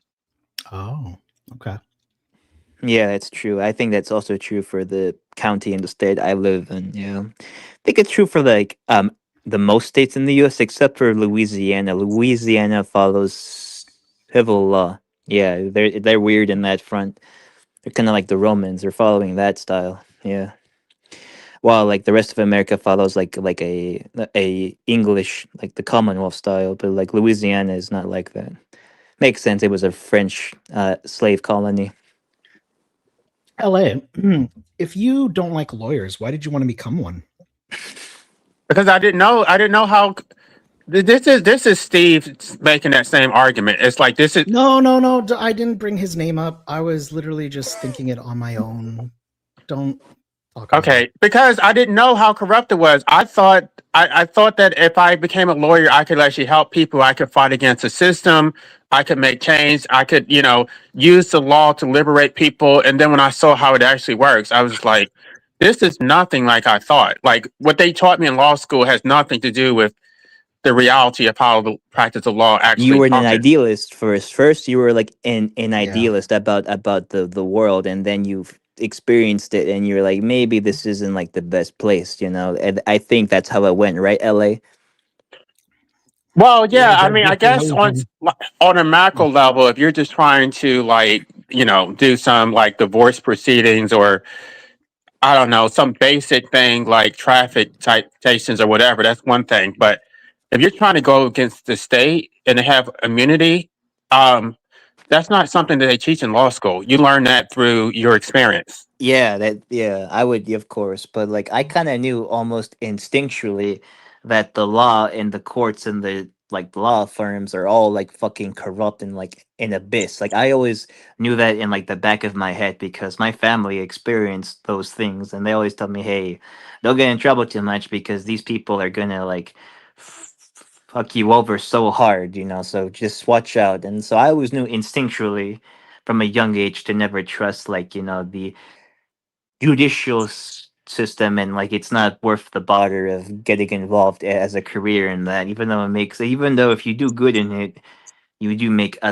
some money, but like you need like to have already established a connections, because working hard, it's kind of a myth, like you need to have some link to that world in order to have like some affluence within it. It's just when you're in law school, they bog you down with so much readings. You have so much material, so much case law to study.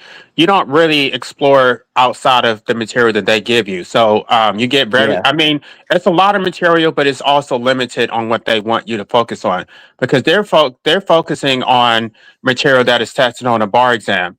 And so, because their accreditation is based on their past failure rate. So, um, you're not studying anything beyond that. Yeah. And if you don't know, you don't know. They don't tell you these things. I mean, it's almost like I wish I could go back to law school based on what I know now, because I would be asking all kind of questions. But they're not thinking about that. They're trying to get tenure. They're trying to make sure that people pass so they can maintain their accreditation. Um, And then when you go through it, you just see, man, you don't know anything about how the licensing scheme works.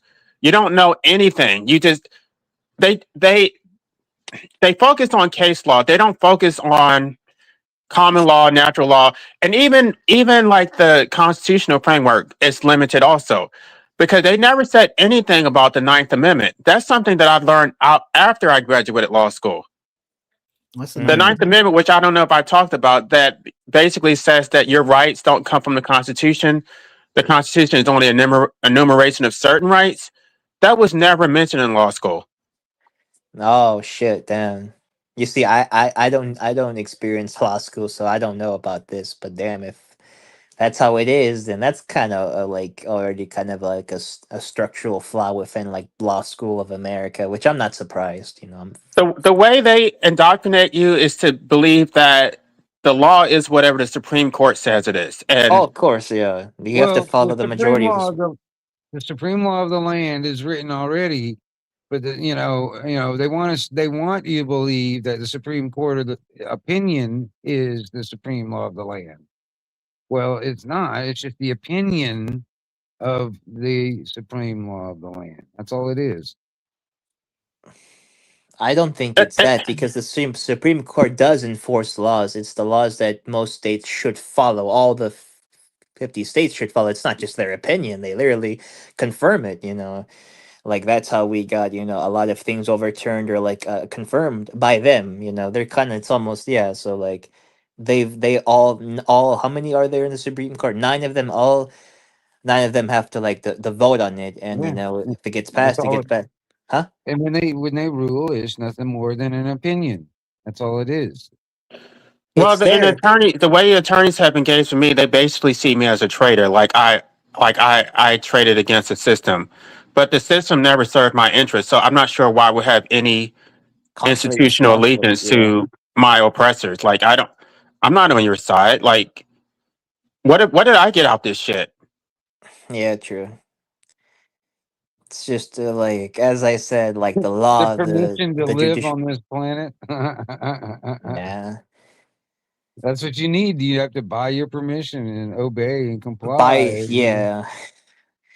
I don't need to buy my permission to live if I'm gonna live in freaking Zimbabwe. I don't think so. I'd rather live there.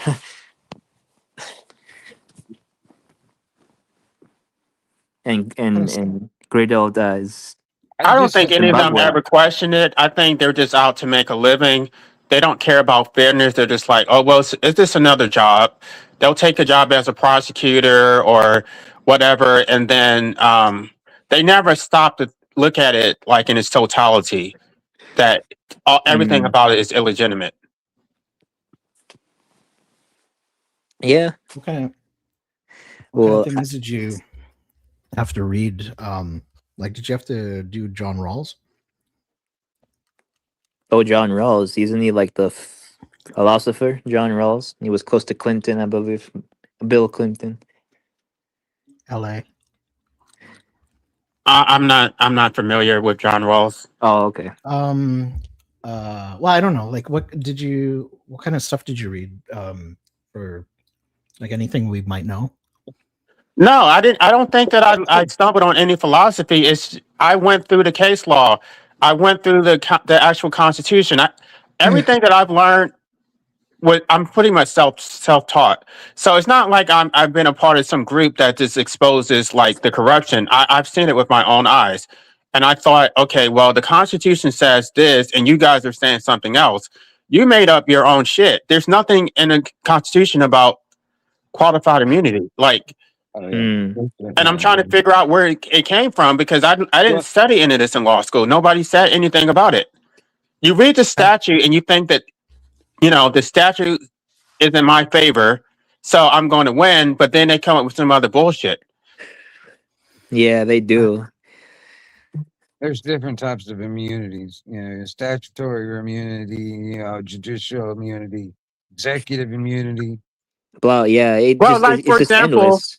for example, the city's tree fell on my fence and destroyed my fence, and I sued the city because I'm like, I'm not suing the state. The state has absolute immunity, sovereign immunity, and some kind of way there's some crazy case law which says that the city, under circumstances, has sovereign immunity, but the city is not the sovereign. I'm like, this makes no sense because under this obscure home rule case law, it says that the municipality has sovereign immunity because it's exercising authority granted to it by the state. I'm like, what? And I'm reading this case law. It makes no damn sense. And so basically, the city can destroy my fence, and then I'm not entitled to any compensation for it. Damn. Is that what actually happened? Like the tree that actually fell on your fence? Yeah, they did. They basically neglected their I didn't even know that lot was owned by the city. They neglected it, and there was a storm, and a tree fell on my fence through their own negligence because they neglected it. You can't just let a tree grow all crazy like that, and it has compacted clay soil, so it doesn't form deep roots. Those roots are basically at the top of it, so you have to trim it in order to maintain it, but they didn't do it, and they get away with it because they're above the law. And I'm just so sick of it. It's just like, what's the point of having a constitution if it doesn't protect you? Can I jump in here real fast? I think the purpose of law and what did you say? Authorities is basically just for governance and control, not really for the granting of justice or freedom.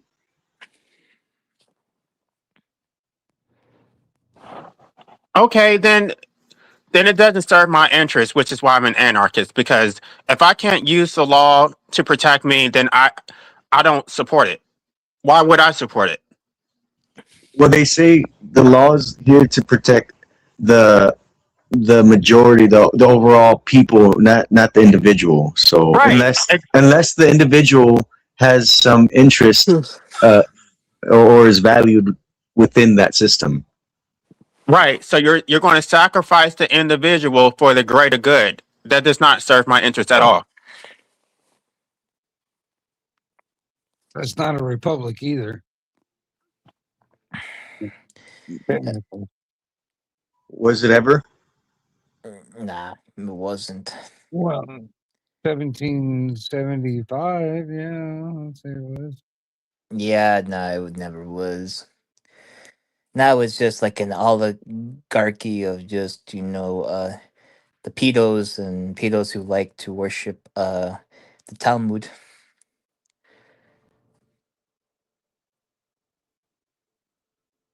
Well, I sure as hell But to don't want answer your to. question, if I knew what I know now, I would not have gone to law school. I absolutely regret that. That's one of Yeah, my biggest regrets. it makes Well, sense. look, okay. What? How can you use your knowledge of law school and all this other stuff? How can you use this knowledge? Can I just say, Fatima, mate? Yeah. You know you got to be careful what you say on this channel because it will get taken down quite easily. So I when you're was saying using things, I was use using a yeah, but you didn't. It was overtly obvious. Thank you. okay. I'm sorry.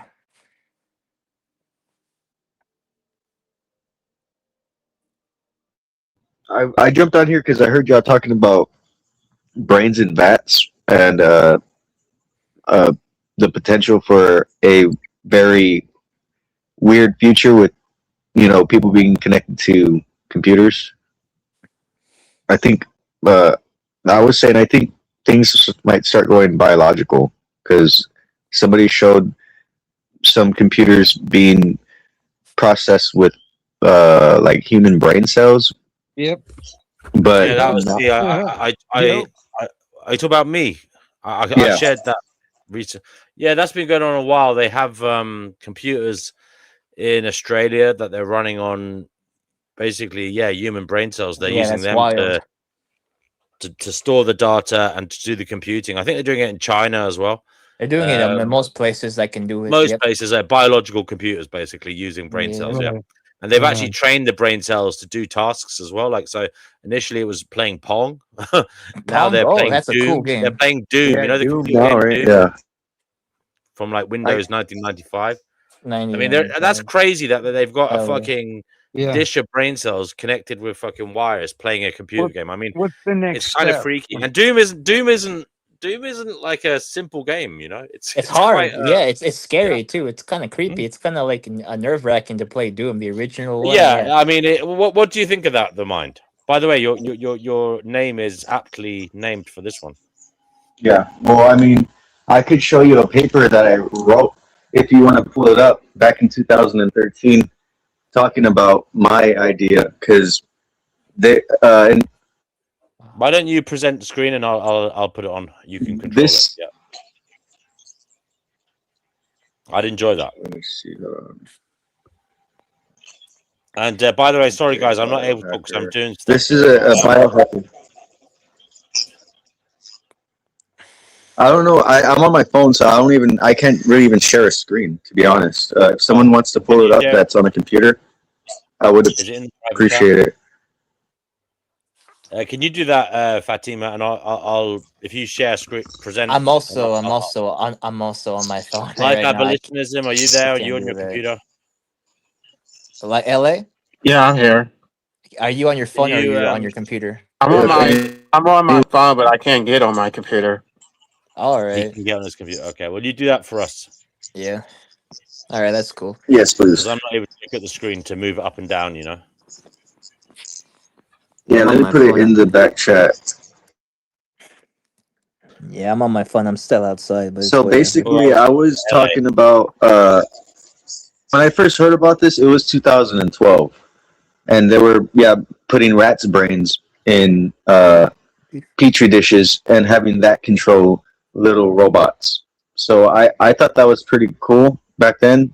But Paul Stamets was a guy that I was interested in at the time, and I was actually working on making my own. I wanted to make my own logic gate because I was thinking like, who's laughing? Who's laughing over here? I was okay. Did you end up getting the forum? Hello. What? Hello. LA is going to his computer. Did you put it in the private chat? Yeah, I put it in the back Yeah, I chat. see it. We're waiting. If anyone We're waiting wants for to, LA to present. We're waiting for LA to present it on his screen. I don't know where he is. if anyone wants to look at it, I mean, I think it's a little interesting. Oh, he's The on his PC now. It's in the private chat, LA. Okay.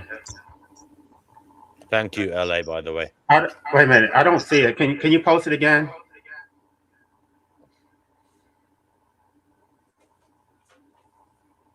All right, there you go.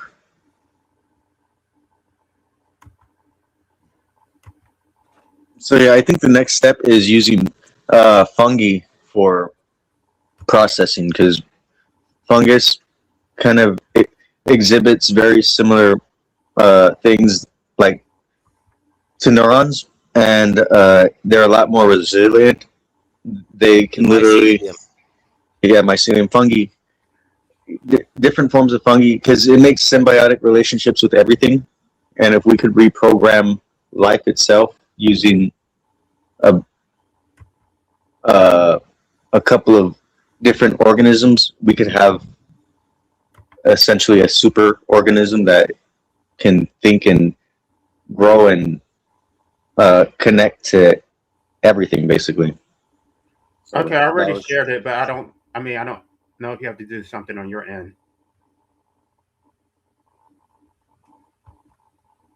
Yeah, they called me crazy at the time, the notorious mushroom thread. That's what they called it. Don't be this guy. But if you look at the current research that's going on today, it's groundbreaking work. Like everything that I talked about here is being done in labs. I'm not sure. Do you want to read the comments or what? Or Can you read that? Can you just read the first part? Hello, everyone. In this paragraph, I will be sharing with you all my thoughts and ideas on how we can advance wetware technology and the overall computing power. In a nutshell, I will use fungi and bacteria as a circuit board processor and an electric generator. The advancement of fungi computers would benefit wetware technology based on three simple facts. The first one is fungi live and all around us, and second, fungi can create symbiotic and parasitic relationships with plants, and animals, and bacteria. Third, there are more bacterial cells in our body than our own cells. The ultimate goal here is to learn how to program fungi so we can program bacteria in the same way that crown gall bacteria program DNA. If this is done, we will be able to reprogram any living organism since fungi and bacteria are interwoven in all life forms. Yeah, that's it. Basically. I kind of laid out in this little thread. I was like, look, potato batteries are a thing, right? You could draw some current from a root. Fungus is essentially underground root network, mycelium. We can harness not just electricity, but computing power from this thing, and it could literally grow circuits for us. And I was saying we need to start off the experiments by just having it show that there's electrical spikes, and we need to make a simple circuit with it. And people were just like, that's not going to work. No, some people were like, okay, it could work. This is what you got to do. And then other people were like, it might not work. It was like a 50-50 type of thing. But if you Google it right now, mushroom technology, you're going to see there's a lot of papers that are coming out with a lot of different labs doing research in like fungal memristors or fungal robots. There's some other stuff too. I'm not sure exactly. They're using them for. They want to use them for sensors. NASA's using the fungus for building space stations that can grow in space and use the radiation as fuel. Because there's a fungus that can use. It's called radiotrophic fungi. It uses radiation to grow instead of sunlight or other stuff. So they're like, yeah, we can make a thing out of this. Is that your supercomputer. website? This was a biohacker forum that is no longer active, but I did save my post on an archive website, so I still have access to the original post.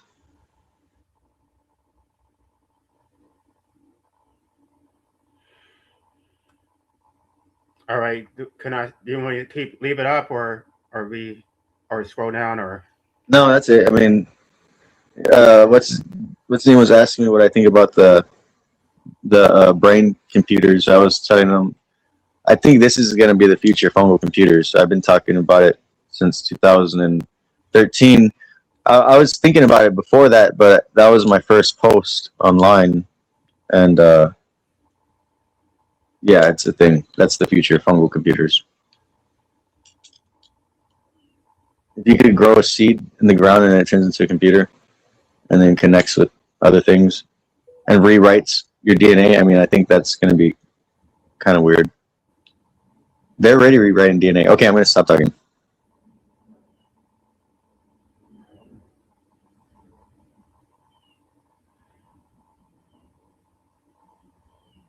What do you think? Is it crazy, or did you look up anything further to like confirm or deny that what I'm saying is true with fungal technology? Why is everyone leaving?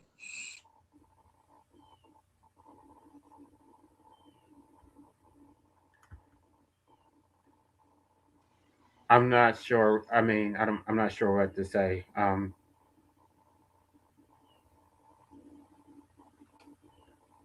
I don't know. I guess I would need more information about the science behind it before I can give a response to it. Yeah, you should look it up. I mean, if you're interested, it doesn't really matter. This stuff is progressing regardless. But if you really cared, I mean, you could look it up. Yeah, whenever there's a lot of research. There's a lot of stuff going on right now, and the information is pretty public. Not all of it, because I mean, there's some crazier stuff they're doing, and they're not talking about it. But the gist of Well, how the it does science sound was. interesting. LA, would you be able to do a deep dive into fungal computers that use mushrooms to process information and also, run using the power of mushrooms, electrical charge, etc. If you could, LA, it's a really interesting topic. But mind, with respect, we haven't touched it, so we need to get some more information. Okay, no problem. I'm done. That was it.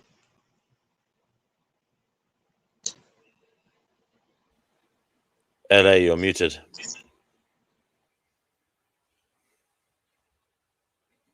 Do you want me to play the video by Eden Bayer that was in that same link? I'm not sure what else I'm supposed to. Okay, or you could have just Googled it, looked it up. Well, if you want, you could play the video. But yeah, I think doing more research is better. Just look up what they're saying right now about the current fungal technology. Like if you look up a little bit, I think that would be interesting. Maybe.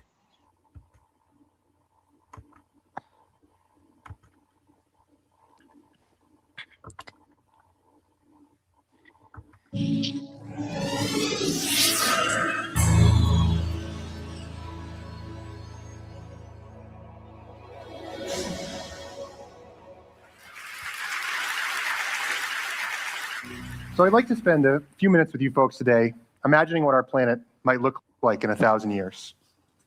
But before I do that, I need to talk to you about synthetic materials like plastics, which require huge amounts of energy to create, and because of their disposal issues, are slowly poisoning our planet.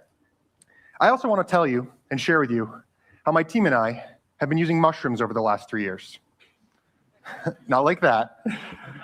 We're using mushrooms to create an entirely new class of materials, which perform a lot like plastics during their use, but are made from crop waste and are totally compostable at the end of their lives. But first, I need to talk to you about what I consider one of the most egregious offenders in the disposable plastics category. This is a material you all know as styrofoam, but I like to think of it as toxic white stuff.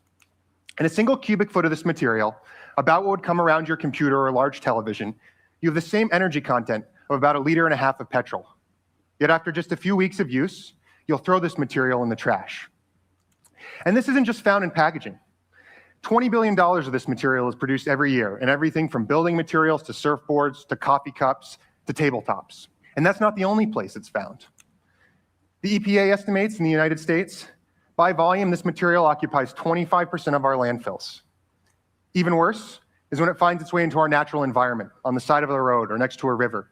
If it's not picked up by a human, like me and you, it'll stay there for thousands and thousands of years. Perhaps even worse is when it finds its way into our oceans, like in the Great Plastic Gyre, where these materials are being mechanically broken into smaller and smaller bits, but they're not really going away. They're not biologically compatible. They're basically fouling up Earth's respiratory and circulatory systems.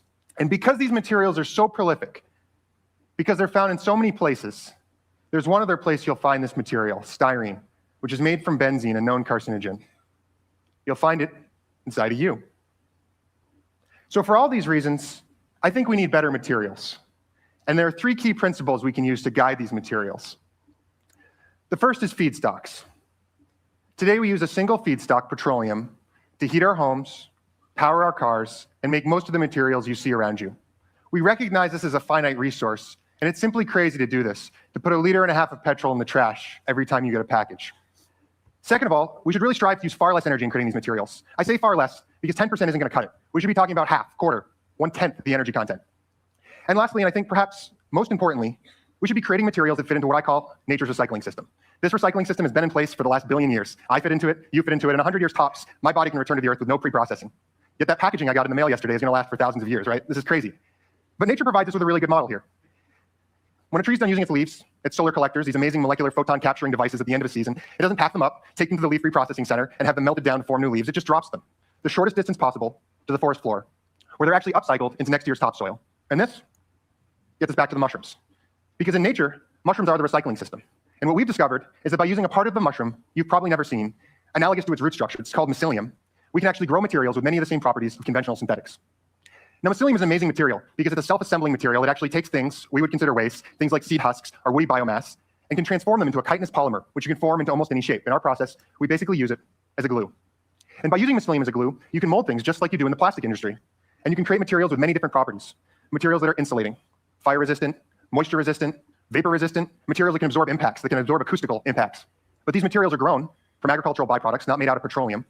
And because they're made of natural materials, they're 100% compostable in your own backyard.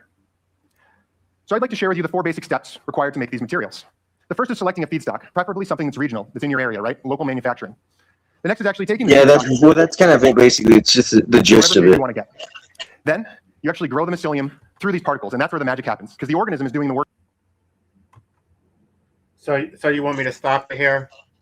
No, I mean, well, you could continue. We could play if you want, but I'm saying that's basically it. If like mushrooms can do anything, they could do it. They could like be the little bricks for the foundation of a thing. They could grow the food, the medicine, the battery, the brain, all of it. But it's not going to do it all on its own. It is going to be a symbiotic relationship where there should be some balance involved in this thing. Well, I don't. So basically, the mushrooms are going to replace styrofoam. Mushrooms are going to replace everything, or it's going to help. It's going to help with the manufacturing of many things. Mushrooms. So can I make a mushroom cup and put it in the microwave and heat up my coffee? Maybe one day, yeah, with the right engineering. Maybe with the right genetic engineering. You know, they're making insulin out of mushrooms, right? Out of a certain mode. Certain fungus makes insulin for people's diabetes shots. They genetically engineered the fungi to produce insulin to make money off of it.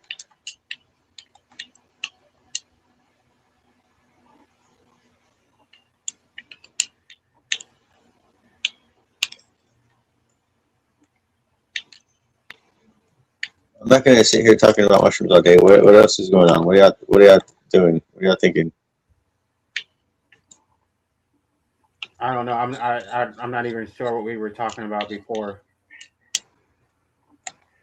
Y'all talking about politics or something? Oh, I guess we were talking about what is the most important issues humanity needs to deal with. I mean, what are we going to demand from politicians? Like, what are we going to put on the agenda?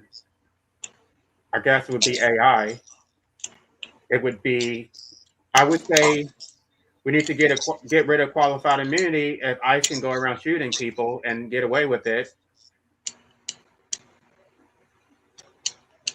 I think the whole system needs to be reworked. Like you were saying, it's hard to do anything in a system that's corrupt or demand anything from it. I mean, personally, I would say you need to dismantle the entire system. It's corrupt from its roots. There's nothing that can be done to reform it. Yeah. What would that even look like, though? Because people in power are going to want to stay in power, and I think there would be a lot of violence on a lot of people because a couple of people want to stay in power. Like someone was saying, all we gotta do is get together. I mean, technology is the thing they're using to control people. So I mean, it's hard I to don't come think that together. like that. You could just create a new constitution from scratch and basically create a whole new system. You don't necessarily have to. It doesn't have to be anything comprehensive. It would just be a transition into a new governing document or something, a new framework. You would basically need to get rid of the people, but that happens every election cycle anyway. Um, all the incumbents would be put out of office, but they could run. But you would basically there would need to be caps on campaign financing. I mean, we can work out the kinks about how it should be restructured, but the bottom line is that it needs to be restructured.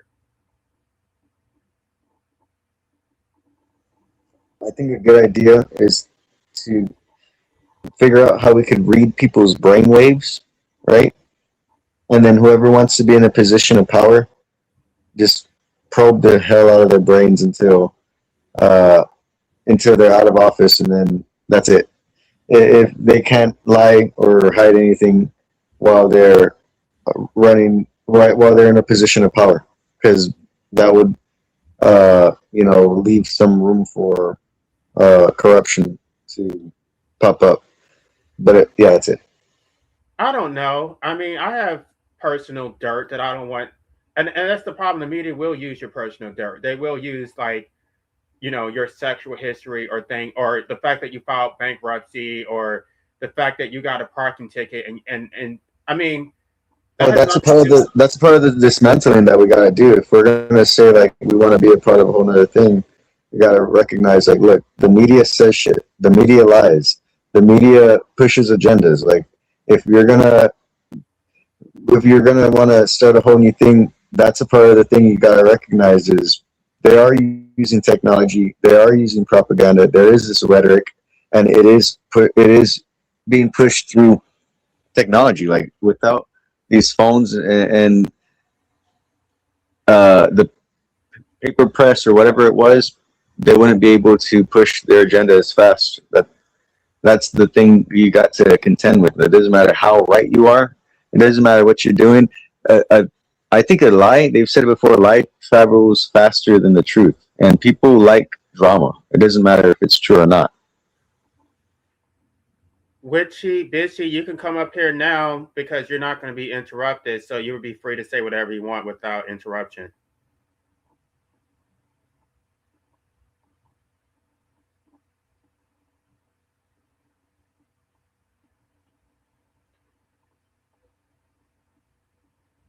Yeah, this is not going to go well unless, I mean, I don't even have a topic to even discuss.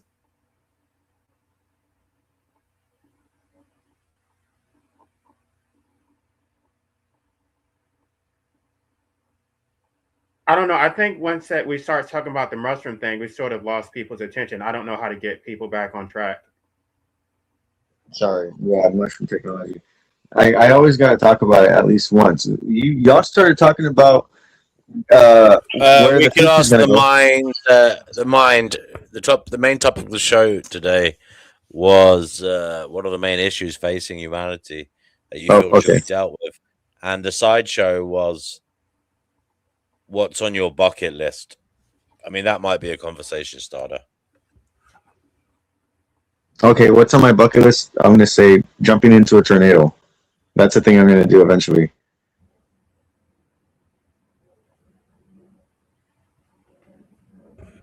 Why the hell do you want to do that?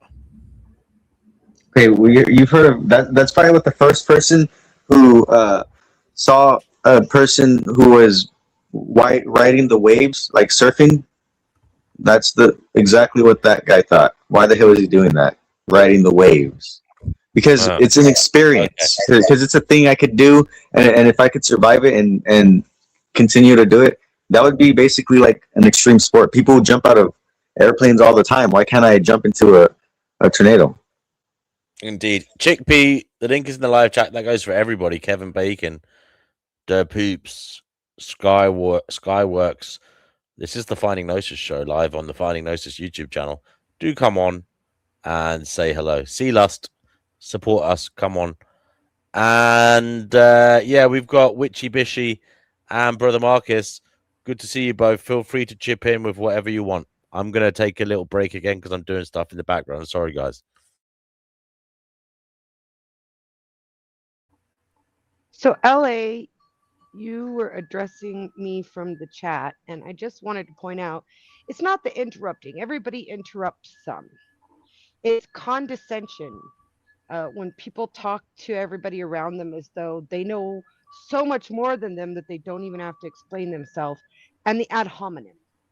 Like I heard Den called a monkey brain, and I was called fat and stupid yesterday. You, LA, were called a number of names yesterday, and that just kind of ruins the fun for me if people are going to take it to that level. But on the topic of the mushrooms, they've discovered that mycelium are like a neural network. Like even in trees in the forest, what you'll find sometimes you'll see a stump and there's a new sprout coming out of it, and they couldn't figure out how that tree was getting nutrients in the past without photosynthesis.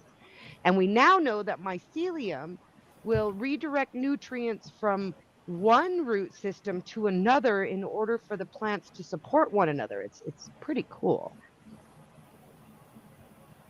Yeah, they call it like the Wood Wide Web. Yeah, people are learning more and more about it. I think it's gonna get cool. It's gonna get cooler and cooler. So hopefully, I don't know. I don't like talking about it too much. Just some people are scared, some people don't care, some people are confused, right? Some people are excited. But Imagine if we could tap into the brain of the earth, because like our brain is just electrical impulses along neurons, which is exactly what the mycelium do.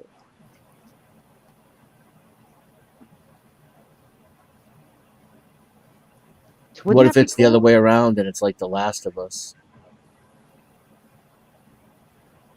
I'm not sure of the rest reference, Den. What's The Last of Us?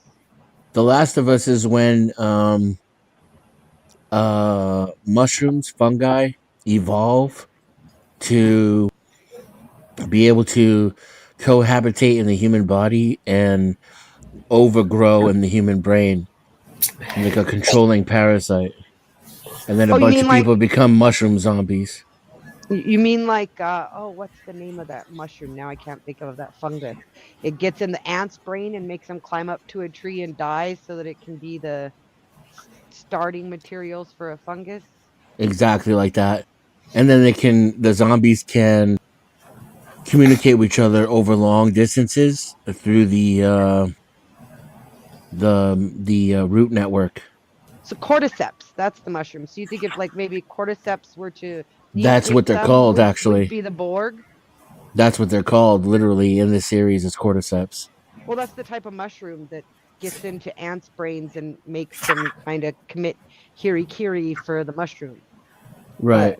to spread its spores. So So the idea then would be we would just be the Borg, completely wired in to one another and everything around us. I'm down. Let's do it. Hi, Marcus. Kiwi. Hello, Torty. Hello. How are you?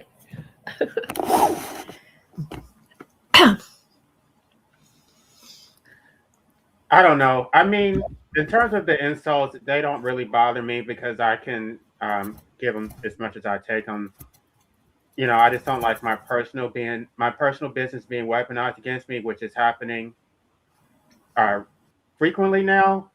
And so I'm like less inclined to share information about my personal life.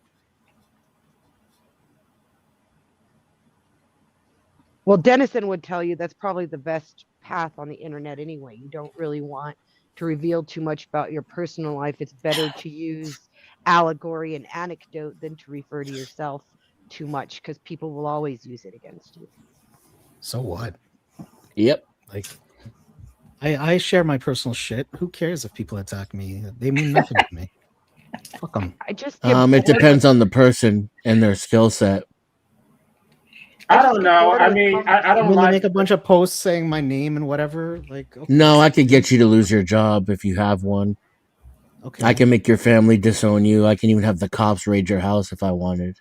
I don't like the fact that people are weaponizing the fact that I quote unquote failed the bar exam because it's like they're just using it without any context. They don't know whether the bar exam actually is a legitimate measurement of competency to practice law. They don't know the history of it. They don't know anything about the character and fitness requirements. And so they just bring it up with no context. And it's just, I'm incompetent. I'm stupid. I deserve everything that happened to me. I deserve having my life destroyed.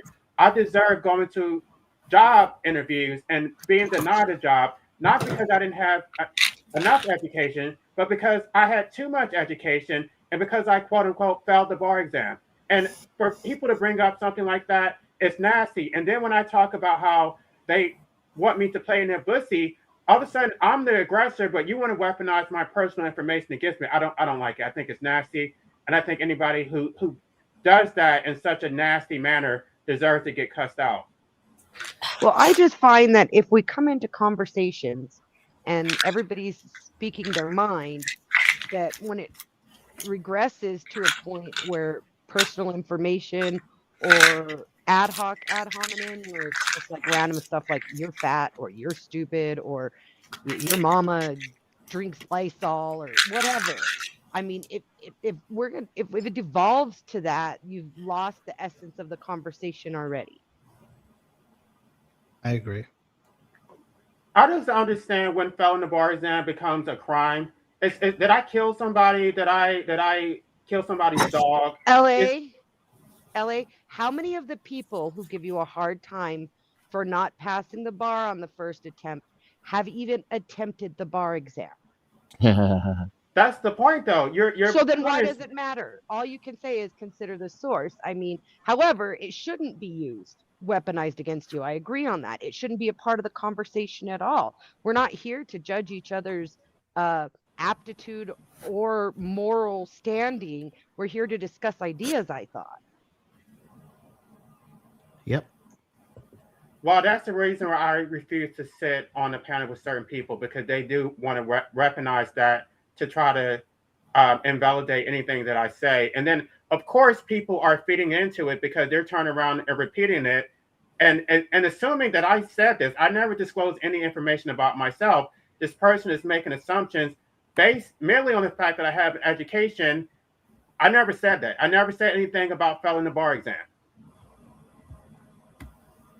Well, whether you did or not, the way I see it is I'm with you on the sharing a panel with people who can't just carry on a conversation without having to attack their opponent outside of the ideology. I think if we can stick to discussing ideas, we're better off. I don't think there's any moral high ground to be had in ideas, and we start to want to have it, and so we attack the person, and because we feel our morals are attacked. And I would love to see what I've seen here several times is for people just to discuss the ideas and not the people discussing them.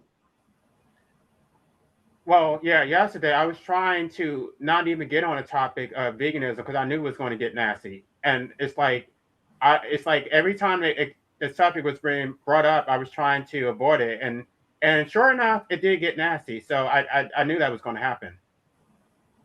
Well, I mean, the topic that's at hand is pretty interesting. The idea of biological technology that maybe surpasses our artificial technology seems pretty fascinating to me, and might even point to a, a godlike existence in the creation, because it follows the same neural pathways as our brains. So we're part of it. And I don't know, most of the religions claim that we are all part of God. And if God is something we're part of and we're all following those same electrical impulses along neurons, us, the animals, the plants, then we're all one, right? Yeah, true. Hey, and you know what? Also, has anyone seen the movie and the first episode of the Justice League, the cartoon? I mean, I did, but I don't recall. Well, yeah. Guess what? It was the premise of that first episode of the Justice League had to do with alien species coming down. It was like the War of the Worlds, but it was a fungus alien, and it had fungal technology. It's pretty interesting now that I look back at it. I was like, holy shit! They were talking about fungal technology in Marvel in Justice League way back when, or wait, the Justice League is DC, right? Whatever. They were talking about it in the cartoons. I didn't even realize fungal like influence has been around for a long time. They've been painted on the walls like entities, these mushroom head entities, and yeah, just all throughout culture. It's been prevalent in spirituality. I would have to say, and I think now once we realize its full potential, the technological impact it's going to have is going to be more trippy than the trips that we can get from them, like the psilocybin versions. It's going to get trippy. It's going to get weird. I'm okay. I'm just gonna say maybe I don't know if it's gonna happen, but maybe they might end up having. We might end up having AI mushroom girlfriends. That might be a thing, right? Maybe. I'm just saying that's a possibility. Okay, that's it. I mean, until I understand the science behind it, I just can't give a response. It's just, you know, I can't speak on things that I'm not familiar with. So, okay, I I'm gonna. recommend LA Can you? that you look a little bit into it, because it's one of the most fascinating things on the planet is the way that mycelium works. Yeah, Google. Hey, look up one video right now. It's called the Mushroom Robot. They literally just made the scientists just made it 2025 last year. They showed a simple example of how this technology can be implemented. It's literally connected to a robot moving it around.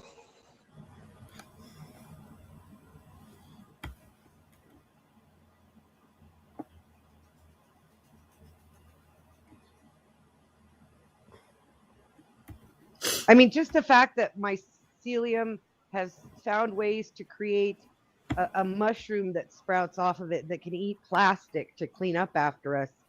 I mean, just that alone, it makes it smarter than us, in my opinion.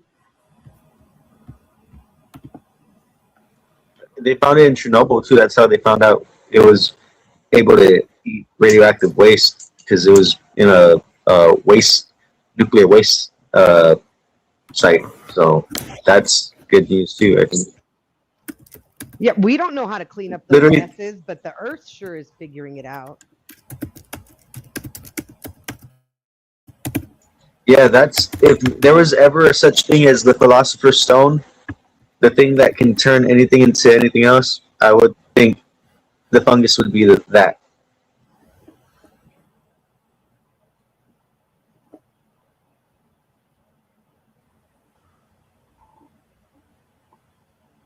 So, does anyone else have things on their bucket list? Because I think I already said mine earlier. Yeah, mine is to go to Switzerland in a few years' time. Go to the clinic. That's my bucket list. Should have said that. I like to believe that I mostly live in the moment, so I don't really have a bucket list. It's what comes my way comes my way. It's weird, I guess. I think I probably will be going to Switzerland also if it's not. Hello, we can go together because if in the UK, if someone accompanies you, if I got someone to accompany me, they could be held for manslaughter. So we can go together, LA, about 5 years' time. We'll both go to Switzerland. We can hold each other's hands in our dying moments. Kill us. Yeah, that's so much better than doing it having to do it alone. Yeah, yes, I'm cherry, yeah. Because that is my plan to go to Switzerland in 4 or 5 years' time. May I ask why? Why Switzerland? Because Switzerland's got a clinic called Dignitas that does voluntary euthanasia. And so I've decided that's where I'm going to go in about 5, 6 years' time. We actually legalized that here in my state in New Mexico just recently. Oh, right. Oh, I didn't know that. But that's only for those who are terminally ill. All you have to do is get a doctor to say that, and they're debating now whether mental illness falls into that. Oh, wow. Right. Oh, right. Well, LA, then we got something to look forward to, haven't we? 5 years? Yeah. Nice. Yeah. Because I tell you something, I don't want to live to 80. I just don't want to do it.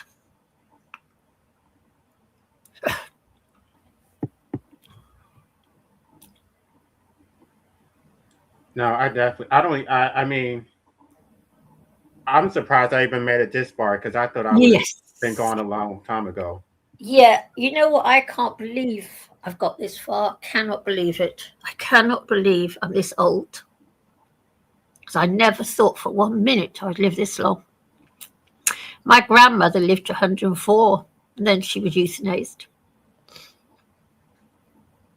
in Holland. Would you want to live longer if you could be younger, or you just want to just end it already? You're just done with it, with life. Well, I'm a miserable old bag anyway, and I think this planet is the poop hole. And the only reason why I bother carrying on with it is because I've got 7 cats to care for, and my life's very, very easy. But I just, the older I guess, the older I get, the less good I've got to say about the world around me. So, Chickpea, would my interpretation that dying is your bucket list be correct? Yes. Yes, I want a nice, painless, trauma-free exit. Because I'm a Gnostic and I believe that death, we don't actually die when we leave here. I believe that we go to a checkpoint, and I want a nice, peaceful death so that my thoughts are clear, so I don't get caught by anything. That's what I believe. I don't expect anyone else. I do like you saying that, Miss Chickpea, because it gives us something in common. I, too, have death on my bucket list. So now we have something in common to work. Oh, good. Yeah, sorry I was just a bitch yesterday, but animal rights is my life. I get really uptight. I shouldn't talk about it. So I do apologize for being a bitch. I appreciate the apology and accept it. And I also apologize for not realizing that perhaps it was not the best subject. Personal. I just lash out. I'm an ex-animal rights activist, and I lash out like a mad thing. Yes. I thought bucket lists were what you do before you die. Yeah, that's right. but if her entire intention at this point is to reach that point, the bucket list is the means in which she's going to do it more than the act of doing it. Marcus, I just stick around for the cats. This channel is in danger of being sponsored by the Swiss Tourist Board. I don't know what to say about it. What? What's wrong with going to Switzerland? No, I'm just saying it seems to be an overwhelmingly frequent point of conversation. Well, Yeah, I do want. Sorry. I do want to point out that while I appreciate it being on the bucket list, I am not at all in the category of these two of wanting to end myself. I am a breeder. I do believe that the life on this earth is worth something, so I have a different viewpoint there. Okay, now Witchy Bishy, I believe you're an atheist, right? No. No, you're not. Okay. Would you like to tell us your? deist. Okay. Would you like to? There's two questions for newbies here. I'm not. I don't think I've asked you, but the first question is, what the F is going on? And the second question, I'll tell you. I don't usually do this. I'll tell you the second question so you can be thinking of it. Second question is, have you ever had a paranormal experience? So what the Sorry, F guys. is Mute going when you're on? not talking. Mute when you're not talking. We can hear a little bit of interference there. Sorry, Chickpea. Go ahead, Witchy. What the F is going on? Learning. That's what's going on. This is all about self-awareness and education. This entire life is meant to be a learning experience upon learning experience. Again, the egg. And have I had a paranormal experience? Well, I mean, I talk to my mother daily, and she's been dead nearly 4 years now, and she replies. So, Sorry, say that again. you asked if I ever had a paranormal experience. Yeah. I talk to my deceased mother daily, and she replies through the cards. Oh, so you do like tarot, is it, or what is it? Well, it's not tarot, it's more divination, but I use cards as a means of communication with her. And then, in addition to that, I stayed at a place called the Stanley Hotel. Most people in the paranormal By the circle way, are I can familiar hear with kind it. of like I don't know what it is. Is it wind Oh, my wind chimes? chimes. Okay. Yeah. Yeah. Let me walk away. No, from that's fine. I was getting a bit spooked out considering what we were talking about. If I wasn't sure what it was, so go ahead, Witchy. So yeah, It was I her stayed at a mom. hotel called Oh, the dear. Stanley, which people who are familiar in paranormal stuff are familiar with because it's where Stephen King wrote The Stand. Right. It's a highly haunted hotel, and we stayed a few nights there, and we certainly had experiences that weren't explained easily. So tell us about your paranormal experiences of A, talking to your mum on the cards, but also other paranormal experiences you may have had. So the first time I had a recognized paranormal experience, I was about 7, and my mother was cooking in the kitchen. My mother was a Christian witch, rest her soul, and they came to us all the time, but I didn't recognize it till I was about 7, and my mother was going mad in the kitchen because she couldn't find the spaghetti noodles, and the water was boiling, and the noodles needed to be put in the pot, and she's searching everywhere, kind of yelling a bit. She was a bit of an angry woman. And I come in, and the spaghetti noodles come flying out of the cabinet into my face.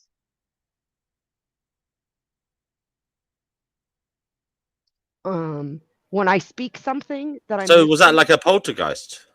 I believe so. I believe she's my mom communed with spirits, and whenever I'm missing something, if I speak it, the next place I look, it's almost guaranteed to be there. So tell us about that poltergeist story again, because I'm trying to understand. Nobody was there, only you.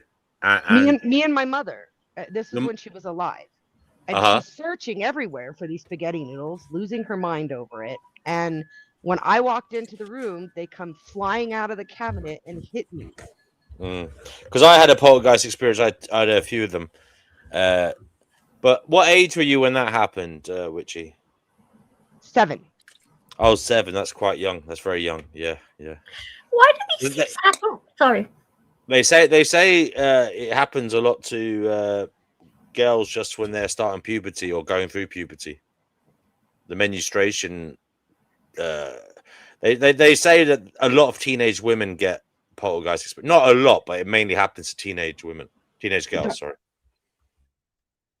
Well, to kind of relate to that and not try and change the subject with it, but that was about the age where I had stopped being molested by a stepfather.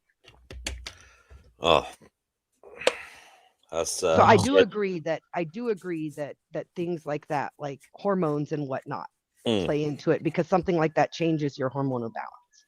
Well, I'm really sorry to hear that happen to you. I'm appreciate you saying sorry, but I'm of the opinion that every experience I've had, from having been raped to molested to all of the experiences, cancer and whatnot, losing 2 husbands, I'm widowed twice. All of those things are what make me who I am and are part of my lessons in this life. So I don't look at them as bad experiences, just part of the overall experience. Right. Okay. Well, I'm glad that you're managing to see things that way. I have heard these poltergeists, if they do exist, they apparently attach themselves or deal with people who are in emotional turmoil. Apparently, have you heard that before? Yes, I have. My experience with it, with people I know and myself, is that they tend to be more able to connect when there's a trauma cycle. Yeah, I mean, I'm not saying I know for sure that they are a spiritual entity. I mean, it could be psychokinetic. It could be that emotional turmoil causes some weird quantum, physics or reaction whereby you I don't know, you cause changes in your environment through your mental state. I don't know. I mean, it may not be spiritual, is what I'm saying. I just don't know what's going on. It Well, seems highly likely that mental state is part of the effect, because quite often people will say that they've experienced some sort of connection using psychotropic drugs. Shideo says it's mainly a bloodline thing with young women or women in general being visited by and interacted with by seen or unseen entities. Men have this happen to them too. Depends on where you're located and what's in your DNA. I mean, so you're saying there's things following us around. Okay, well, I haven't had these experiences for some time. Thankfully, it's been a long time. So that's good. I'm trying to think. Well, my question for you then, has your psyche changed? Have you removed the trauma cycles in your life? Yeah, and that's interesting because when I was most traumatized, I would say that was when I was having synchronicities, and I was having a few. Like, I didn't have many of these poltergeist experiences. I had like 3 of them, and then when I was a child, I saw an old hag on a country lane. Yeah, this like kind of like a banshee. Yeah, and she appeared, and then like when I ran away, I came back a few minutes later with my cousins, and she wasn't there anymore. I've told that story so many times on this channel, which I'm sorry, I'm just jaded from telling that story over and again. So it's a bit longer than that, but basically, there was nowhere she could have gone. Okay, and she just she was there as clear as anything in front of me, 6 feet away, and then or the side of me, sorry, and then a few minutes later she was gone, and there was nowhere she could have gone, because it was a straight country lane with hedges and no houses for hundreds and hundreds of meters each way. So yeah. So my question would be, afterwards, what change in your psyche did that bring about? That one in particular, nothing. I also had I told this one as well on this show. I don't know what age I was, about 20, 21. And I was visiting my parents, and basically they went away, and they were living in the countryside at this time. They'd moved, and they were living in the countryside. And basically, I got to see them about 9 o'clock at night, or maybe 8 o'clock. And then about 9 o'clock, they went out somewhere about three miles away to like a little pub in a village. And basically, I was alone in the house, and about midnight or so, I went to bed. It was pitch black in the countryside when I turned off the lights. And when I lay down in the bed, I started hearing this piano playing, and it was so loud and it was so clear, the music, that I remember thinking, I remember thinking it was it was really a piano playing. It was like someone was playing it in the house, and I was like, well, we haven't got a piano. My parents, that was in the house that they had in London. It's not where they live now. Yeah. And basically, I remember thinking,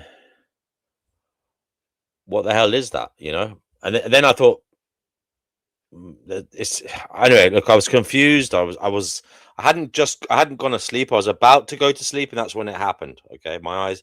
So anyway, I got up and I started, like, because I didn't know this house very well, I didn't stay there. I started, like, moving my hands along the wall trying to find the light switch, and I found it. And then there was a golf club in the room, and I went out onto the landing. I could hear this music everywhere, getting louder and louder. And then I started walking down the stairs. And when I got to the bottom of the stairs, there was like a porch in front of me. There was a living room to the right, and there was this like middle room door to the left. And I noticed it seemed to be blaring from that side of the house that the middle room was on. So when you walked through the middle room, there was like another room called the end room, which was like a visitor's room that was used very rarely for like visitors, for like Easter, Christmas, that kind of thing. And so I got to the door of that and I flung it open, and I shit myself because it was dark, but I turned the light on, and then I looked across the room, and the hi-fi was on. Okay. And it was playing this spooky piano music, full blast. And I remember thinking initially, wow, this is fantastic because it's just an electrical fault.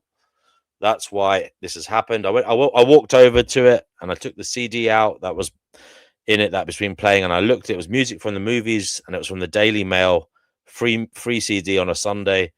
And basically, I looked at the tracks, and the track was from The Shining. Okay, apparently Moonlight Sonata was played in The Shining. Anyway, that's the song. I don't know if you've ever heard Moonlight Sonata. That's the one that was playing. It's one of the first ones you learned when you learn piano. All right. Here in the States. So wow, that's a fucking hard tune to play. Wow. Okay. It's just the basic melody. But you learn the basic beginning bit. Yeah, I know the bit. And anyway, that's the song that had been playing. So I went to bed, thinking, oh, just an electrical fault. But then, it kind of, I remember,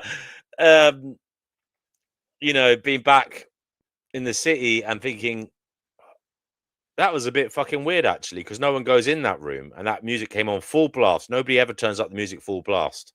And it was literally around midnight when nobody was in. It was a bit weird. I just remember thinking it was weird. But that was like a weird thing. I'll never know what that was. To me, it could have been a CD skipping and suddenly came on. I don't know. Maybe a mouse ran across a fucking thing or something. I don't know. But it was weird. Other than that, I've had a few other weird things happen. Poltergeist stories. I had a dream when I was about 21 as well. I was asleep with my then girlfriend in bed in our place, and basically, I remember having this dream where I was in this study, a library in a very old country house. Okay, a big mansion. And they had those, the step ladders that they have on rails in these big libraries where you push them along there's like a metal rail, so you can climb up the bookshelves to get to the highest shelf. There's one of those, and I climbed up the step ladder on the rails, and I reached for the top book, one of the top books on the top shelf. It was a really, really big, heavy book, leather-bound book. And I remember bringing it down to my chest. Bringing it down and also walking down the step ladder to the ground at the same time. Now, immediately on my right was my then girlfriend in the dream. And as I brought the book to my chest, I was turning to my left, at the same time on the ground, and there was a leather chair, a leather Chesterfield chair, armchair, right? And it had the wooden legs at the bottom, but it was the back of it. And I could just see a bald head just over the top of the chair, like at the back.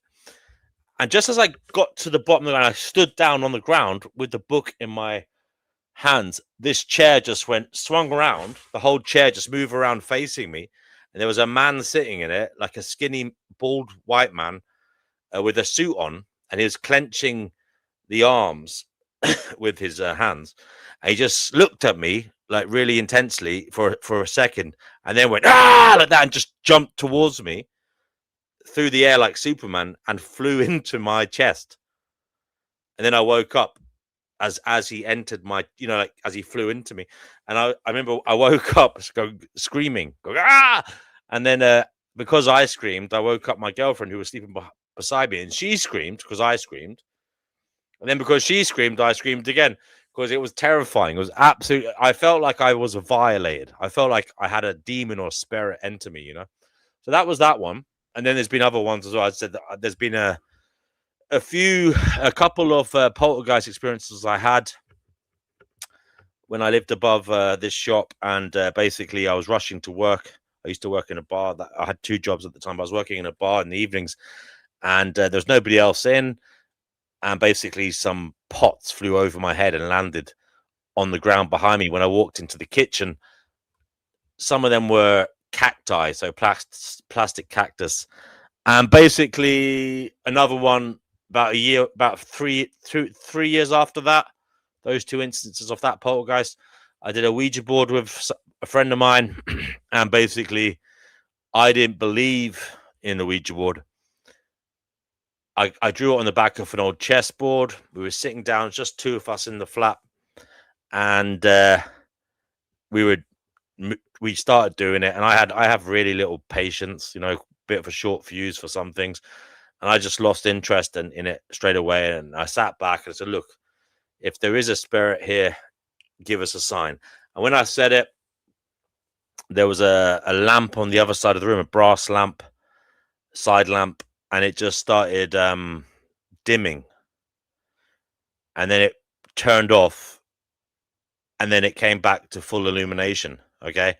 And I remember looking at my friend, and she was like, "Oh," we were a bit like freaked out by that. And I remember sitting back in my head thinking, well, it's probably just an electrical surge or something weird like that. It's just a coincidence. So then I sat back in the sofa again, and I said it again. I said, "Well, look, if that was a spirit, give us another sign." And it did it again. The lamp was on fully, it dimmed off, and then it came back on to full illumination. So yeah, that's my few stories. There have been a few more, but there's been a lot of synchronicities and stuff, but that's been mainly the weird paranormal ones. I don't know what you think of that.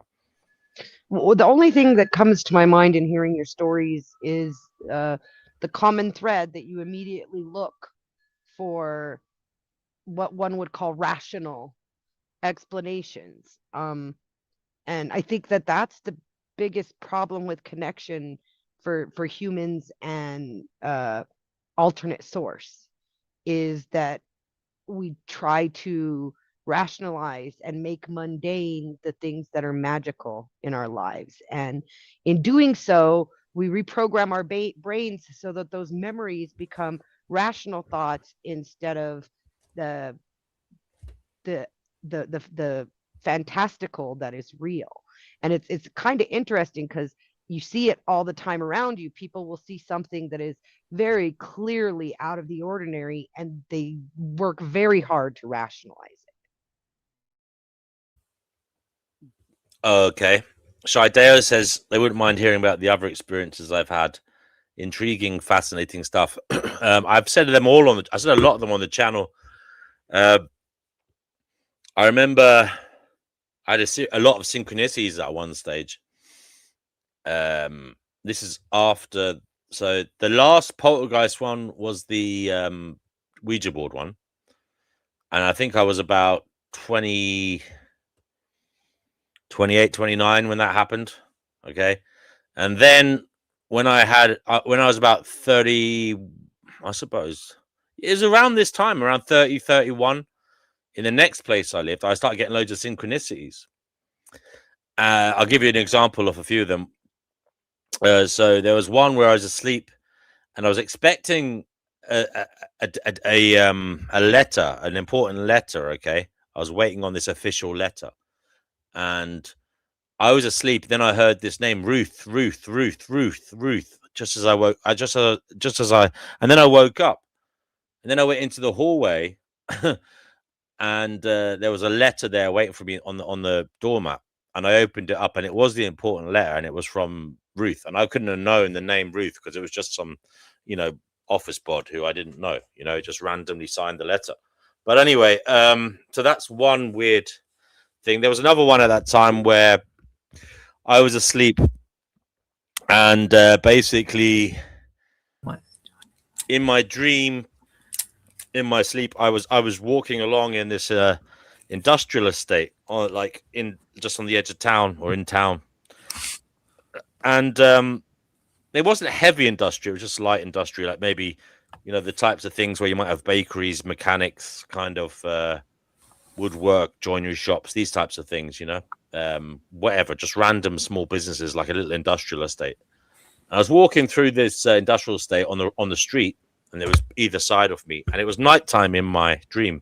I was by myself, and basically the street lights were on, but there's nobody around, and I was walking along, and then suddenly I decided in my dream to walk back the way I'd come from. So I turned around in my dream and walked back the other direction that I'd come from, and basically as I did that, the street lights dimmed right down. Okay, and it was a bit scary because you're in a fucking industrial estate with nobody around in a gritty part of town. And I remember thinking in the dream, rationalizing it, saying, "Oh, it's okay.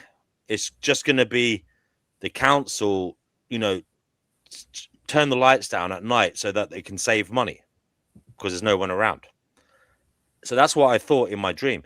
And then I woke up and I went to my desk. And when I went to desk to check the news, on the BBC homepage, right in front of me, in big letters, was local authorities dim lights to save money at night. that was one of the news items on the BBC homepage as I literally woke up and went to my computer. What else? Oh well, the day Bin Laden got killed, I dreamt about the Twin Towers. But that was a weird because I dreamt about the Twin Towers. But Rest in peace. Yeah. Oh. Huh. And but I didn't dream he got caught or anything. But yeah. Anyway, sorry for going on. That was some of my experiences. I would like to share an experience, maybe just one. You can. One time, a bowl of beans I had exploded after I was saying that Jesus told me the Bible was a lie, where there's lies in the Bible. Sorry, say that again. Yep. We were eating dinner, me and my mom and my grandma, and we were gonna get ready to pray. So I said at the table, I was like, Jesus told me that everything in the Bible isn't true. And then my bowl of beans exploded. So you said to your mom, Jesus told you everything in the Bible isn't true, and a bulb exploded. Just some things. Yeah, I said not everything in the Bible is true, and then I had a bowl of beans, and they just exploded out of nowhere. Okay, have they just been put down? I mean, was it like, have they just been placed down where you? How long have the bowl of beans been out? Not that long. Literally, they were warm. I did all the scientific testing to make sure, and there was no. I mean, I'm just playing devil's advocate here. It may be that the hot beans, like, caused. No, that's the first thing. That's the first thing I thought. That's the exact first thing I thought. So I checked the bowl, and I checked the beans to see what temperature they were at. There was no temperature difference. Okay. So what do you think, Witchy? I think that humans always want to explain everything, and some things aren't meant to be understood. They're meant to be learned from, which means it takes time and more experiences before the true meaning comes out. And whether it's metaphysical or it's actually physical, or if it's some sort of scientific process, or if it's just magic, I don't know. But we all want to explain it so bad that we don't actually sit in the experience. We just try to explain it away. Mm. Mm.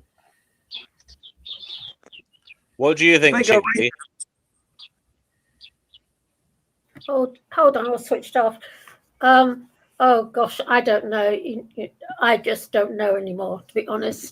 I think there's something. Well, you know me. I think there's something very sinister going on between us and the spirit realm. You know that. I learned something recently. Muslims believe in jinn. They believe in like a whole parallel world. Yeah, yes. Yeah, I knew what jinn were. Like I knew jinn existed, but I didn't really know what exactly. I thought. I know they say that God created humans, but He also created a Jinn. parallel world that runs alongside us. Yeah. Of jinn. And Jinn. jinn do what we do. They have their own world where they interact with each other and have a society and do all manner of things.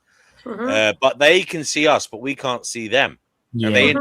And they do things to us, but we can't do anything to them.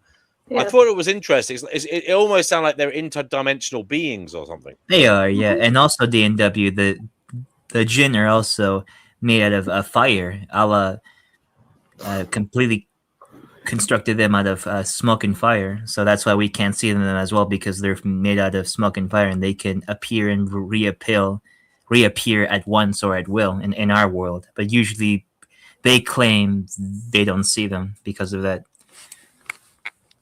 And what are they for, in their view? The jinn, it depends on which culture, because Islam spreads for all culture, from the Arabs to the Indonesians. But generally speaking, in the Arab world, they're seen as either helpers or as bad spirits. It depends on what deeds you've done. So it sounds like are they like angels then, in a way? No, angels are extremely distinct. Jinn are more they're more akin to being angels. In all Abrahamic religions are all virtuous beings. Jinn are more akin to be good, but they're more prone to be I don't know if humans. that's true, because there are satanic fallen angels, aren't there? Yeah, but that came later on, and that came a bit later on in like traditional Abrahamic theology for all of the Abrahamic faiths. But the more akin to us, like humans, as you said, they exist inside a parallel world, so they can either be good or bad. And like when it comes, and the relationship between humans and jinn is a bit ambivalent. It's neither wholly good or wholly bad. It just depends on what type of luck in jinn you have in your presence, whether it's a good or bad one. It depends on the circumstances you've done, because in Islam they believe both in free will and also determinism. They're like compatibilists in that front, in their view. Well, a genie is also the jinn. So Yes. when you rub on a lamp and get 3 wishes, that's a jinn. Oh. Yeah, but that's like more of like a Western add-on, like the whole rubbing the lamp. But it is true, some jinns can grant you like a wish. It depends. Yeah, they can grant you a wish or any like magical powers. Even in some sects of Islam, like in the Sufi sect, if you do something excellent, if you're dedicated to Allah a lot, the jinn will see you as worthy, and they can grant you some type of special access or knowledge, or even supernatural powers. Yes, like alchemy. I'm just wondering. This is a strange question, but there's lots of cultures around the world that have kind of different beliefs in supernatural. Some more than others. Okay, and when I say supernatural, they believe in things like poltergeist, jinn. I don't know, old hags, banshees, whatever. Like in their cultural mythos, they have these stories, and a lot of people kind of talk about them. And I'm just wondering, this is a bit of an out there question: is there a correlation between high instances of schizophrenia in these cultures where they believe in these things. Because I have to say, in the Anglo-centric society, although there's a lot of talk about ghosts and haunted houses and shit, there isn't like this cultural obsession with like having ghosts in the central portion of the kind of national myths or anything, you know. Yeah, there isn't. Well, yeah. maybe there is. Maybe there is. I don't know. We've got Merlin and stuff, but it's not something that Merlin was a wizard. But it's not something that at the kind of well, you can maybe prove me wrong. Maybe I'm wrong, but it doesn't seem to be at the fore of the cultural kind of identity as a phenomenon. You know.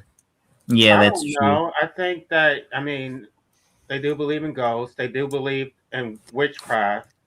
They did, persecute all those women for practicing witchcraft. That's true. I mean, there are a lot of people nowadays who believe in Wiccan paganism, like they're witches and stuff. Yeah, and they believe in all that. But then again, And I secret suppose societies. you could say religion is a spiritual belief. Yeah. Mm.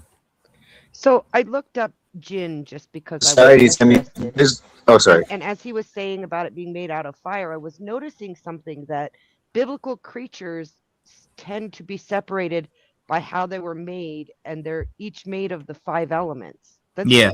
pretty interesting, actually, since it relates back to pre-Abrahamic religions to the same 5 elements that were found predominant in most cultures and religions: earth, air, fire, water, and light. Pretty interesting. Yeah. That is interesting. Wow. That is true. Yeah. Sorry, the distinction I'm trying to make is, yes, there are people who have religion, and the religion says there's a Holy Spirit and such, but then there's also some cultures around the world that literally say these spirits appear on Earth, and people have seen them. A lot of people have seen them. So I'm just wondering, is it like these? Is it kind of like a psychosis thing? Is it because? Could be. There could be any explanation to those things. Honestly, psychosis, whether they're actually real, no one really knows. Depends. I mean, psychosis is one hell of a thing. I mean, I've never been diagnosed as having psychosis, but sometimes I wonder, was I on like a kind of mild level of psychosis? Sometimes that just went under the radar, you know? Yeah. W, I got a friend of mine who lives in this block where I live, and she's got schizophrenia. You know, when she thinks that she's being followed by men, and these men follow her everywhere. She goes abroad, they follow her on the plane. She's constantly being followed, and she really believes it. There's no one following her, but she truly believes it. Yeah, that's heightened schizophrenia and like psychosis. That's like an extreme one. Like, how come she's not in like a type of a care home? Like, I'm very concerned about that. Because she really does believe that it is actually happening. I've sort of said to her, don't you think you have to chat with a doctor or something? But she truly believes it. Wow, that's. I've said to her, I haven't said to her, Okay. or anything. I gotta jump in here. Now you're talking about imprisoning people or putting people in crazy houses for just suspecting people following them. Because like, what are you talking about? Literally, are you acting like there's never been any kind of spies? There's never been any CIA agents or any little like people that is completely something else entirely. Wait, no, I'm almost done. There's literally people who get killed all the time. They're called whistleblowers. You're over here telling me that that doesn't happen all the time when you're talking about some shit that I don't you think shouldn't. her friend is a freaking whistleblower. I don't think her friend is like a whistleblower, right, Chickpea? She's just some ordinary lady, Just right? an ordinary working class Exactly. female pensioner. The people who get killed by spies are literally She have lives in the stakes. same block as me. She's just an ordinary working class female, and she truly believes. And it's been going on for years. And there's no one there. She's got cameras all around her outside. She's accused me of being involved with it all. She's really it's quite scary. But I keep, I don't want to sort of say you need to go see a doctor because I don't want to be insulting. But she's got it, and she truly believes it. She really, truly believes it. It's been going on for about 4 years now. It's not new. 4 years, yeah. Yeah, So, it's I don't know. I don't know. yeah, so she's just some ordinary working class lady. Just an ordinary working class Yeah. pensioner. Has like No history with like any intelligence Nope. agencies. Yeah, cool. No. Yeah. Oh, she's a telephonist intelligence agencies. Yeah. Lord.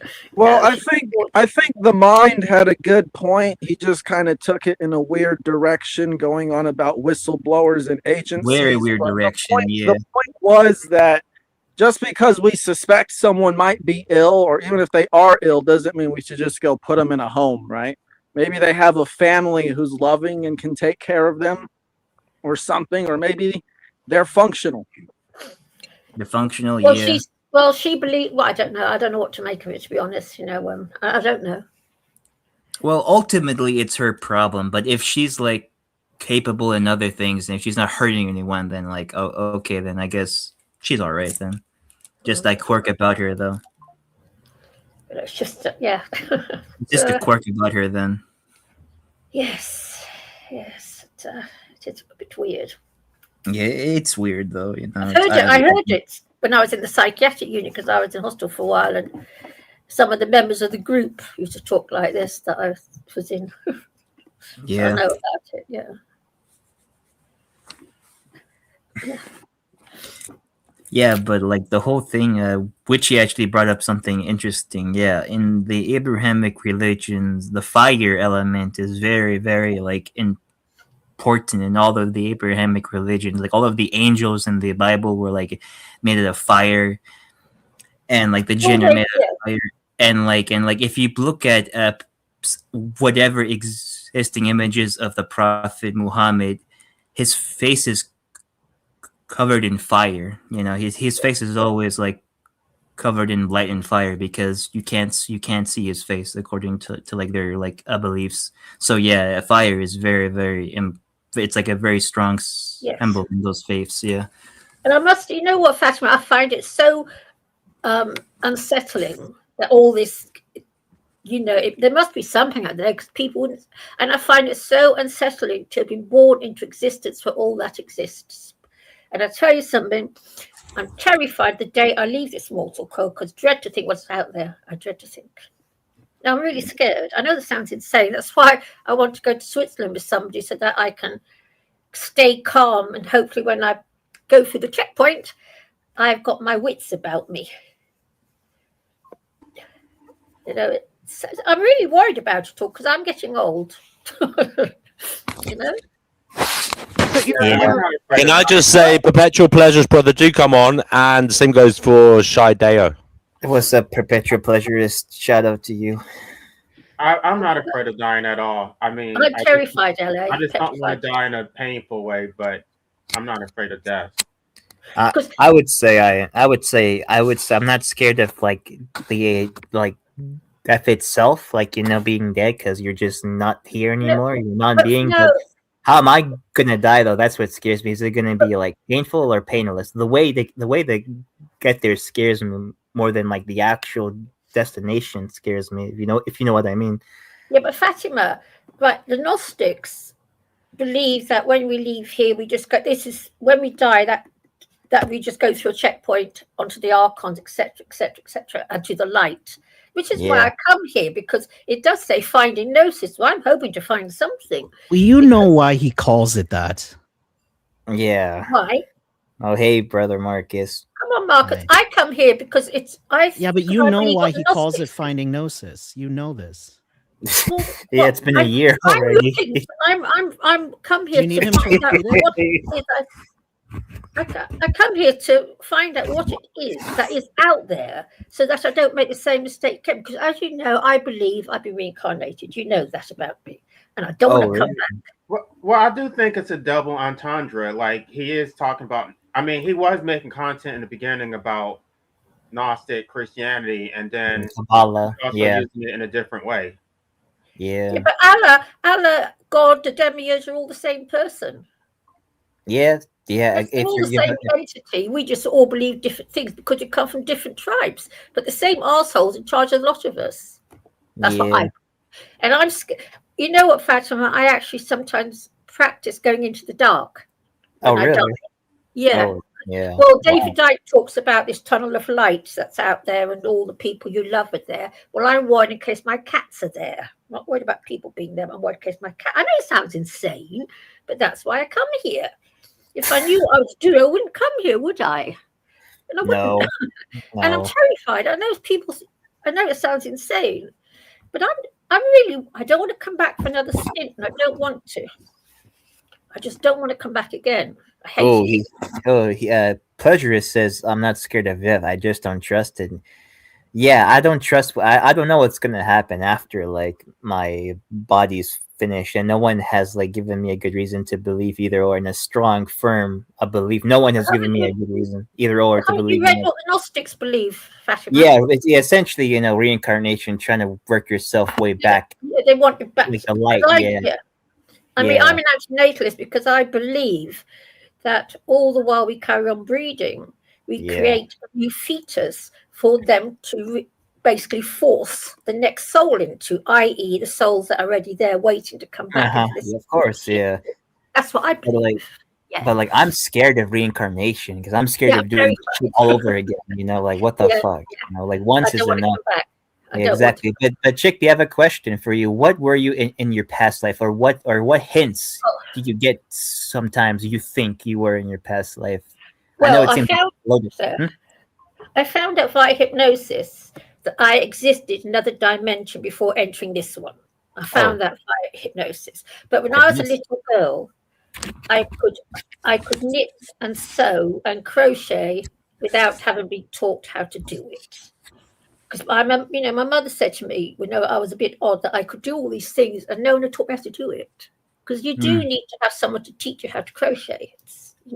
And same with sewing. I just knew it's as if, I suspect in my former life, I was probably a little housemaid mending ladies' dresses or something like that. God only knows. But my mother even said it about me that there was something weird. And of course, when I was in the other dimension, I put a V on my forehead. But my mother said I was born with a V on my forehead. So what came out through hypnosis had an element of truth in it. So I can't just say that was just me, the hypnotist, forcing thoughts into my mind because I didn't know about that. Hypnotism is a pretty freaky concept to me because it's just the fact that you can brainwash people and control them. It's very well, what do you think the TV set is? exactly. Yeah, it's real. It's very real. Yeah, it's very that's real. why I don't watch it. But So no, who knows? So who knows if whoever is gonna hypnotize you or brainwash you is really honest about it. No, my mother confirmed it. That's the trouble. My mother confirmed. Confirmed. Oh damn! So you have like an external source. If my mother hadn't said to me, "What, you were born with a funny big red V on your forehead," I wouldn't. It's because she said that. That is what has got me. Well, I think in my past life, I was a king, and then I abdicated my crown, and I turned the power back to the people, and they became liberated. But they didn't really want to be liberated because they still wanted to be controlled, and so they didn't know what to do with their freedom. So they just let somebody else control them. So it didn't really change much of anything. Yeah. Do you not watch the telly then? The television? No, I don't. I don't have a TV. I just watch like on my computer. I stream stuff, and that's about it. Yeah, I just download. So you guys keep talking about reincarnation and the afterlife. So I shared a link earlier in the back chat, and I know that DNW said he was familiar. There's a story by Andy Weir called The Egg. And so this fear that you have, to me, seems kind of interesting because you say that if more people are born, that's going to draw more souls back. Yes. And the egg says that it's all just one soul. We're all living these lives. We're all one soul reliving lives. So like everything around, every living thing around you is you. The universe is your egg, so that you can be born to the next level. So the only people who are born are the number of births that have to happen for you to learn all the lessons. That sounds like a crock of like crap to me. I'm sorry, in my opinion, that sounds like a crock of shit to me. I just want oblivion. I don't want to be a soul of anybody's past. That just seems like a crock of shit to me. So you'd rather believe that there's some sort of egotistical evil creation that keeps drawing souls who don't want to be here into this world. That's what the Well, Gnostics believe, though. well, That's what the I Gnostics haven't believe. stated my beliefs, and like I'm not a metaphysical person. Yeah, Well, ask anyone here. You know, we have arguments about that, about my views. It's pretty, you know. So I but you think believe in what past, was but you just do believe in described past is that lives. the Just egg bringing is that pretty up. close to what God is. When I think, it's not really accurate to think of God or this thing that's experiencing all thing as a person, like the Bible tries to portray it as. It's more of a force that experiences things through a subjective lens in an objective world. And it does this with everything around you. It doesn't matter if it's inanimate, it doesn't matter if it's a living thing. Everything basically contains the will, as Schopenhauer describes it, although he describes it in a very pessimistic manner. Well, I don't think a He rock has a described will. it beautifully. I don't think a rock has a Described will, it or like dog shit beautifully. has a will. I don't think that has a will. Like No, rocks. no, that's not. It's the will and its representation. So everything is a part of the will, including the rock. But It comes from we're the will. individual representation. I So don't. Yeah, but like I'm saying, I don't think a rock is like experiencing reality or like No, I don't consciousness know. as we are. Like what the hell? Like that's like No, it's some not like quite possible. Well, hubble not as hubble. we are. Not as we are, but it is experiencing reality. And No, it it's is. not. A rock is Yes, non-sentient. That doesn't make any sense. A rock is a non-sentient thing, along with like I don't know, like branches and sticks and leaves. What is a Do you rock think made those? up of? that's not what it Yes, means, though. exactly. But Rocks are made up of atoms, which are made up of electrons and protons, and ultimately all these things are reacting to each other on the subatomic level and even the quantum level. All reality is particles reacting in the forms of waves based off of what's going on in their environments. So rocks are absolutely conscious, just not like we are, because they form over the course, if we're looking at the uniformitarian model, millions of years based off of interactions with their environment that shape the rock as an individual. Now, No, okay, cool. the rock is Cool. not like Now, us, but it is part of the overall will of nature. okay, cool. Now I want you to call every quantum physicist and say that you found out everything. You have figured out everything. I want you to What call are you everyone. talking about? Literally, there's always arguments about what he's saying right now. There's arguments that's had between quantum physicists in regards to what is conscious and being experienced. Like, what is an observer? Remember that whole thing? It doesn't take a human to be an observer. What is conscious? What is an observer? Where is the line between awareness? Like that is the supposed hard question that has been argued for a long time. He's not saying anything that is just no physicist hasn't figured out. Literally, this has been being argued. So he's not saying he figured anything out. He's saying something that is a position that a lot of people hold. well, the Yeah, I don't will hold is that just an energy position. force. It's just an energy. I don't hold force. that position. Yeah, I know, because you don't understand it, and you're not a lot of people. You're not who we're talking about here. Like, Okay, well, the will is just an energy I think I force. understand it. I understand it. I just I don't find it disagree. convincing enough. I just So don't find it mind, convincing. I don't I think need a bit of PP in the house. We need Perpetual Pleasures to come on and to explain what's going on. Yeah, he should mind, honestly. Yeah, I much don't more think entertaining to talk Schopenhauer to. ever said Are that you a a rock is Wait, okay, materialist? somebody said my name like 4 times. yeah, I'm gonna be like a genie and appear. What's up? me.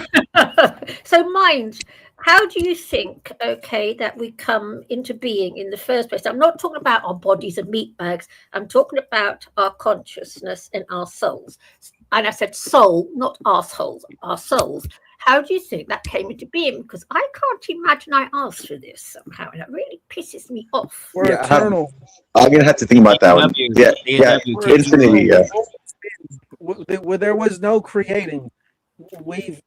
We've been there since the beginning. We're going to be here since the end, or until Can you the end. prove that? Can you prove that there was no beginning? Continuous moment. Can you prove that there was no beginning? Because people say there was a beginning. There is no. I'm gonna have to think about it. I'm not sure. I'm gonna have to think about it. Thank you. To imply there's a beginning would imply that there's an end. And Yeah, to there imply is that a there's beginning and beginning end. would imply that everything or the spirit realm or God came from something.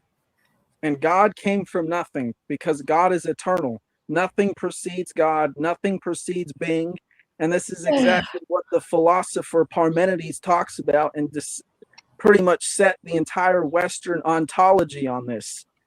Being Not all of it. There's static, people who do reject the Western ontology, like a lot of people do now. Like ever since like the 1600s, they have been criticizing the Greeks. So I don't know. They don't really. I don't think they really reject it in the way they think they do. I think they just switched to the other dude, Heraclitus, and now they're just in a state of becoming and trying to force eternity and completeness to become something that it's not, because that's what being is.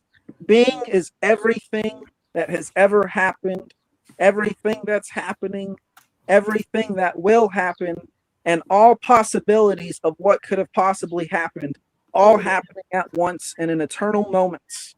This is the completeness of being. You can't add to it and you can't take away from it. It's eternal lovely. and it's not going anywhere. That's where we come from. Lovely.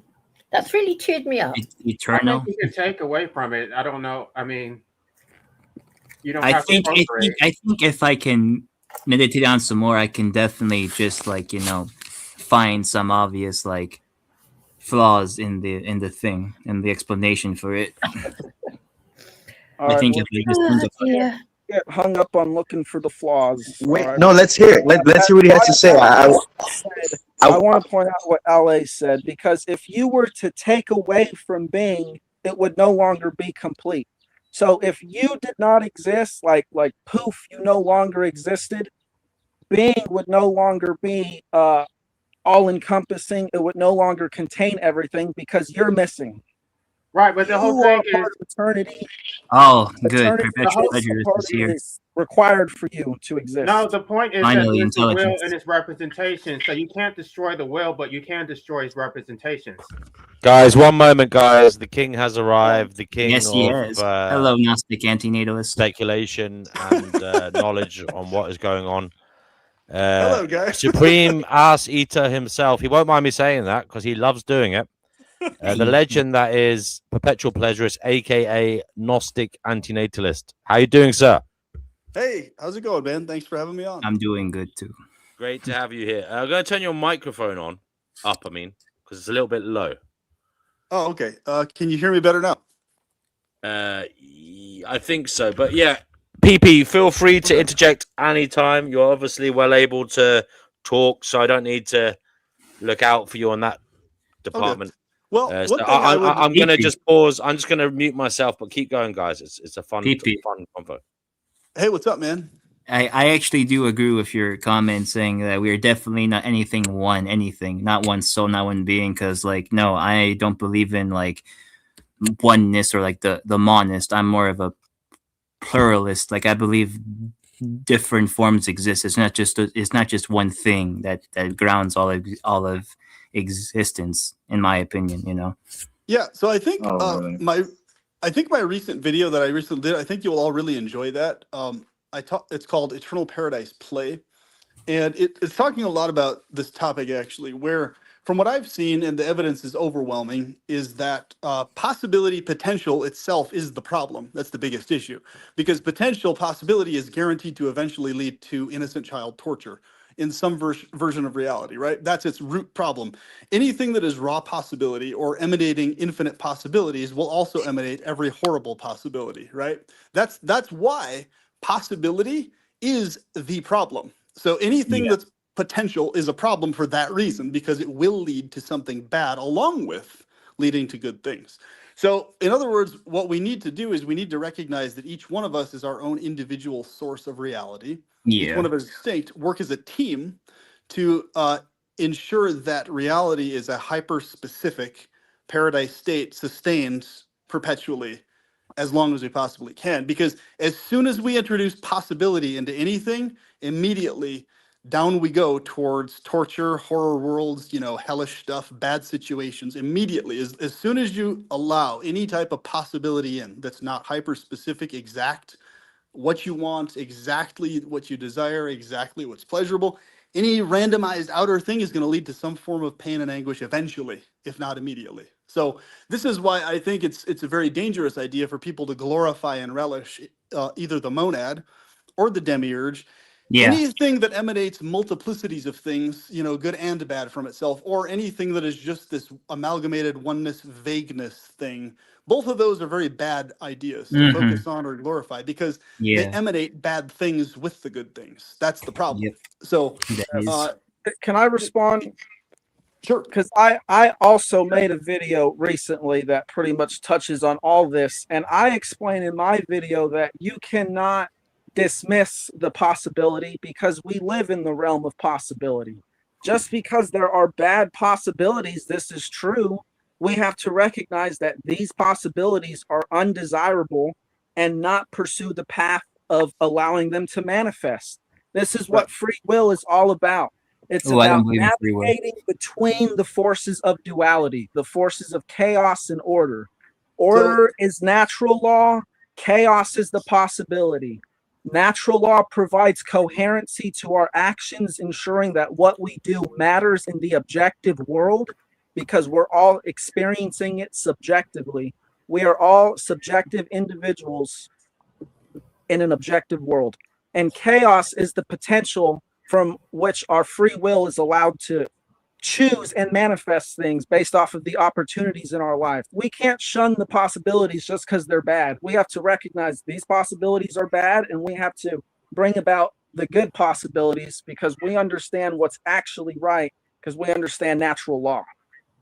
Right. So more or less the idea though is to it's very important to understand that what is actually going on is simultaneous determinism, which basically that accounts for what we experience as what we assume or think is free will. So I have a lot of videos on that specific topic. What's going on is actual simultaneous determinism. It's not actually free will of any type of freedom whatsoever, but it is will and it is working. There's a whole specific way it operates, but it's all within determinism. There's simply And different there's no degrees of oneness. fear. There's no oneness within this that you're talking about because you're saying everything's deterministic, yet it's not. There's no oneness within this coherent Yes. system of. So Okay. basically, I would describe it more like this. Okay, if the consciousness or the mind focuses on any type of vague oneness, the light, the all, the source, the whatever it is that's vague, that's not hyper specific, the singularity, right?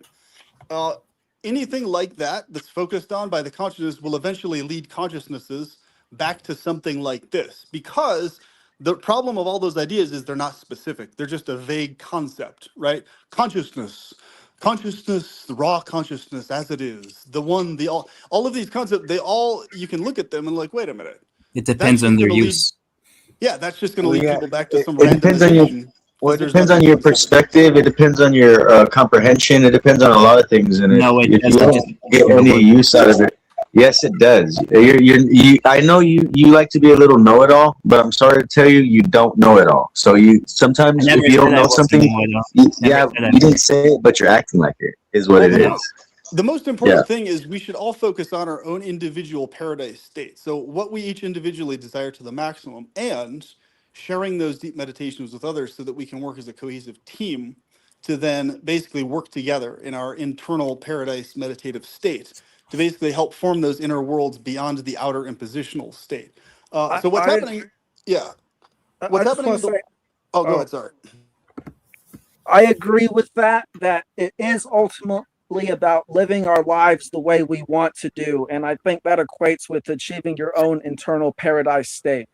But there's a way to do that that is objective, and that is recognizing that everyone has the ability to live their life the way they want to. The problem is why there's so much needless suffering is people don't respect other sovereign beings' ability to interact in the world. They choose to interfere with them, typically through violence. A lot of people don't realize they support violence through things like voting or things like that because it's inherently coercive. and that basically restricts people's free will to conforming to behave a certain way. We need to do away with these things in order to achieve the internal paradise by recognizing that everyone lives in an objective reality, but they're all having a subjective experience that deserves to be respected as if it was your subjective experience. Dominic, can I ask you something? Are you a non-vegan? I'm just sorry, I have to ask. Chicky, are we really going to go down this? Yes, because I consider animals to be sentient beings, and this is where I always come unstuck, because it seems to be that people don't recognize that they are sentient creatures who feel pain and want to look after their young. That's why I asked you. That's why I asked you. I'm just going to say, no, I'm not a vegan. I don't want to talk about animals. All I want to know. I don't listen. Okay, so it's okay. Carry on. I just asked you. I'm not vegan. No, I'm not. But I do So recognize you talk about making a happy, clappy world.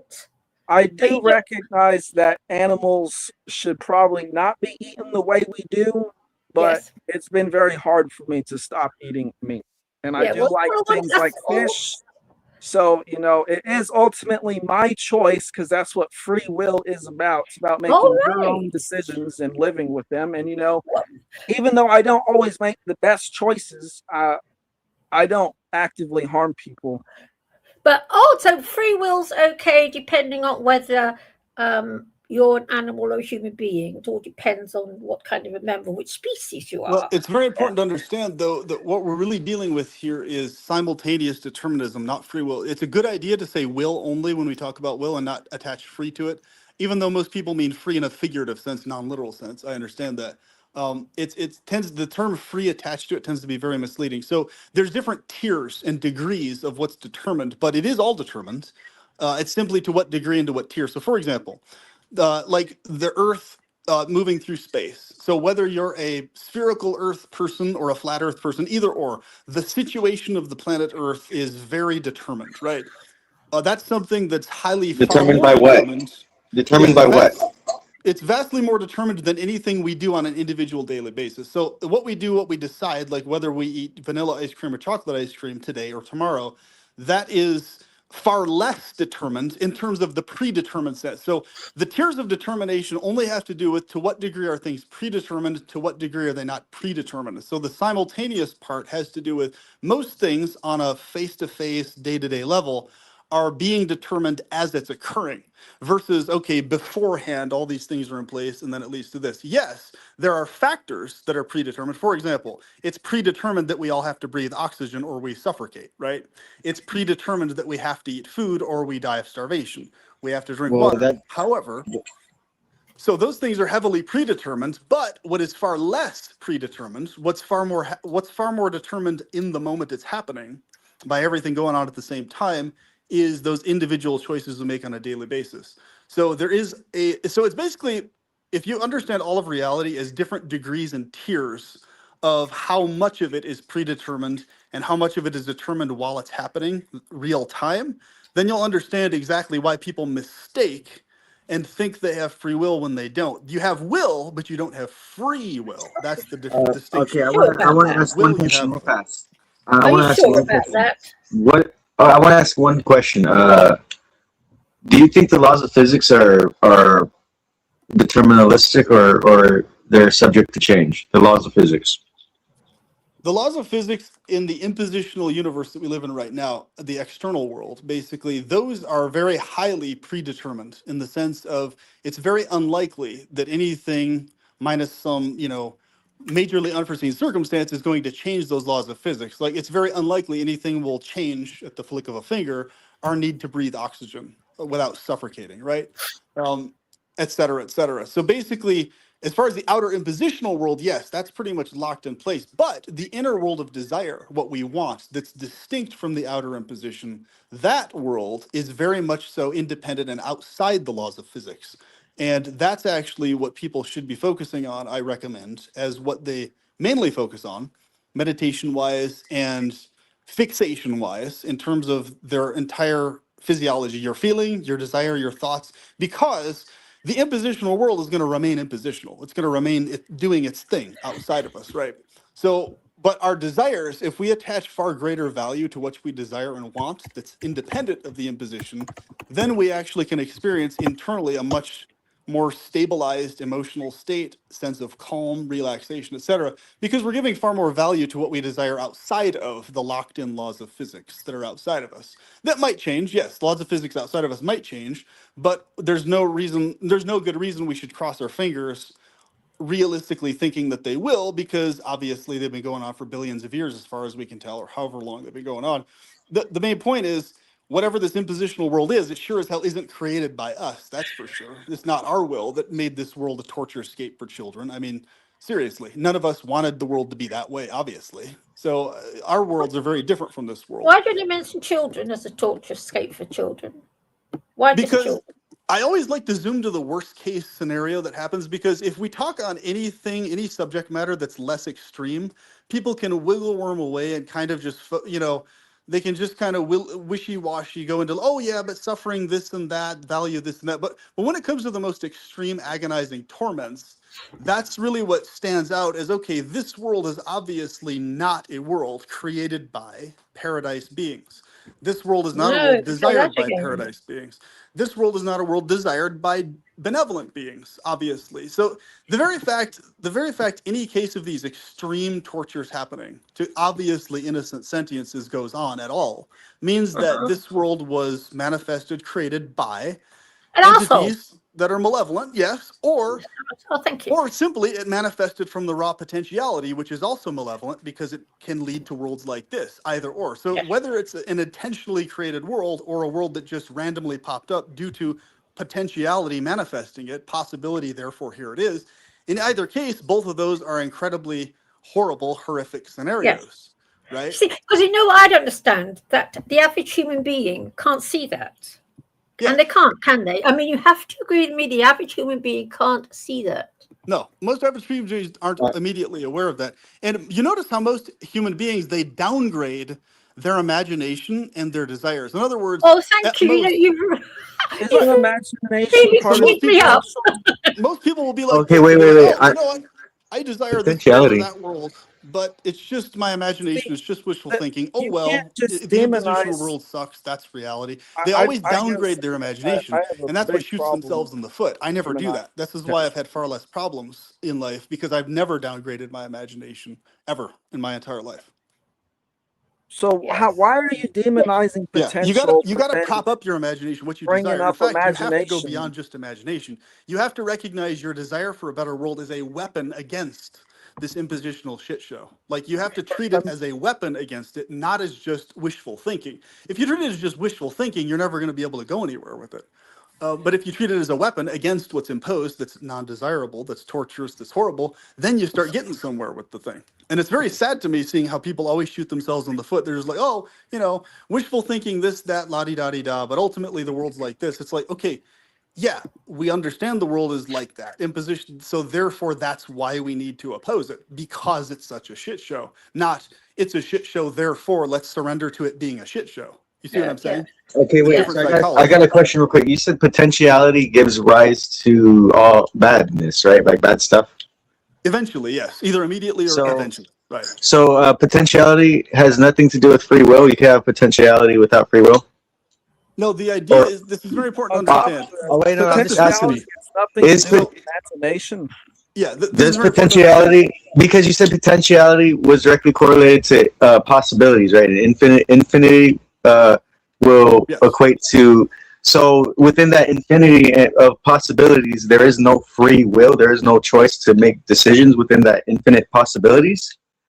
No, that's all simultaneous determined as well. So the infinite Okay, possibilities. that's fine. That's wait. I'm just trying to figure this out. That's fine for you to say and for me to accept until the point where you say everything's deterministic and everything's happening according to this one thing that doesn't. And also on top of that, there's no one thing that's connecting everything.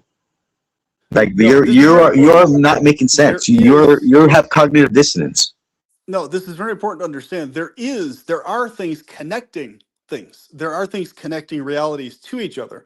And this is another topic I actually go into a lot. There's actually a lot of scientific evidence, even within the secular world, being found now ever more, that in fact, what is most likely going on here is we're dealing with separate sources of reality. So there's no case at all of just a oneness that's the source of literally everything branching off into varieties, but multiple separate sources of reality. So on one side, let's just say side for the sake of discussion. Obviously, it's not a literal physical side, but on one side, you have the raw potentiality that manifests all varieties, bad and good. But separate from that potentiality, distinct from it, you have hyperspecificity, which is an independent principle, not within the fold of raw potentiality manifesting infinite varieties. In fact, the whole idea is this hyperspecificity source is combative and oppositional to possibilities. In other words, this Yeah, is I why would we assume it have would be.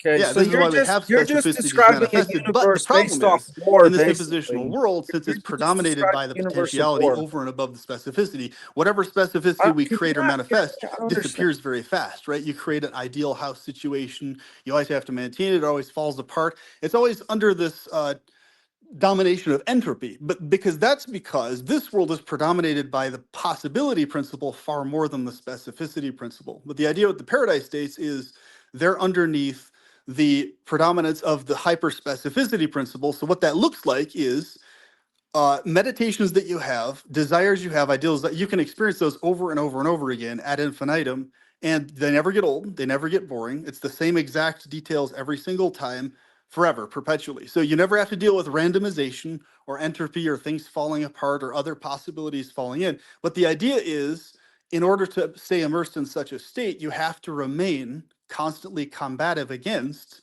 possibility and the source or the thing that is emanating possibility. So like the demiurge is what I call the demiurge monad continuum. In other words, from the way I see it is everything from the demiurge all the way to all these oneness ideas, they're basically that dark, evil, bad side of reality. And so you notice this, the New Age world, the religious world, the spiritual world, the secular world even, the majority of humans throughout the planet has some variation of glorifying or acknowledging or appreciating some oneness thing, some vague, whether it's the singularity that they call it, whether it's the light, whether it's the all, the source, the monad, take your pick, whatever they call it, right? Any of those things, okay, yes, that actually is the source of all this stuff going on, this world and a bunch of other worlds. But that is not the capital THE source of literally everything. This is the thing where people get caught up. They mistakenly think that that is the source of literally every reality, every world, everything else. And I'm saying Literally. no. In fact, a lot of the Gnostics, if you look really into it, were also saying no. They're like, wait a minute, that's not actually what's going on. There's a separate pleasure entity world of reality. And in fact, the evidence seems to suggest each one of us individually are actually sources of reality separate from this raw potentiality principle. This is why we always have a longing for exactly what we desire, not interfered with or messed with possibilities being thrown at us, right? Because think about it. Everything that's a possibility that just gets thrown at you eventually leads to some miserable thing, right? You know, the temperature's not the way you I want it. disagree. Somebody doesn't look exactly the way you want. You don't look the way you want, right? I think Something you just happens have a that you don't negative like. Something perspective. happens that's painful or miserable. All of those things are outside of what is specifically All right. desired. And so therefore, Can they're coming from anybody other get him to sources of stop reality for other a than you, second? right? Yeah, So like the Yeah, idea yeah. is you you want gotta to prop up stop. Because your own We're sources all because no directly. idea what lost. the We're fuck you're just He's going saying. smarter than all off. of you. Everything else that interferes with You don't even uh, care. a I think he's just perpetuated Because he steamrolling. can drone consensual on you flowing and Can state you of not spread hear maximum us, words pleasure. Gnostic into So space. it is to work as a Asians? team with Or other can beings you not to Dude, hear this us guy impact, is all? to so maximize smart. both here He, and in the he hereafter. is PP, like can you kind of hear us? looking over But us. basically understanding what we're up against. What we're up PP, against is an extremely He's diabolical giving a speech. impositional He's thing giving or a. being He's on on the the world, platform. right? let him talk. However Let you him look at it, talk. whether you Give him see a it as minute. a thing or a being or whatever, the point is it's Oh, oppositional to your maximal desires. And that's a problem. And it's important to recognize that that is a problem. That's not okay. That's not an okay thing. It's not like, oh, that's just reality, therefore we need to accept it. Fatima, you're a That's not fanboy acceptable of to a this? paradise-oriented being. You can't ever I think artificially you have accept your something you perspectives don't and you're just accept gonna if you're in shove them down oppositional people's to that, throats. I think that's what This you were to doing that here. shit basically show type of saying being. that So like we no have matter how no many times people choices say, in oh, our you lives and just got to we accept live this, in it's a like I've universe never of had to war. just accept That's what anything. My Gnostic whole life has been consist anti-natalist of is opposing all explaining. the And problems, and it's also, led to me to have the best life possible. I've never agreed to just accepting the way reality is, the shit along with the good stuff. I've only accepted the good stuff and always rejected the bad stuff. So that's what everybody should do. And it leads to a much better life, actually.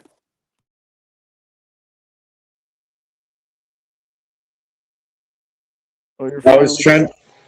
trying to have a conversation, but it's hard to when you like don't give people Yeah, room for you response. just go on this long rant, and we don't even understand any left. So I don't really think he's that serious. You know what he was describing anyway when he's talking about this deterministic component of the universe and this non-deterministic component of the universe is exactly what I was describing. There's chaos, which is the potential, which he wants to demonize because it's going to lead to children suffering. And there's order, which makes sure that our choices matter in the world. And there's a certain way to behave that's going to impact people objectively in their lives in a good way or a bad way. And there's Yeah, I the could force agree with that. that navigates this thing. Go ahead. No, I agree. That's it. That's a way simpler way of saying that. Yeah, I don't know what he was going on about. When people start saying you should, I kind of shut down because I'd rather hear what they do that works for them than them telling me what I should do. Well, he was talking about making your own internal paradise. I mean that's a real subjective term that he used, but really, like I said, a simpler way is just living your life the way you want to, making in the world what you want for yourself and impacting others in a way that's good for them by not interfering with their ability to live their life. I would think that's how we can build paradises for ourselves. Yeah, and then maximum order talk that I heard, and like trying to stray away from probability. That sounds very close to this. What is that thing called? Transhumanism talk, where it's just like we need to fuse with robots, and robots are going to be the thing that's going to make us perfect, and it's the thing that's like orderly and structurally, and human and life is flawed. We need to machinify it, make it more perfect, right? They think turning everything into ones and zeros and putting everything in a box is gonna somehow make it perfect. But life is messy, and life with life comes many probabilities. If you want to get rid of probabilities, it sounds like you want to get rid of life. And then, like I said, it doesn't make sense because first they're saying choice brings chaos, chaos brings badness, there's badness, and then they are going to say there is no choice, there's only deterministic things that happen, which have, yeah, that's it. So I don't know. I don't know. What are we supposed to do with that information? Like, well, there's one thing he said that I thought was really telling that just pretty much blew the whole lid off his whole spiel, is when he said that the deterministic component is like antithetical or incompatible with the potential, and it's basically order imposing itself over chaos. And this is something I struggled at one point, because I thought to myself, okay, if you just have this force of order and this force of chaos, and the order just goes to the chaos and it's just imposing itself over it, how is that any different from a country like England or someone going to some African countries and imposing their order on them? It's no different. It's a reality of war and conflict inherently is what it is. Because as he said, the two are incompatible. This is why you need the force in the middle, the will, as I describe it, which navigates between the forces of duality and bridges them together through voluntary consent into a sacred union, which is basically the shape of the Vesica Pisces, the two circles intersecting, the will in the middle. But yeah, he's describing a reality of war. I mean, I think that's the perspective that you can hold, that And then when it comes to perspectives, you can find certain truths that you can use or you can learn from, like from different perspectives, right? But I just find it really weird. I really don't like when people try to force their perspectives on to me. Like, it's cool if you believe that. I don't mind hearing how what you believe in. I don't like to hear people tell me what to believe in, right? Like, it's cool if I I think don't it mind. shows respect when there's different beliefs to speak in I instead of you statements. So, like for me, it was really hard to follow along with the you shoulds and then using large words that didn't seem to fit into the sentence. Well, that's how you gotta flex your vocabulary to show your intellectual dominance. Right, but to do that, you actually have to use the word correctly and in context, which a lot of the words that were thrown out just completely lost the context of what was being said. Sometimes it's better to make your message palatable than to prove your extensive vocabulary when you're trying to communicate.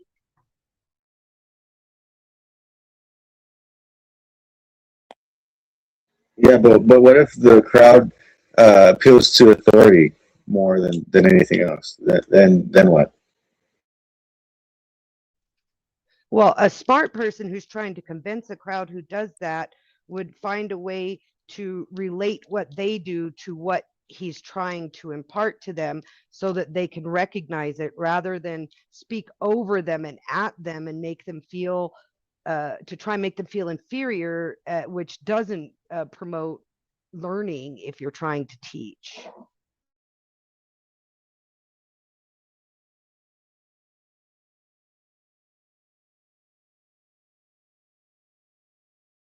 I've been talking too much on this one today. Ale, did any of that stuff that dude was making sense to you? Or you, Chickpea, did that make any sense that Gnostic anti-natalist guy was saying? No. No. It was all just a load of words. But you know me, I only care about one thing, and that's all I witter and twitter on about, really. But he was completely over my head, fortunately. No Totally comment. That was more kind of my disease than point, I've is got. that if you're hoping to communicate with people, you don't want to make everything you say so far over their head that they don't get your message at all. Yes. Or at least stop to answer their questions.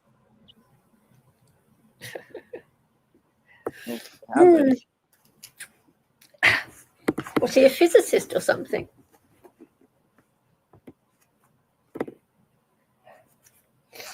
I mean, to be fair, I'm not Gnostic and I'm here mostly to learn. That's why I ask a lot of questions.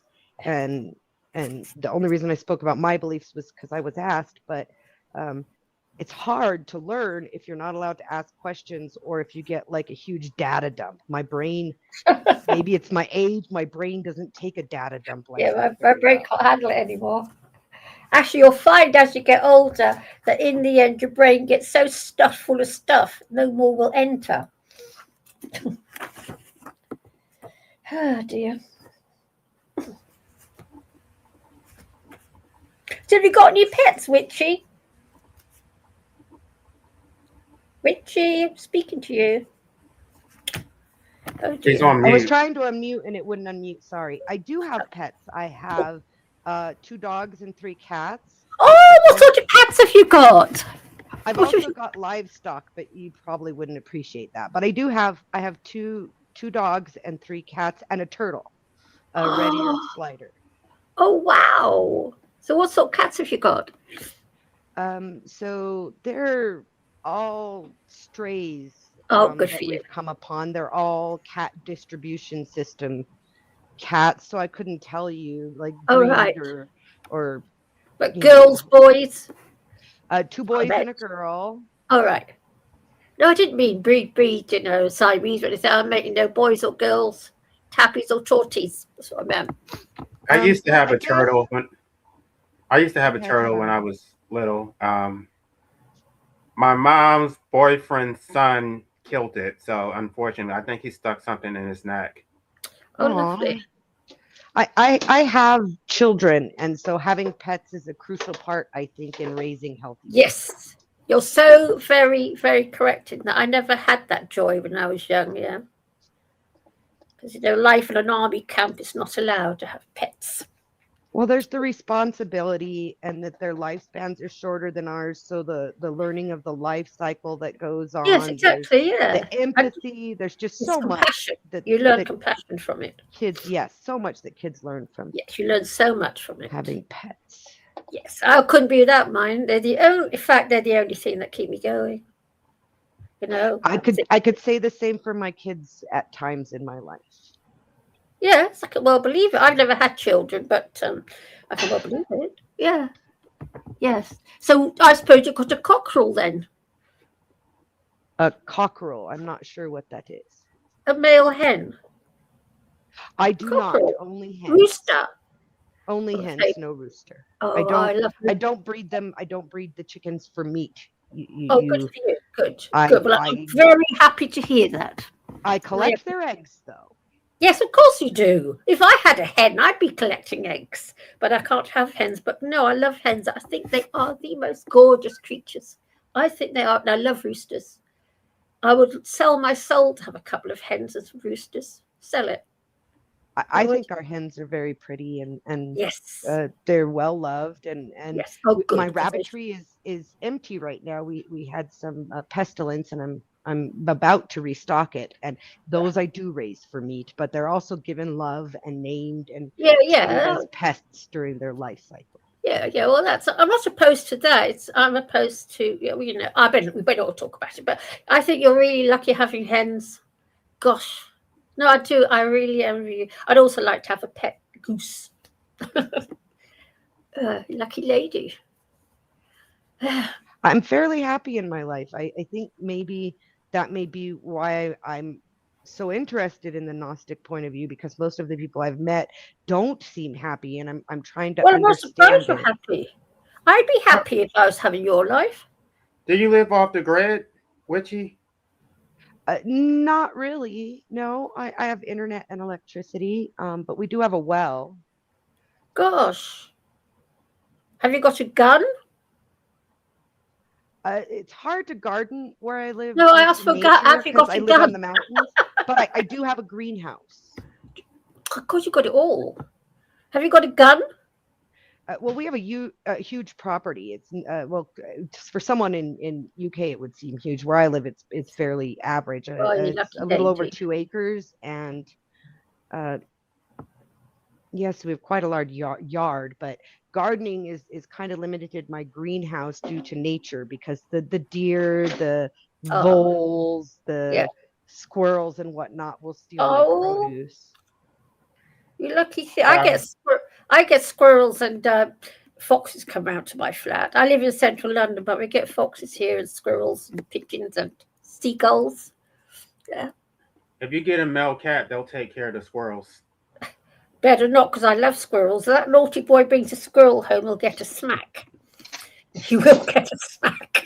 I mean, they don't always catch them, but they'll just chase them. And They chase. Yeah, I know. Don't worry about. He's not allowed to catch squirrels because I love squirrels. Where I live, the animals far outnumber. I mean, I would have to have an army of cats to, and then the coyotes would knock down that population for me pretty quick if I Yes. tried to do that. So I live out in the country, Yeah, up you're on top lucky. of a mountain. You're very lucky. I've never managed to break free from the city. I've never managed to do it. And now I'm too old. But I think the city, once it gets you, it sucks you in. You can't get back out. But I've got a big garden. I've got quite a nice, my flat's in a load of land. So, you know, several hundred square yards. So I've got quite, yes, that's a weird situation I'm in. So the cats have got plenty of space to play in. I've only lived in this shitty. I was going to say sorry in the It's city shitty. for brief periods in my life. Yeah, I never managed to get out. and I wish I had. But still, I've got my 7 cats, and I've got 2 foxes that come round. I was fortunate enough to be born in the still somewhat Wild West, so it's lucky you. It's a pretty amazing place by my Yes, estimation. yes, you're very lucky. I must admit, you are very, very lucky. One of the lucky ones. Yeah, I've got 2 foxes that come round to my flat. Mad. Yeah. So I love foxes.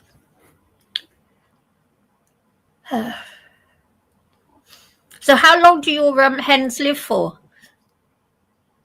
Well, it's been varied, but typically 4 years. Wow. A clutch of hens. Gosh. They are such gorgeous creatures, hens. Wow. So People prior always to ask coming us on that this channel, chickens were are you familiar stupid, with but they're actually pretty antinatalism? smart. Oh, sorry. I just asked. Prior to coming on this channel, were you familiar with antinatalism? I have heard some little about it, but I really haven't researched it much. Being a breeder myself, I kind of set that into the other category, so to speak.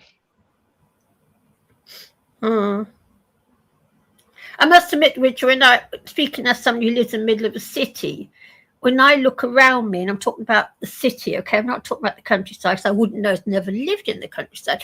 I can't understand why anyone would want to bring a child into it, because where I live, I mean, don't get me wrong, I'm not living in a horrible, horrible place, but children can't go out to play anymore. And who wants to bring a child into that? Yeah.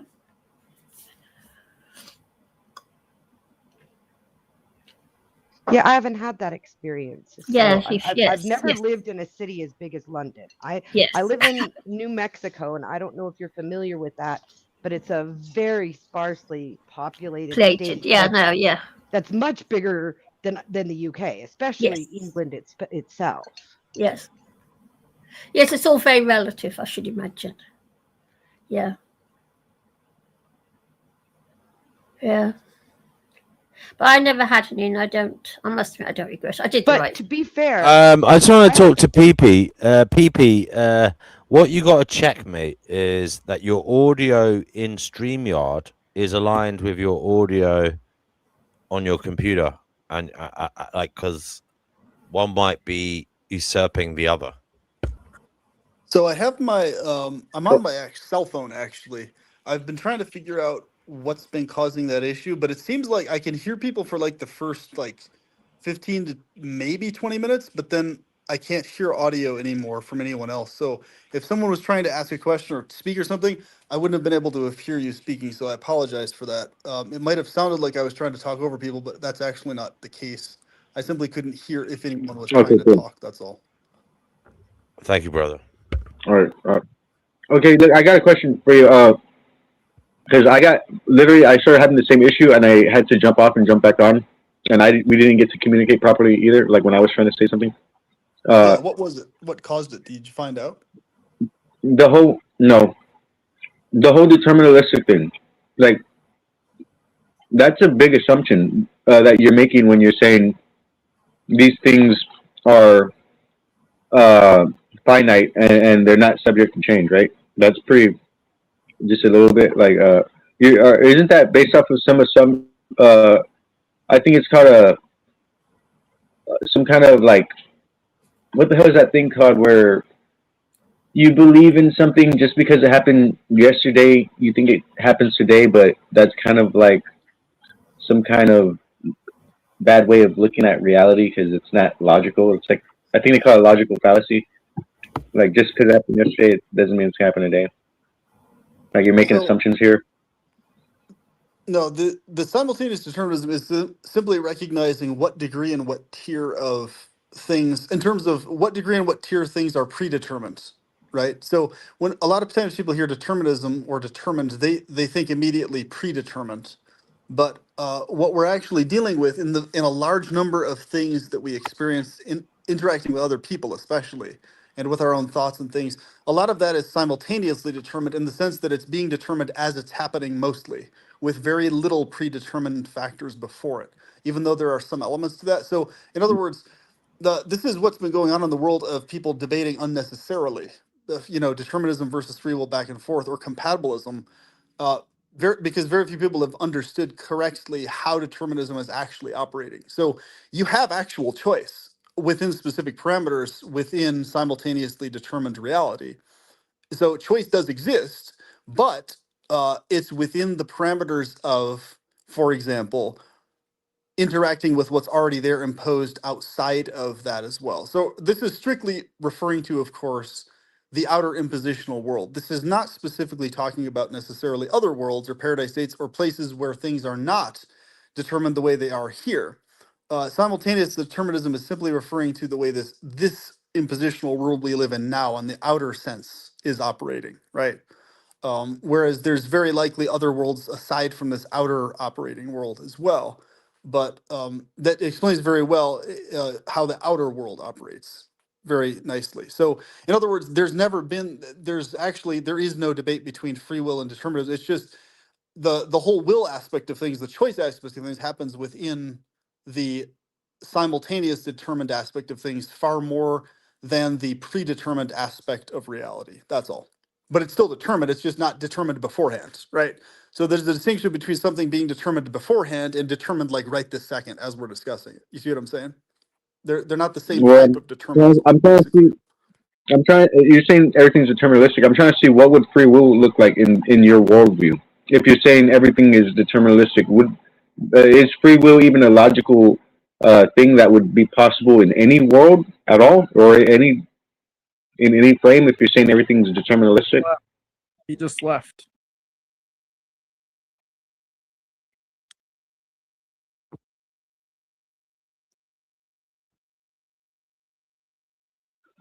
yeah, I don't know. Well, I need to talk to you. like the thing when it comes to these limitations, I think that's why people can't accept that there's free will. Now, I get what he's saying when he says that there is a will and there's just the will. I don't disagree with that. But the will has divided itself into individual fractals who basically experience the objective reality that they're in differently, subjectively. And what the free will does is it navigates between the limitations that it finds itself in, of the reality that it finds itself in. So these predeterministic components that he's talking about, like, for example, fire's hot and it's always going to be hot. Maybe you don't want to live in like fire or breathe smoke in because it's bad for you. This doesn't restrict your free will. It just means that if you use your free will to go jump in fire, you might get burnt, right? These are limitations that determine how we use our free will. It doesn't mean we don't have free will. We just have to figure out how to navigate the world to best manifest the reality we want for ourselves through basically making choices from the opportunities or possibilities that arise in our life and using discernment to make the best ones. You know what? He said, okay, I'm going to just give one example and that's it because I don't want to give too much pushback. He was saying like, oh, we got to eat, right? Like that's one thing that's deterministic. We got to eat. I was thinking like, I mean, if we had the right symbiotic relationship with certain bacteria and I don't know, algae or something, I'm pretty sure we could photosynthesize and create all the nutrients and everything we need just from the ambient air and the sunlight and stuff around us. But we don't have that microbiome, so we have a different microbiome that is tailored to a different lifestyle, which is us consuming a whole bunch of shit, a whole bunch of stuff, right? So I think that's not necessarily true. Like, oh well, we're determined to eat food because we've been doing it the whole time. No, not really. I mean, if the circumstances were right, talking about possibilities, yeah, it's possible for us to have had some kind of biology like a plant where it could just photosynthesize and have some type of thing like that where we don't even need to eat food.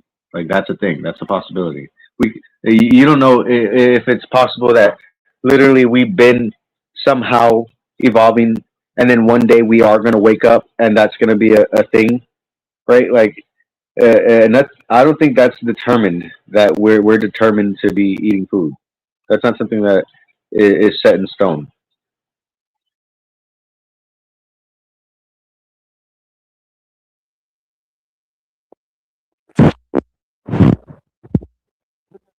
Factors are what adds coherency to our world.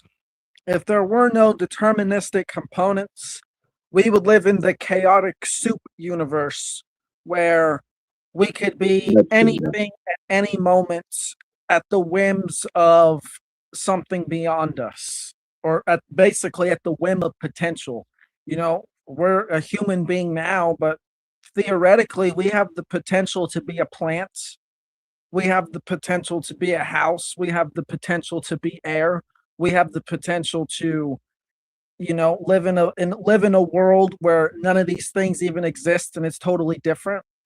So what's stopping that from happening each moment of our lives?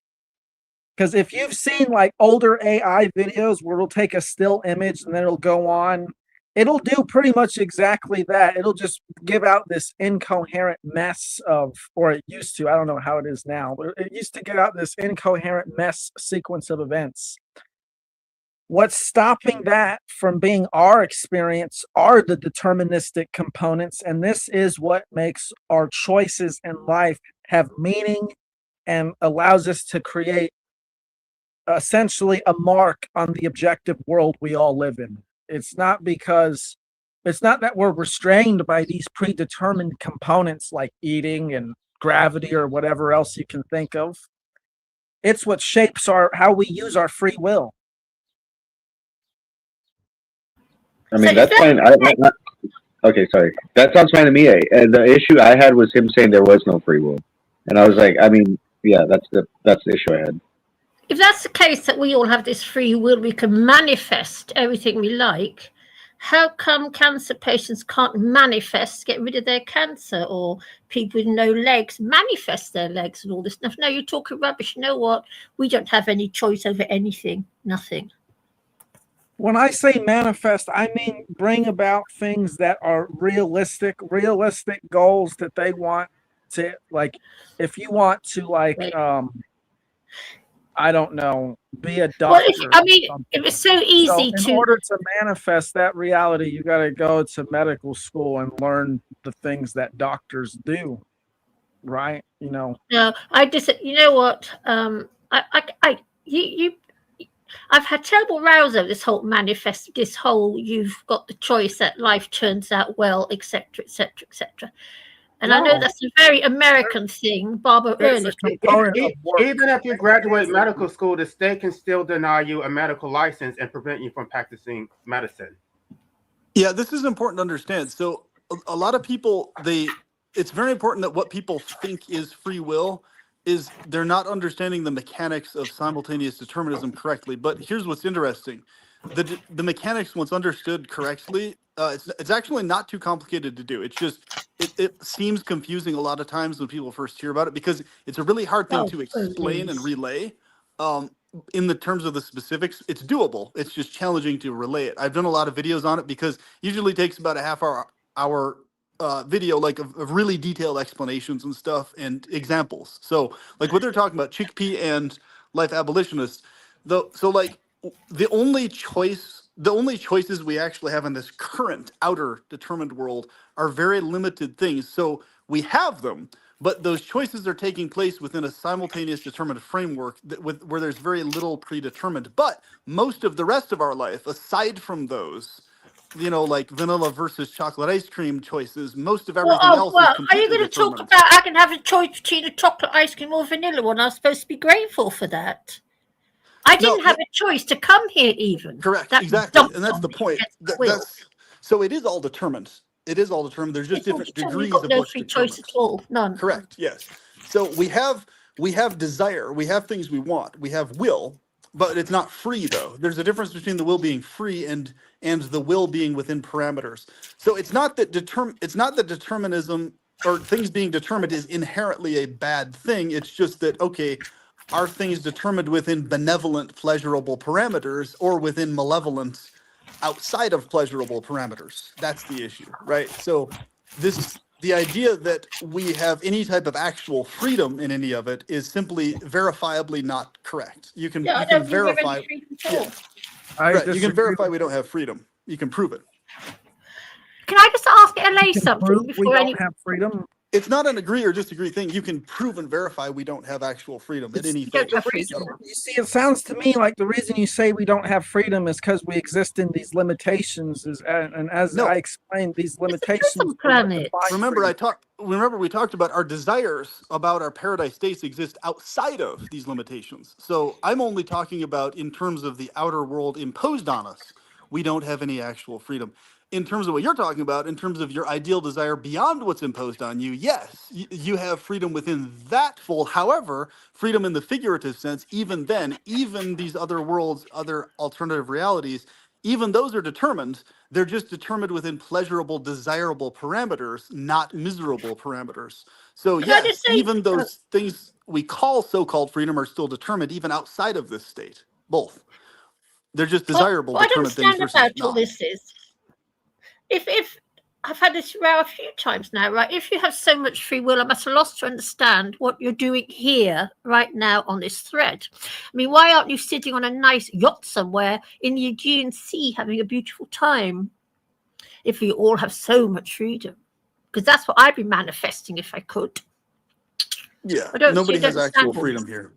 At least this outer world, we don't have any actual freedom. Unless you've got a ton of cash. We don't have freedom is because people impose their will on others through coercion. That's why we don't have freedom. Whole world's like not that. Because of some higher power. Well, there's all the reason. Here's what you gotta understand is that freedom is inherent within the principle of the will, and since we come from the will, it is an inherent principle within us as individuals. This is very important. I am free as an eternal soul. I'm free. Oh, how sweet! You're the I'm not free sure what as happened an there, eternal. Might have said, he's still there. Can I just ask LA something? LA? Seems there's an audio issue again. Sorry about that. LA. Yeah. I thought you left for a minute. Who, me? I'm here. LA. Yes. Have you ever tried growing stevia? So I'm just changing the subject for a second. Stevia? I tried to from seeds and they didn't germinate. You can buy from the store, but I actually had a stevia plant last year, but I started it too late. They're not perennials; they're annual. So once it goes cold, they'll die. Oh right, okay. Because I'm going to start growing my own. I've decided because I buy it stevia, but I'm going to start growing my own. I wouldn't advise growing them from seed because the seeds are difficult to germinate. Okay. Right, got you. I'm going to manifest my own stevia, and I'm going to manifest to turn into white powder without having to do any work. Which is manifesting. Sorry, I'll bugger off. So, what do you guys think about free will? I don't think we have free will. Well, we don't actually.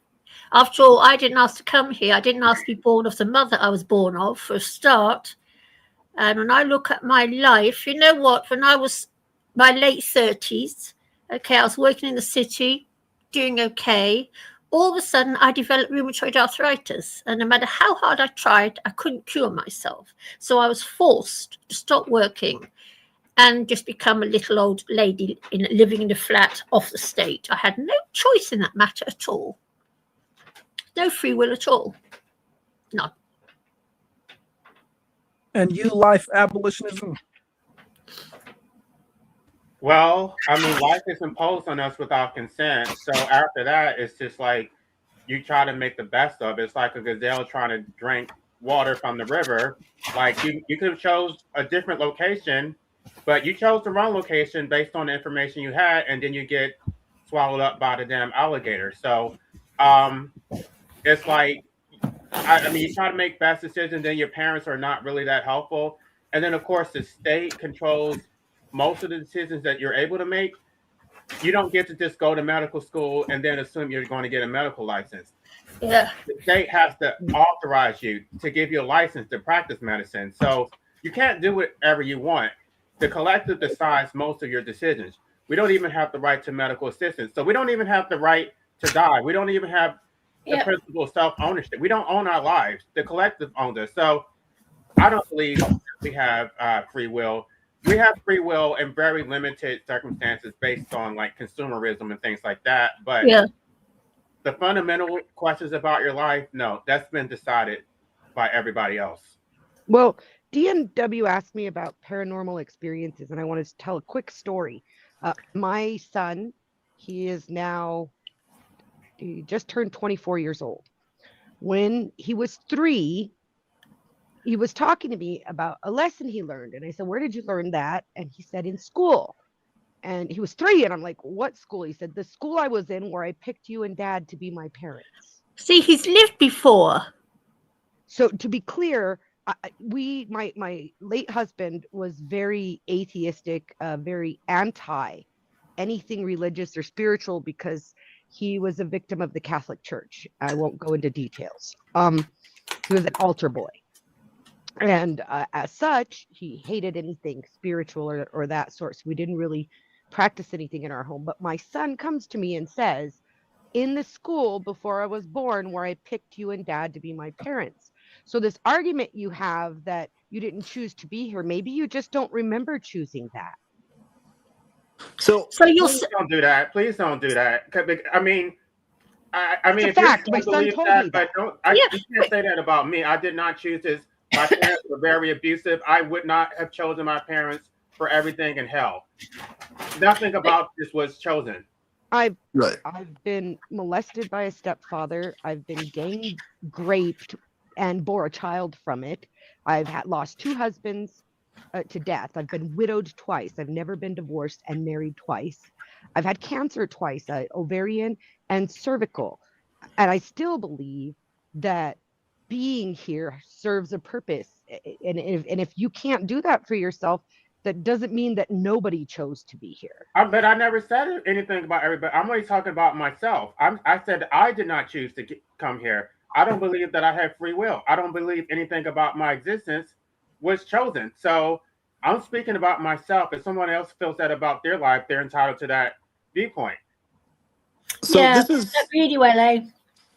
This is very important to understand. Even if hypothetically someone or in reality, quote unquote, chose in a previous life or whatever, remembered a past life, chose parents, even in a scenario like that, that was all actually happening within simultaneous determinism. So yes, choice was happening, but it wasn't free choice. There's no free element to it. In other words, what we choose is within parameters. We choose things for specific reasons. So for example, we're beings aligned towards pleasure and paradise states. So constant pleasure that feels good is what we're aligned towards as beings, right? All of us here to greater or lesser degrees. So that alignment towards pleasure versus pain is determined in us. It's built into our nature. So the very fact we have a nature that desires pleasure and wants to avoid agonizing, torturous pain as much as realistically possible, that nature is inherent in us, and our nature is determined in that regards. So why we choose what we do or don't choose what we do is determined also. So it's interesting to me. It seems like a lot of people, they just misunderstand when we talk about determinism.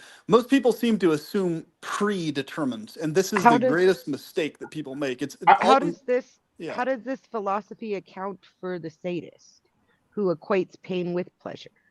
So that's a great question. The sadist doesn't actually account actual pain with pleasure. What they do is they equate pleasure that they're getting from what would otherwise be painful to other people. So there's some pleasure mixed in with the pain. It's not just only pain. Even the worst sadist on the planet, if it was only pain, that's it, and there wasn't pleasure felt from it, they wouldn't be doing it. So they're doing it because the pain for them individually, not for you or me, but for that individual person, the way their physiology is aligned, it leads them to experience a version of pleasure, but their pleasure is mixed in with what would otherwise cause other beings pain. So it's not that pain itself is what they're after. They're after a twisted, warped version of pleasure is what they're after. Okay, That's what it Wiki, is. but if your son consented to being brought into existence, does that prove that I also consented or that I chose my parents? No, sir. Right, because I did not. I would not have.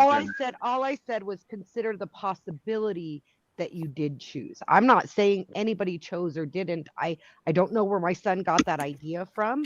It came spontaneously from him. He also asked me what dinosaurs tasted like about a year later. So, it was 3. I'm just saying, what about the possibility that spirits do choose to come into this realm? So I find this whole soul contract thing to be so nauseating because it's just a way to blame shift to say that all your suffering is your fault because you chose this. And it's like I've been responding to people make that argument so many times. I reject it. I know I would not have chosen that. I know that in order to make a baby, it takes a man and a woman having sex, and I was nowhere in that equation. So my soul cannot consent. I think it's. I mean, it's So almost under- like somebody consented to having sex before they were born. So it's like I can just impose my will on you and say that you consented before you existed. So I can do whatever I wanted because you consented to it in some other existence, and I know what happened more than you do. I know your will better than you, and I'm going to tell you that this is what you actually want. It's for your own good. So under the predeterminism that, or not predeterminism, just determinism that PP is talking about, under that basis and precept, if you didn't choose to be here, you were forced to be here. He says that we are drawn to pleasure. So I wonder if somehow in your psyche you get pleasure from being able to place blame on others and be a victim. Right. So I enjoy And being that's a abused question. by my That's a question. mother. I said I I wondered. enjoy That's a getting beat question. with the extension cords and getting punched and dragged down the stairs. That was so much fun. No, So I this- mean you derive. I'm not telling you. I'm asking you to derive some pleasure from feeling out of control of all of this. That is so insulting. What pleasure would I get out of that? Question? What pleasure would I possibly get out of I don't that? know. I'm relating it to PP saying that determinism is and will are related to pleasure versus pain. I think this is very important for me to mention something on this. Please don't misunderstand what I'm saying. Our inherent nature that's determined in us. It's good that this is inherent in us. Most of us are not sadists, right? None of us are sadists, as far as I know. So I'm not a sadist. I don't think life abolition is a sadist. In fact, I'm sure of it.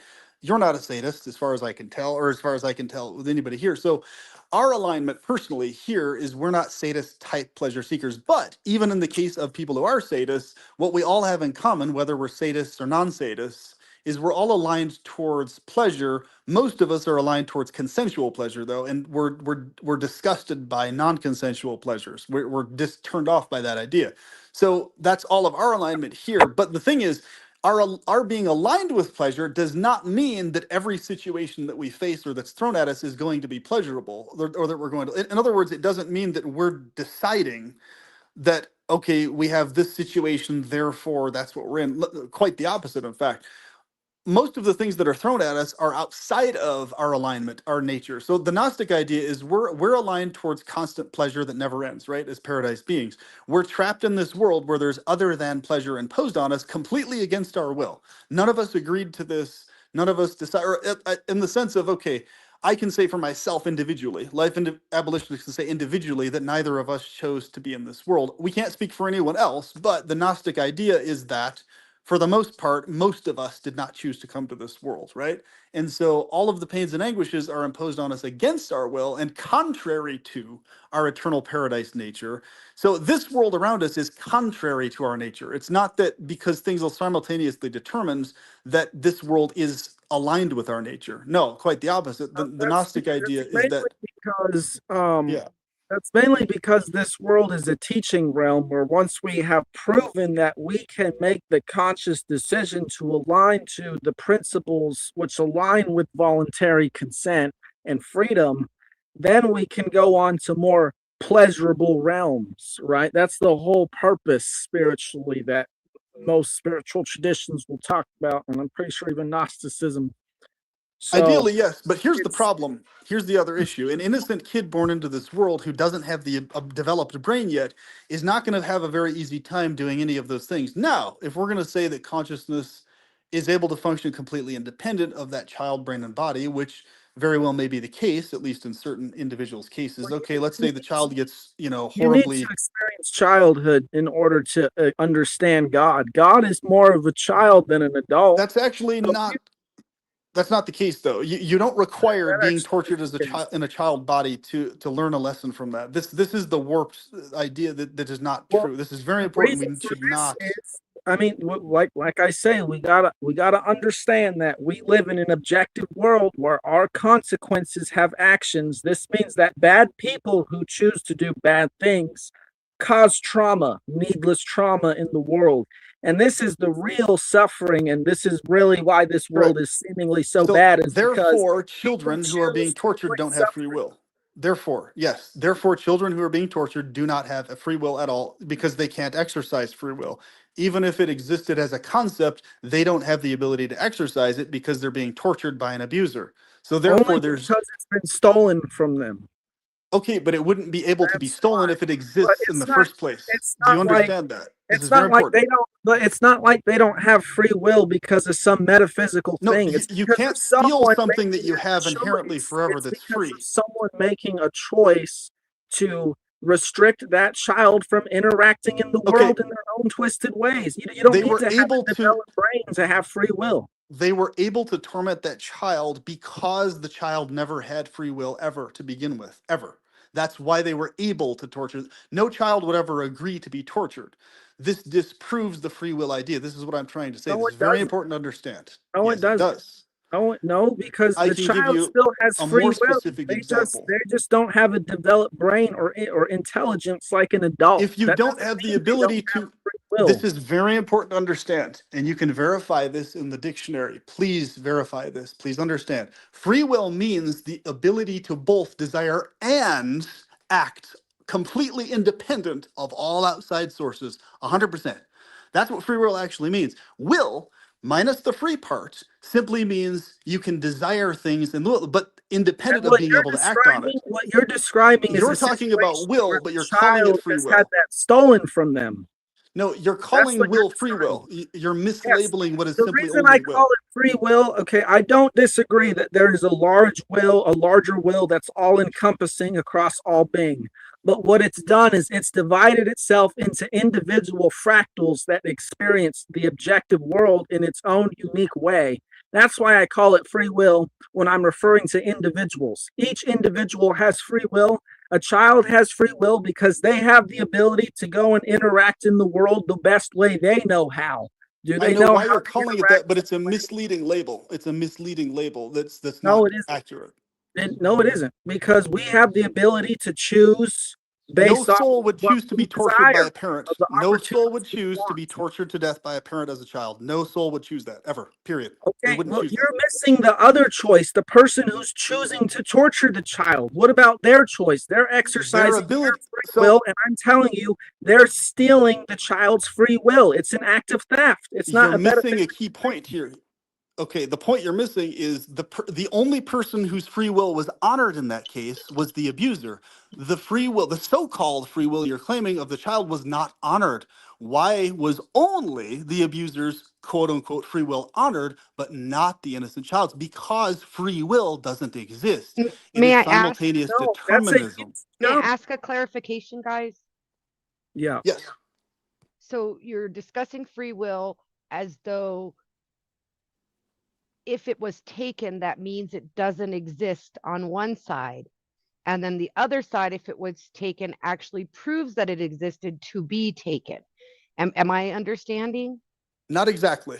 So what I'm saying is what he's calling free will is simply only will with no free attached to it. So he's accurately describing will. Right, So let's the let the child. semantics. Let's let the semantics of whether it's free or not go, and let's just get to the point. You're No, saying this that is not semantics. This is important. It's will not only free. exists when it can You be are free exerted. because you're free No, to no. make choices. This is very important. Will exists outside of it being free. This is what I'm saying. It factually exists outside of it being free. Real will exists outside of it being Yes, free in any I don't version of deny reality. that. But we are individuals of that will. And because we're individuals, we are basically free will beings existing in an objective world of deterministic and non-deterministic things. We are Wait. willed I beings. think I'm getting this. PP, you're only. saying that free No. will is this concept of always being able to assert your will. And since sometimes people are unable to assert their will is not free. That is correct. Exactly. Will is factually not free because Okay, thank you. very No, I'm rarely just can trying anyone to assert their understand. will. Yes. And that is not semantics. That's actually a very significant thing because otherwise, what people will do is they'll keep trying to keep insisting that there's a free element to any of it. But what I'm saying is the child's desire to be free of torture, to experience happiness only, joy, etc., to not be tortured by a parent, that is its inherent nature will. That's inherent to it, that's determined for it, and it's built into its nature. The child's nature before being born, like as the spirit soul is a being beyond this world, its nature is to experience pleasure, not torture. Therefore, that is its determined nature. It's good that that's determined. It's really good that that's the determined nature of that being as a paradise entity, a being beyond this world, to be a being of pleasure, right? And only pleasure and not wanting to be tortured. So that's will, but that's determined will. Even beyond this realm, that's still determined. So there's no free element to any of it in this or any other world. It's the free part that people keep misunderstanding and thinking that there is something free about it. There's nothing free about any of it. There never has been, never will be. That's precisely why a child is able to come into this world and get tortured and all this type of stuff against its will. Because it's not free. It's never been free. That's why that can happen in the first place, is what I'm We saying. are free to interact in the objective world the way we choose. What you're describing, Not the child. Not the child being tormented. Are possibility. The child who gets abducted or whatever, yes, it's unfortunate, okay, but that's not every child now, is it? That's unfortunately that is Of course more not. than it should But be. no kids But it doesn't absolutely need don't to have be that way. free will. All that really is a reflection of the collective's will. That's because individuals refuse to change their ways and behaviors because they don't want to accept that there's so many PDFs in the world and running things. So, well, what I'm saying is that individual child did not will that. Kid, they it don't doesn't care. matter what we say about it. You That kid didn't will contradict it. yourself, Dominator. Okay, if the paedophile has got the free will to be a paedophile, that's his right to be a paedophile. Yes, everyone has the ability to choose from the possibilities that exist. That's our free will choice. It doesn't matter if you're using your free will to do good things or bad things. It's important to stop saying free attached to it. That's the part that's wrong. The will, yes, will is correct. Free is wrong. I told you I'm describing free will because we're individuals of the larger will. You're describing what isn't free will. You're saying free will to something that isn't free. We are free sovereign beings who interact in the objective No, we're not. world. Yes, the innocent we are. child was not free or sovereign in being tortured by the parent. That child was not free in that case at all. Period. They were not free. You're lying. You're saying something that's not true. A child being tortured by a parent is not free. Period. You cannot claim that that child is free or sovereign. They aren't free and sovereign. They don't want to be tortured to death. Stop claiming they do, or are involved in choosing that, or are okay with it, or are part of that choice, or anything like this. That's not true. None of those statements are true. That is new age wishy-washy bullshit. Stop doing that, please. Please stop doing that. The idea that they don't want to be children tortured. because, as you said, it's the most edgy thing and most grasping emotional thing. So you're just like, well, the child.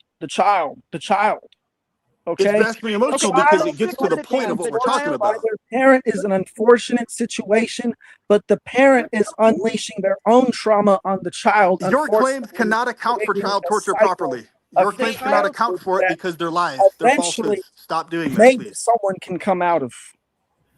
Okay, your claims do not account for child torture. What we're talking about does. So please stop saying things that don't account for No, you child want torture.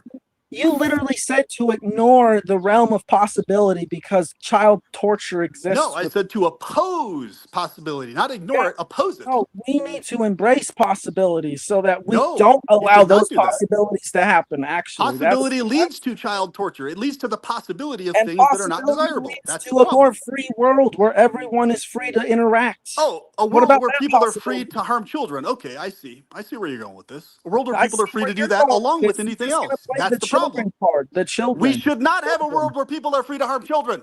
Stop saying we should. That's fucked up. I, Stop when saying did I that. say that? I never said that. That's I literally never what you're said describing that. right now. You're No, saying I we should have never a more said free that. world where people can be more free to do whatever the fuck they want to do. No, we shouldn't. We should have a world where people cannot harm children.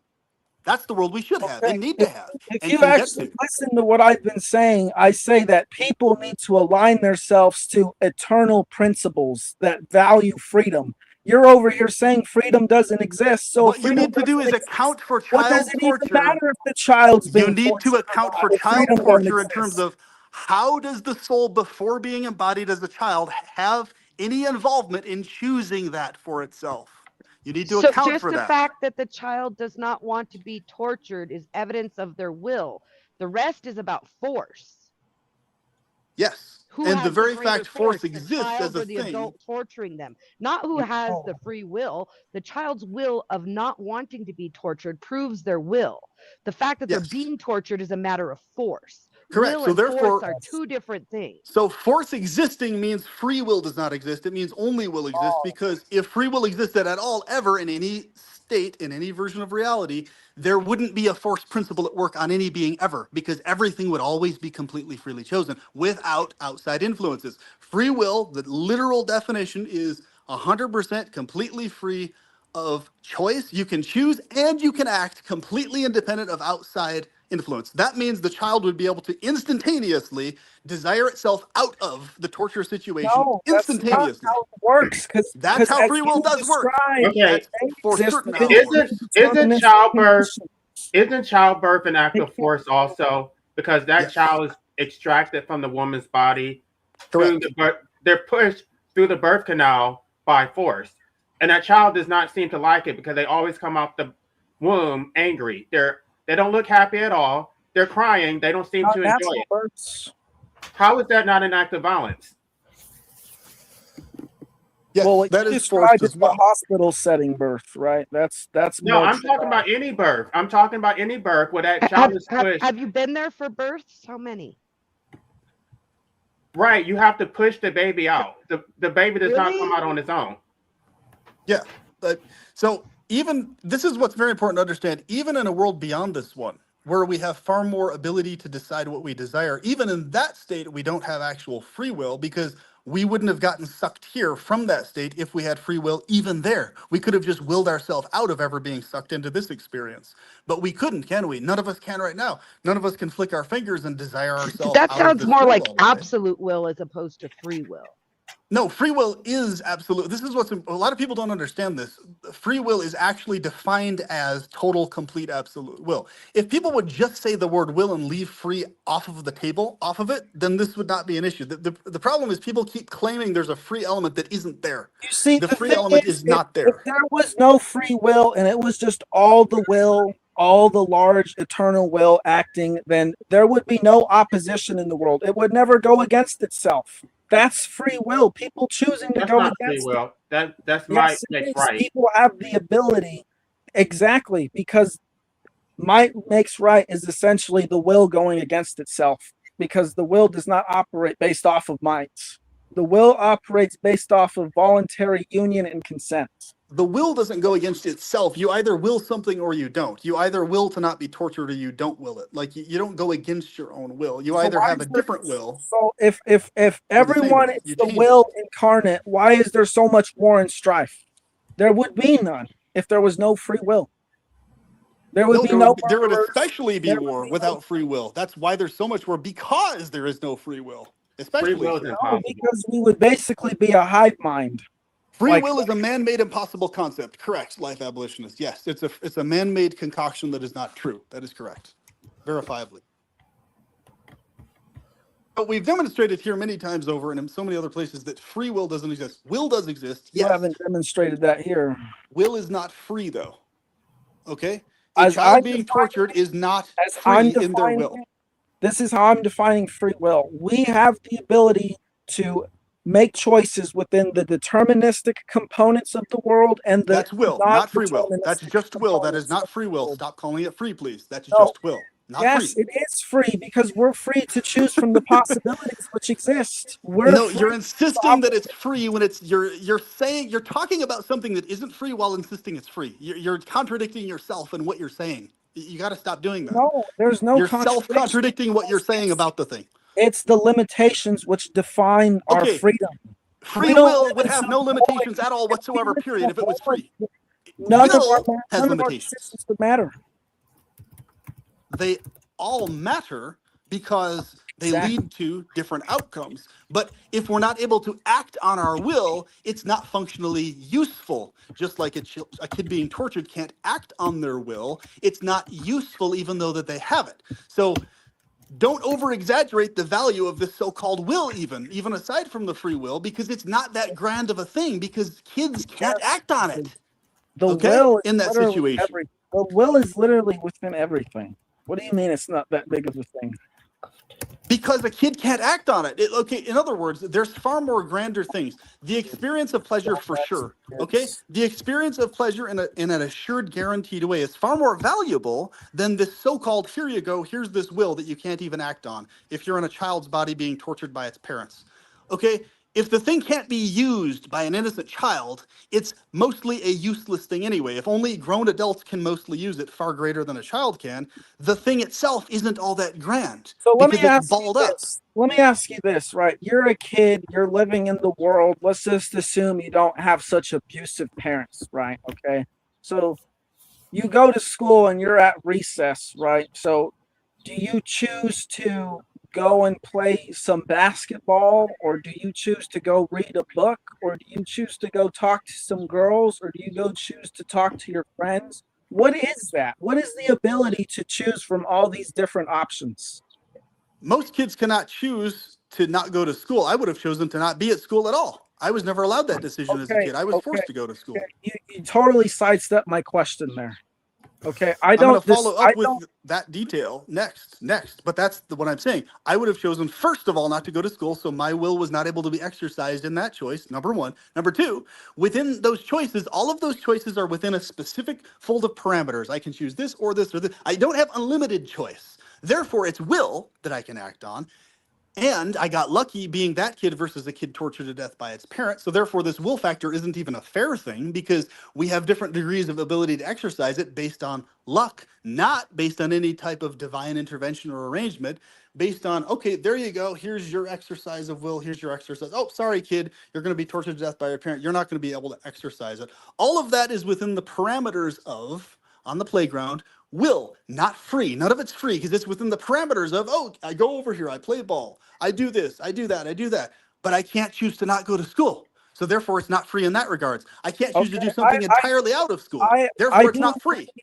I do agree with you that we don't have the choice to go to school, but that Brother, it's not an agree or disagree thing. Please understand. You're describing will.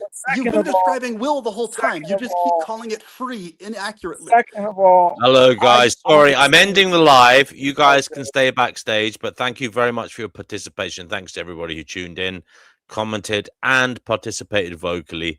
That has been today's Finding Gnosis show. But guys, you can stay backstage and talk. It's an interesting conversation. Take care, everybody. Goodbye. Move on.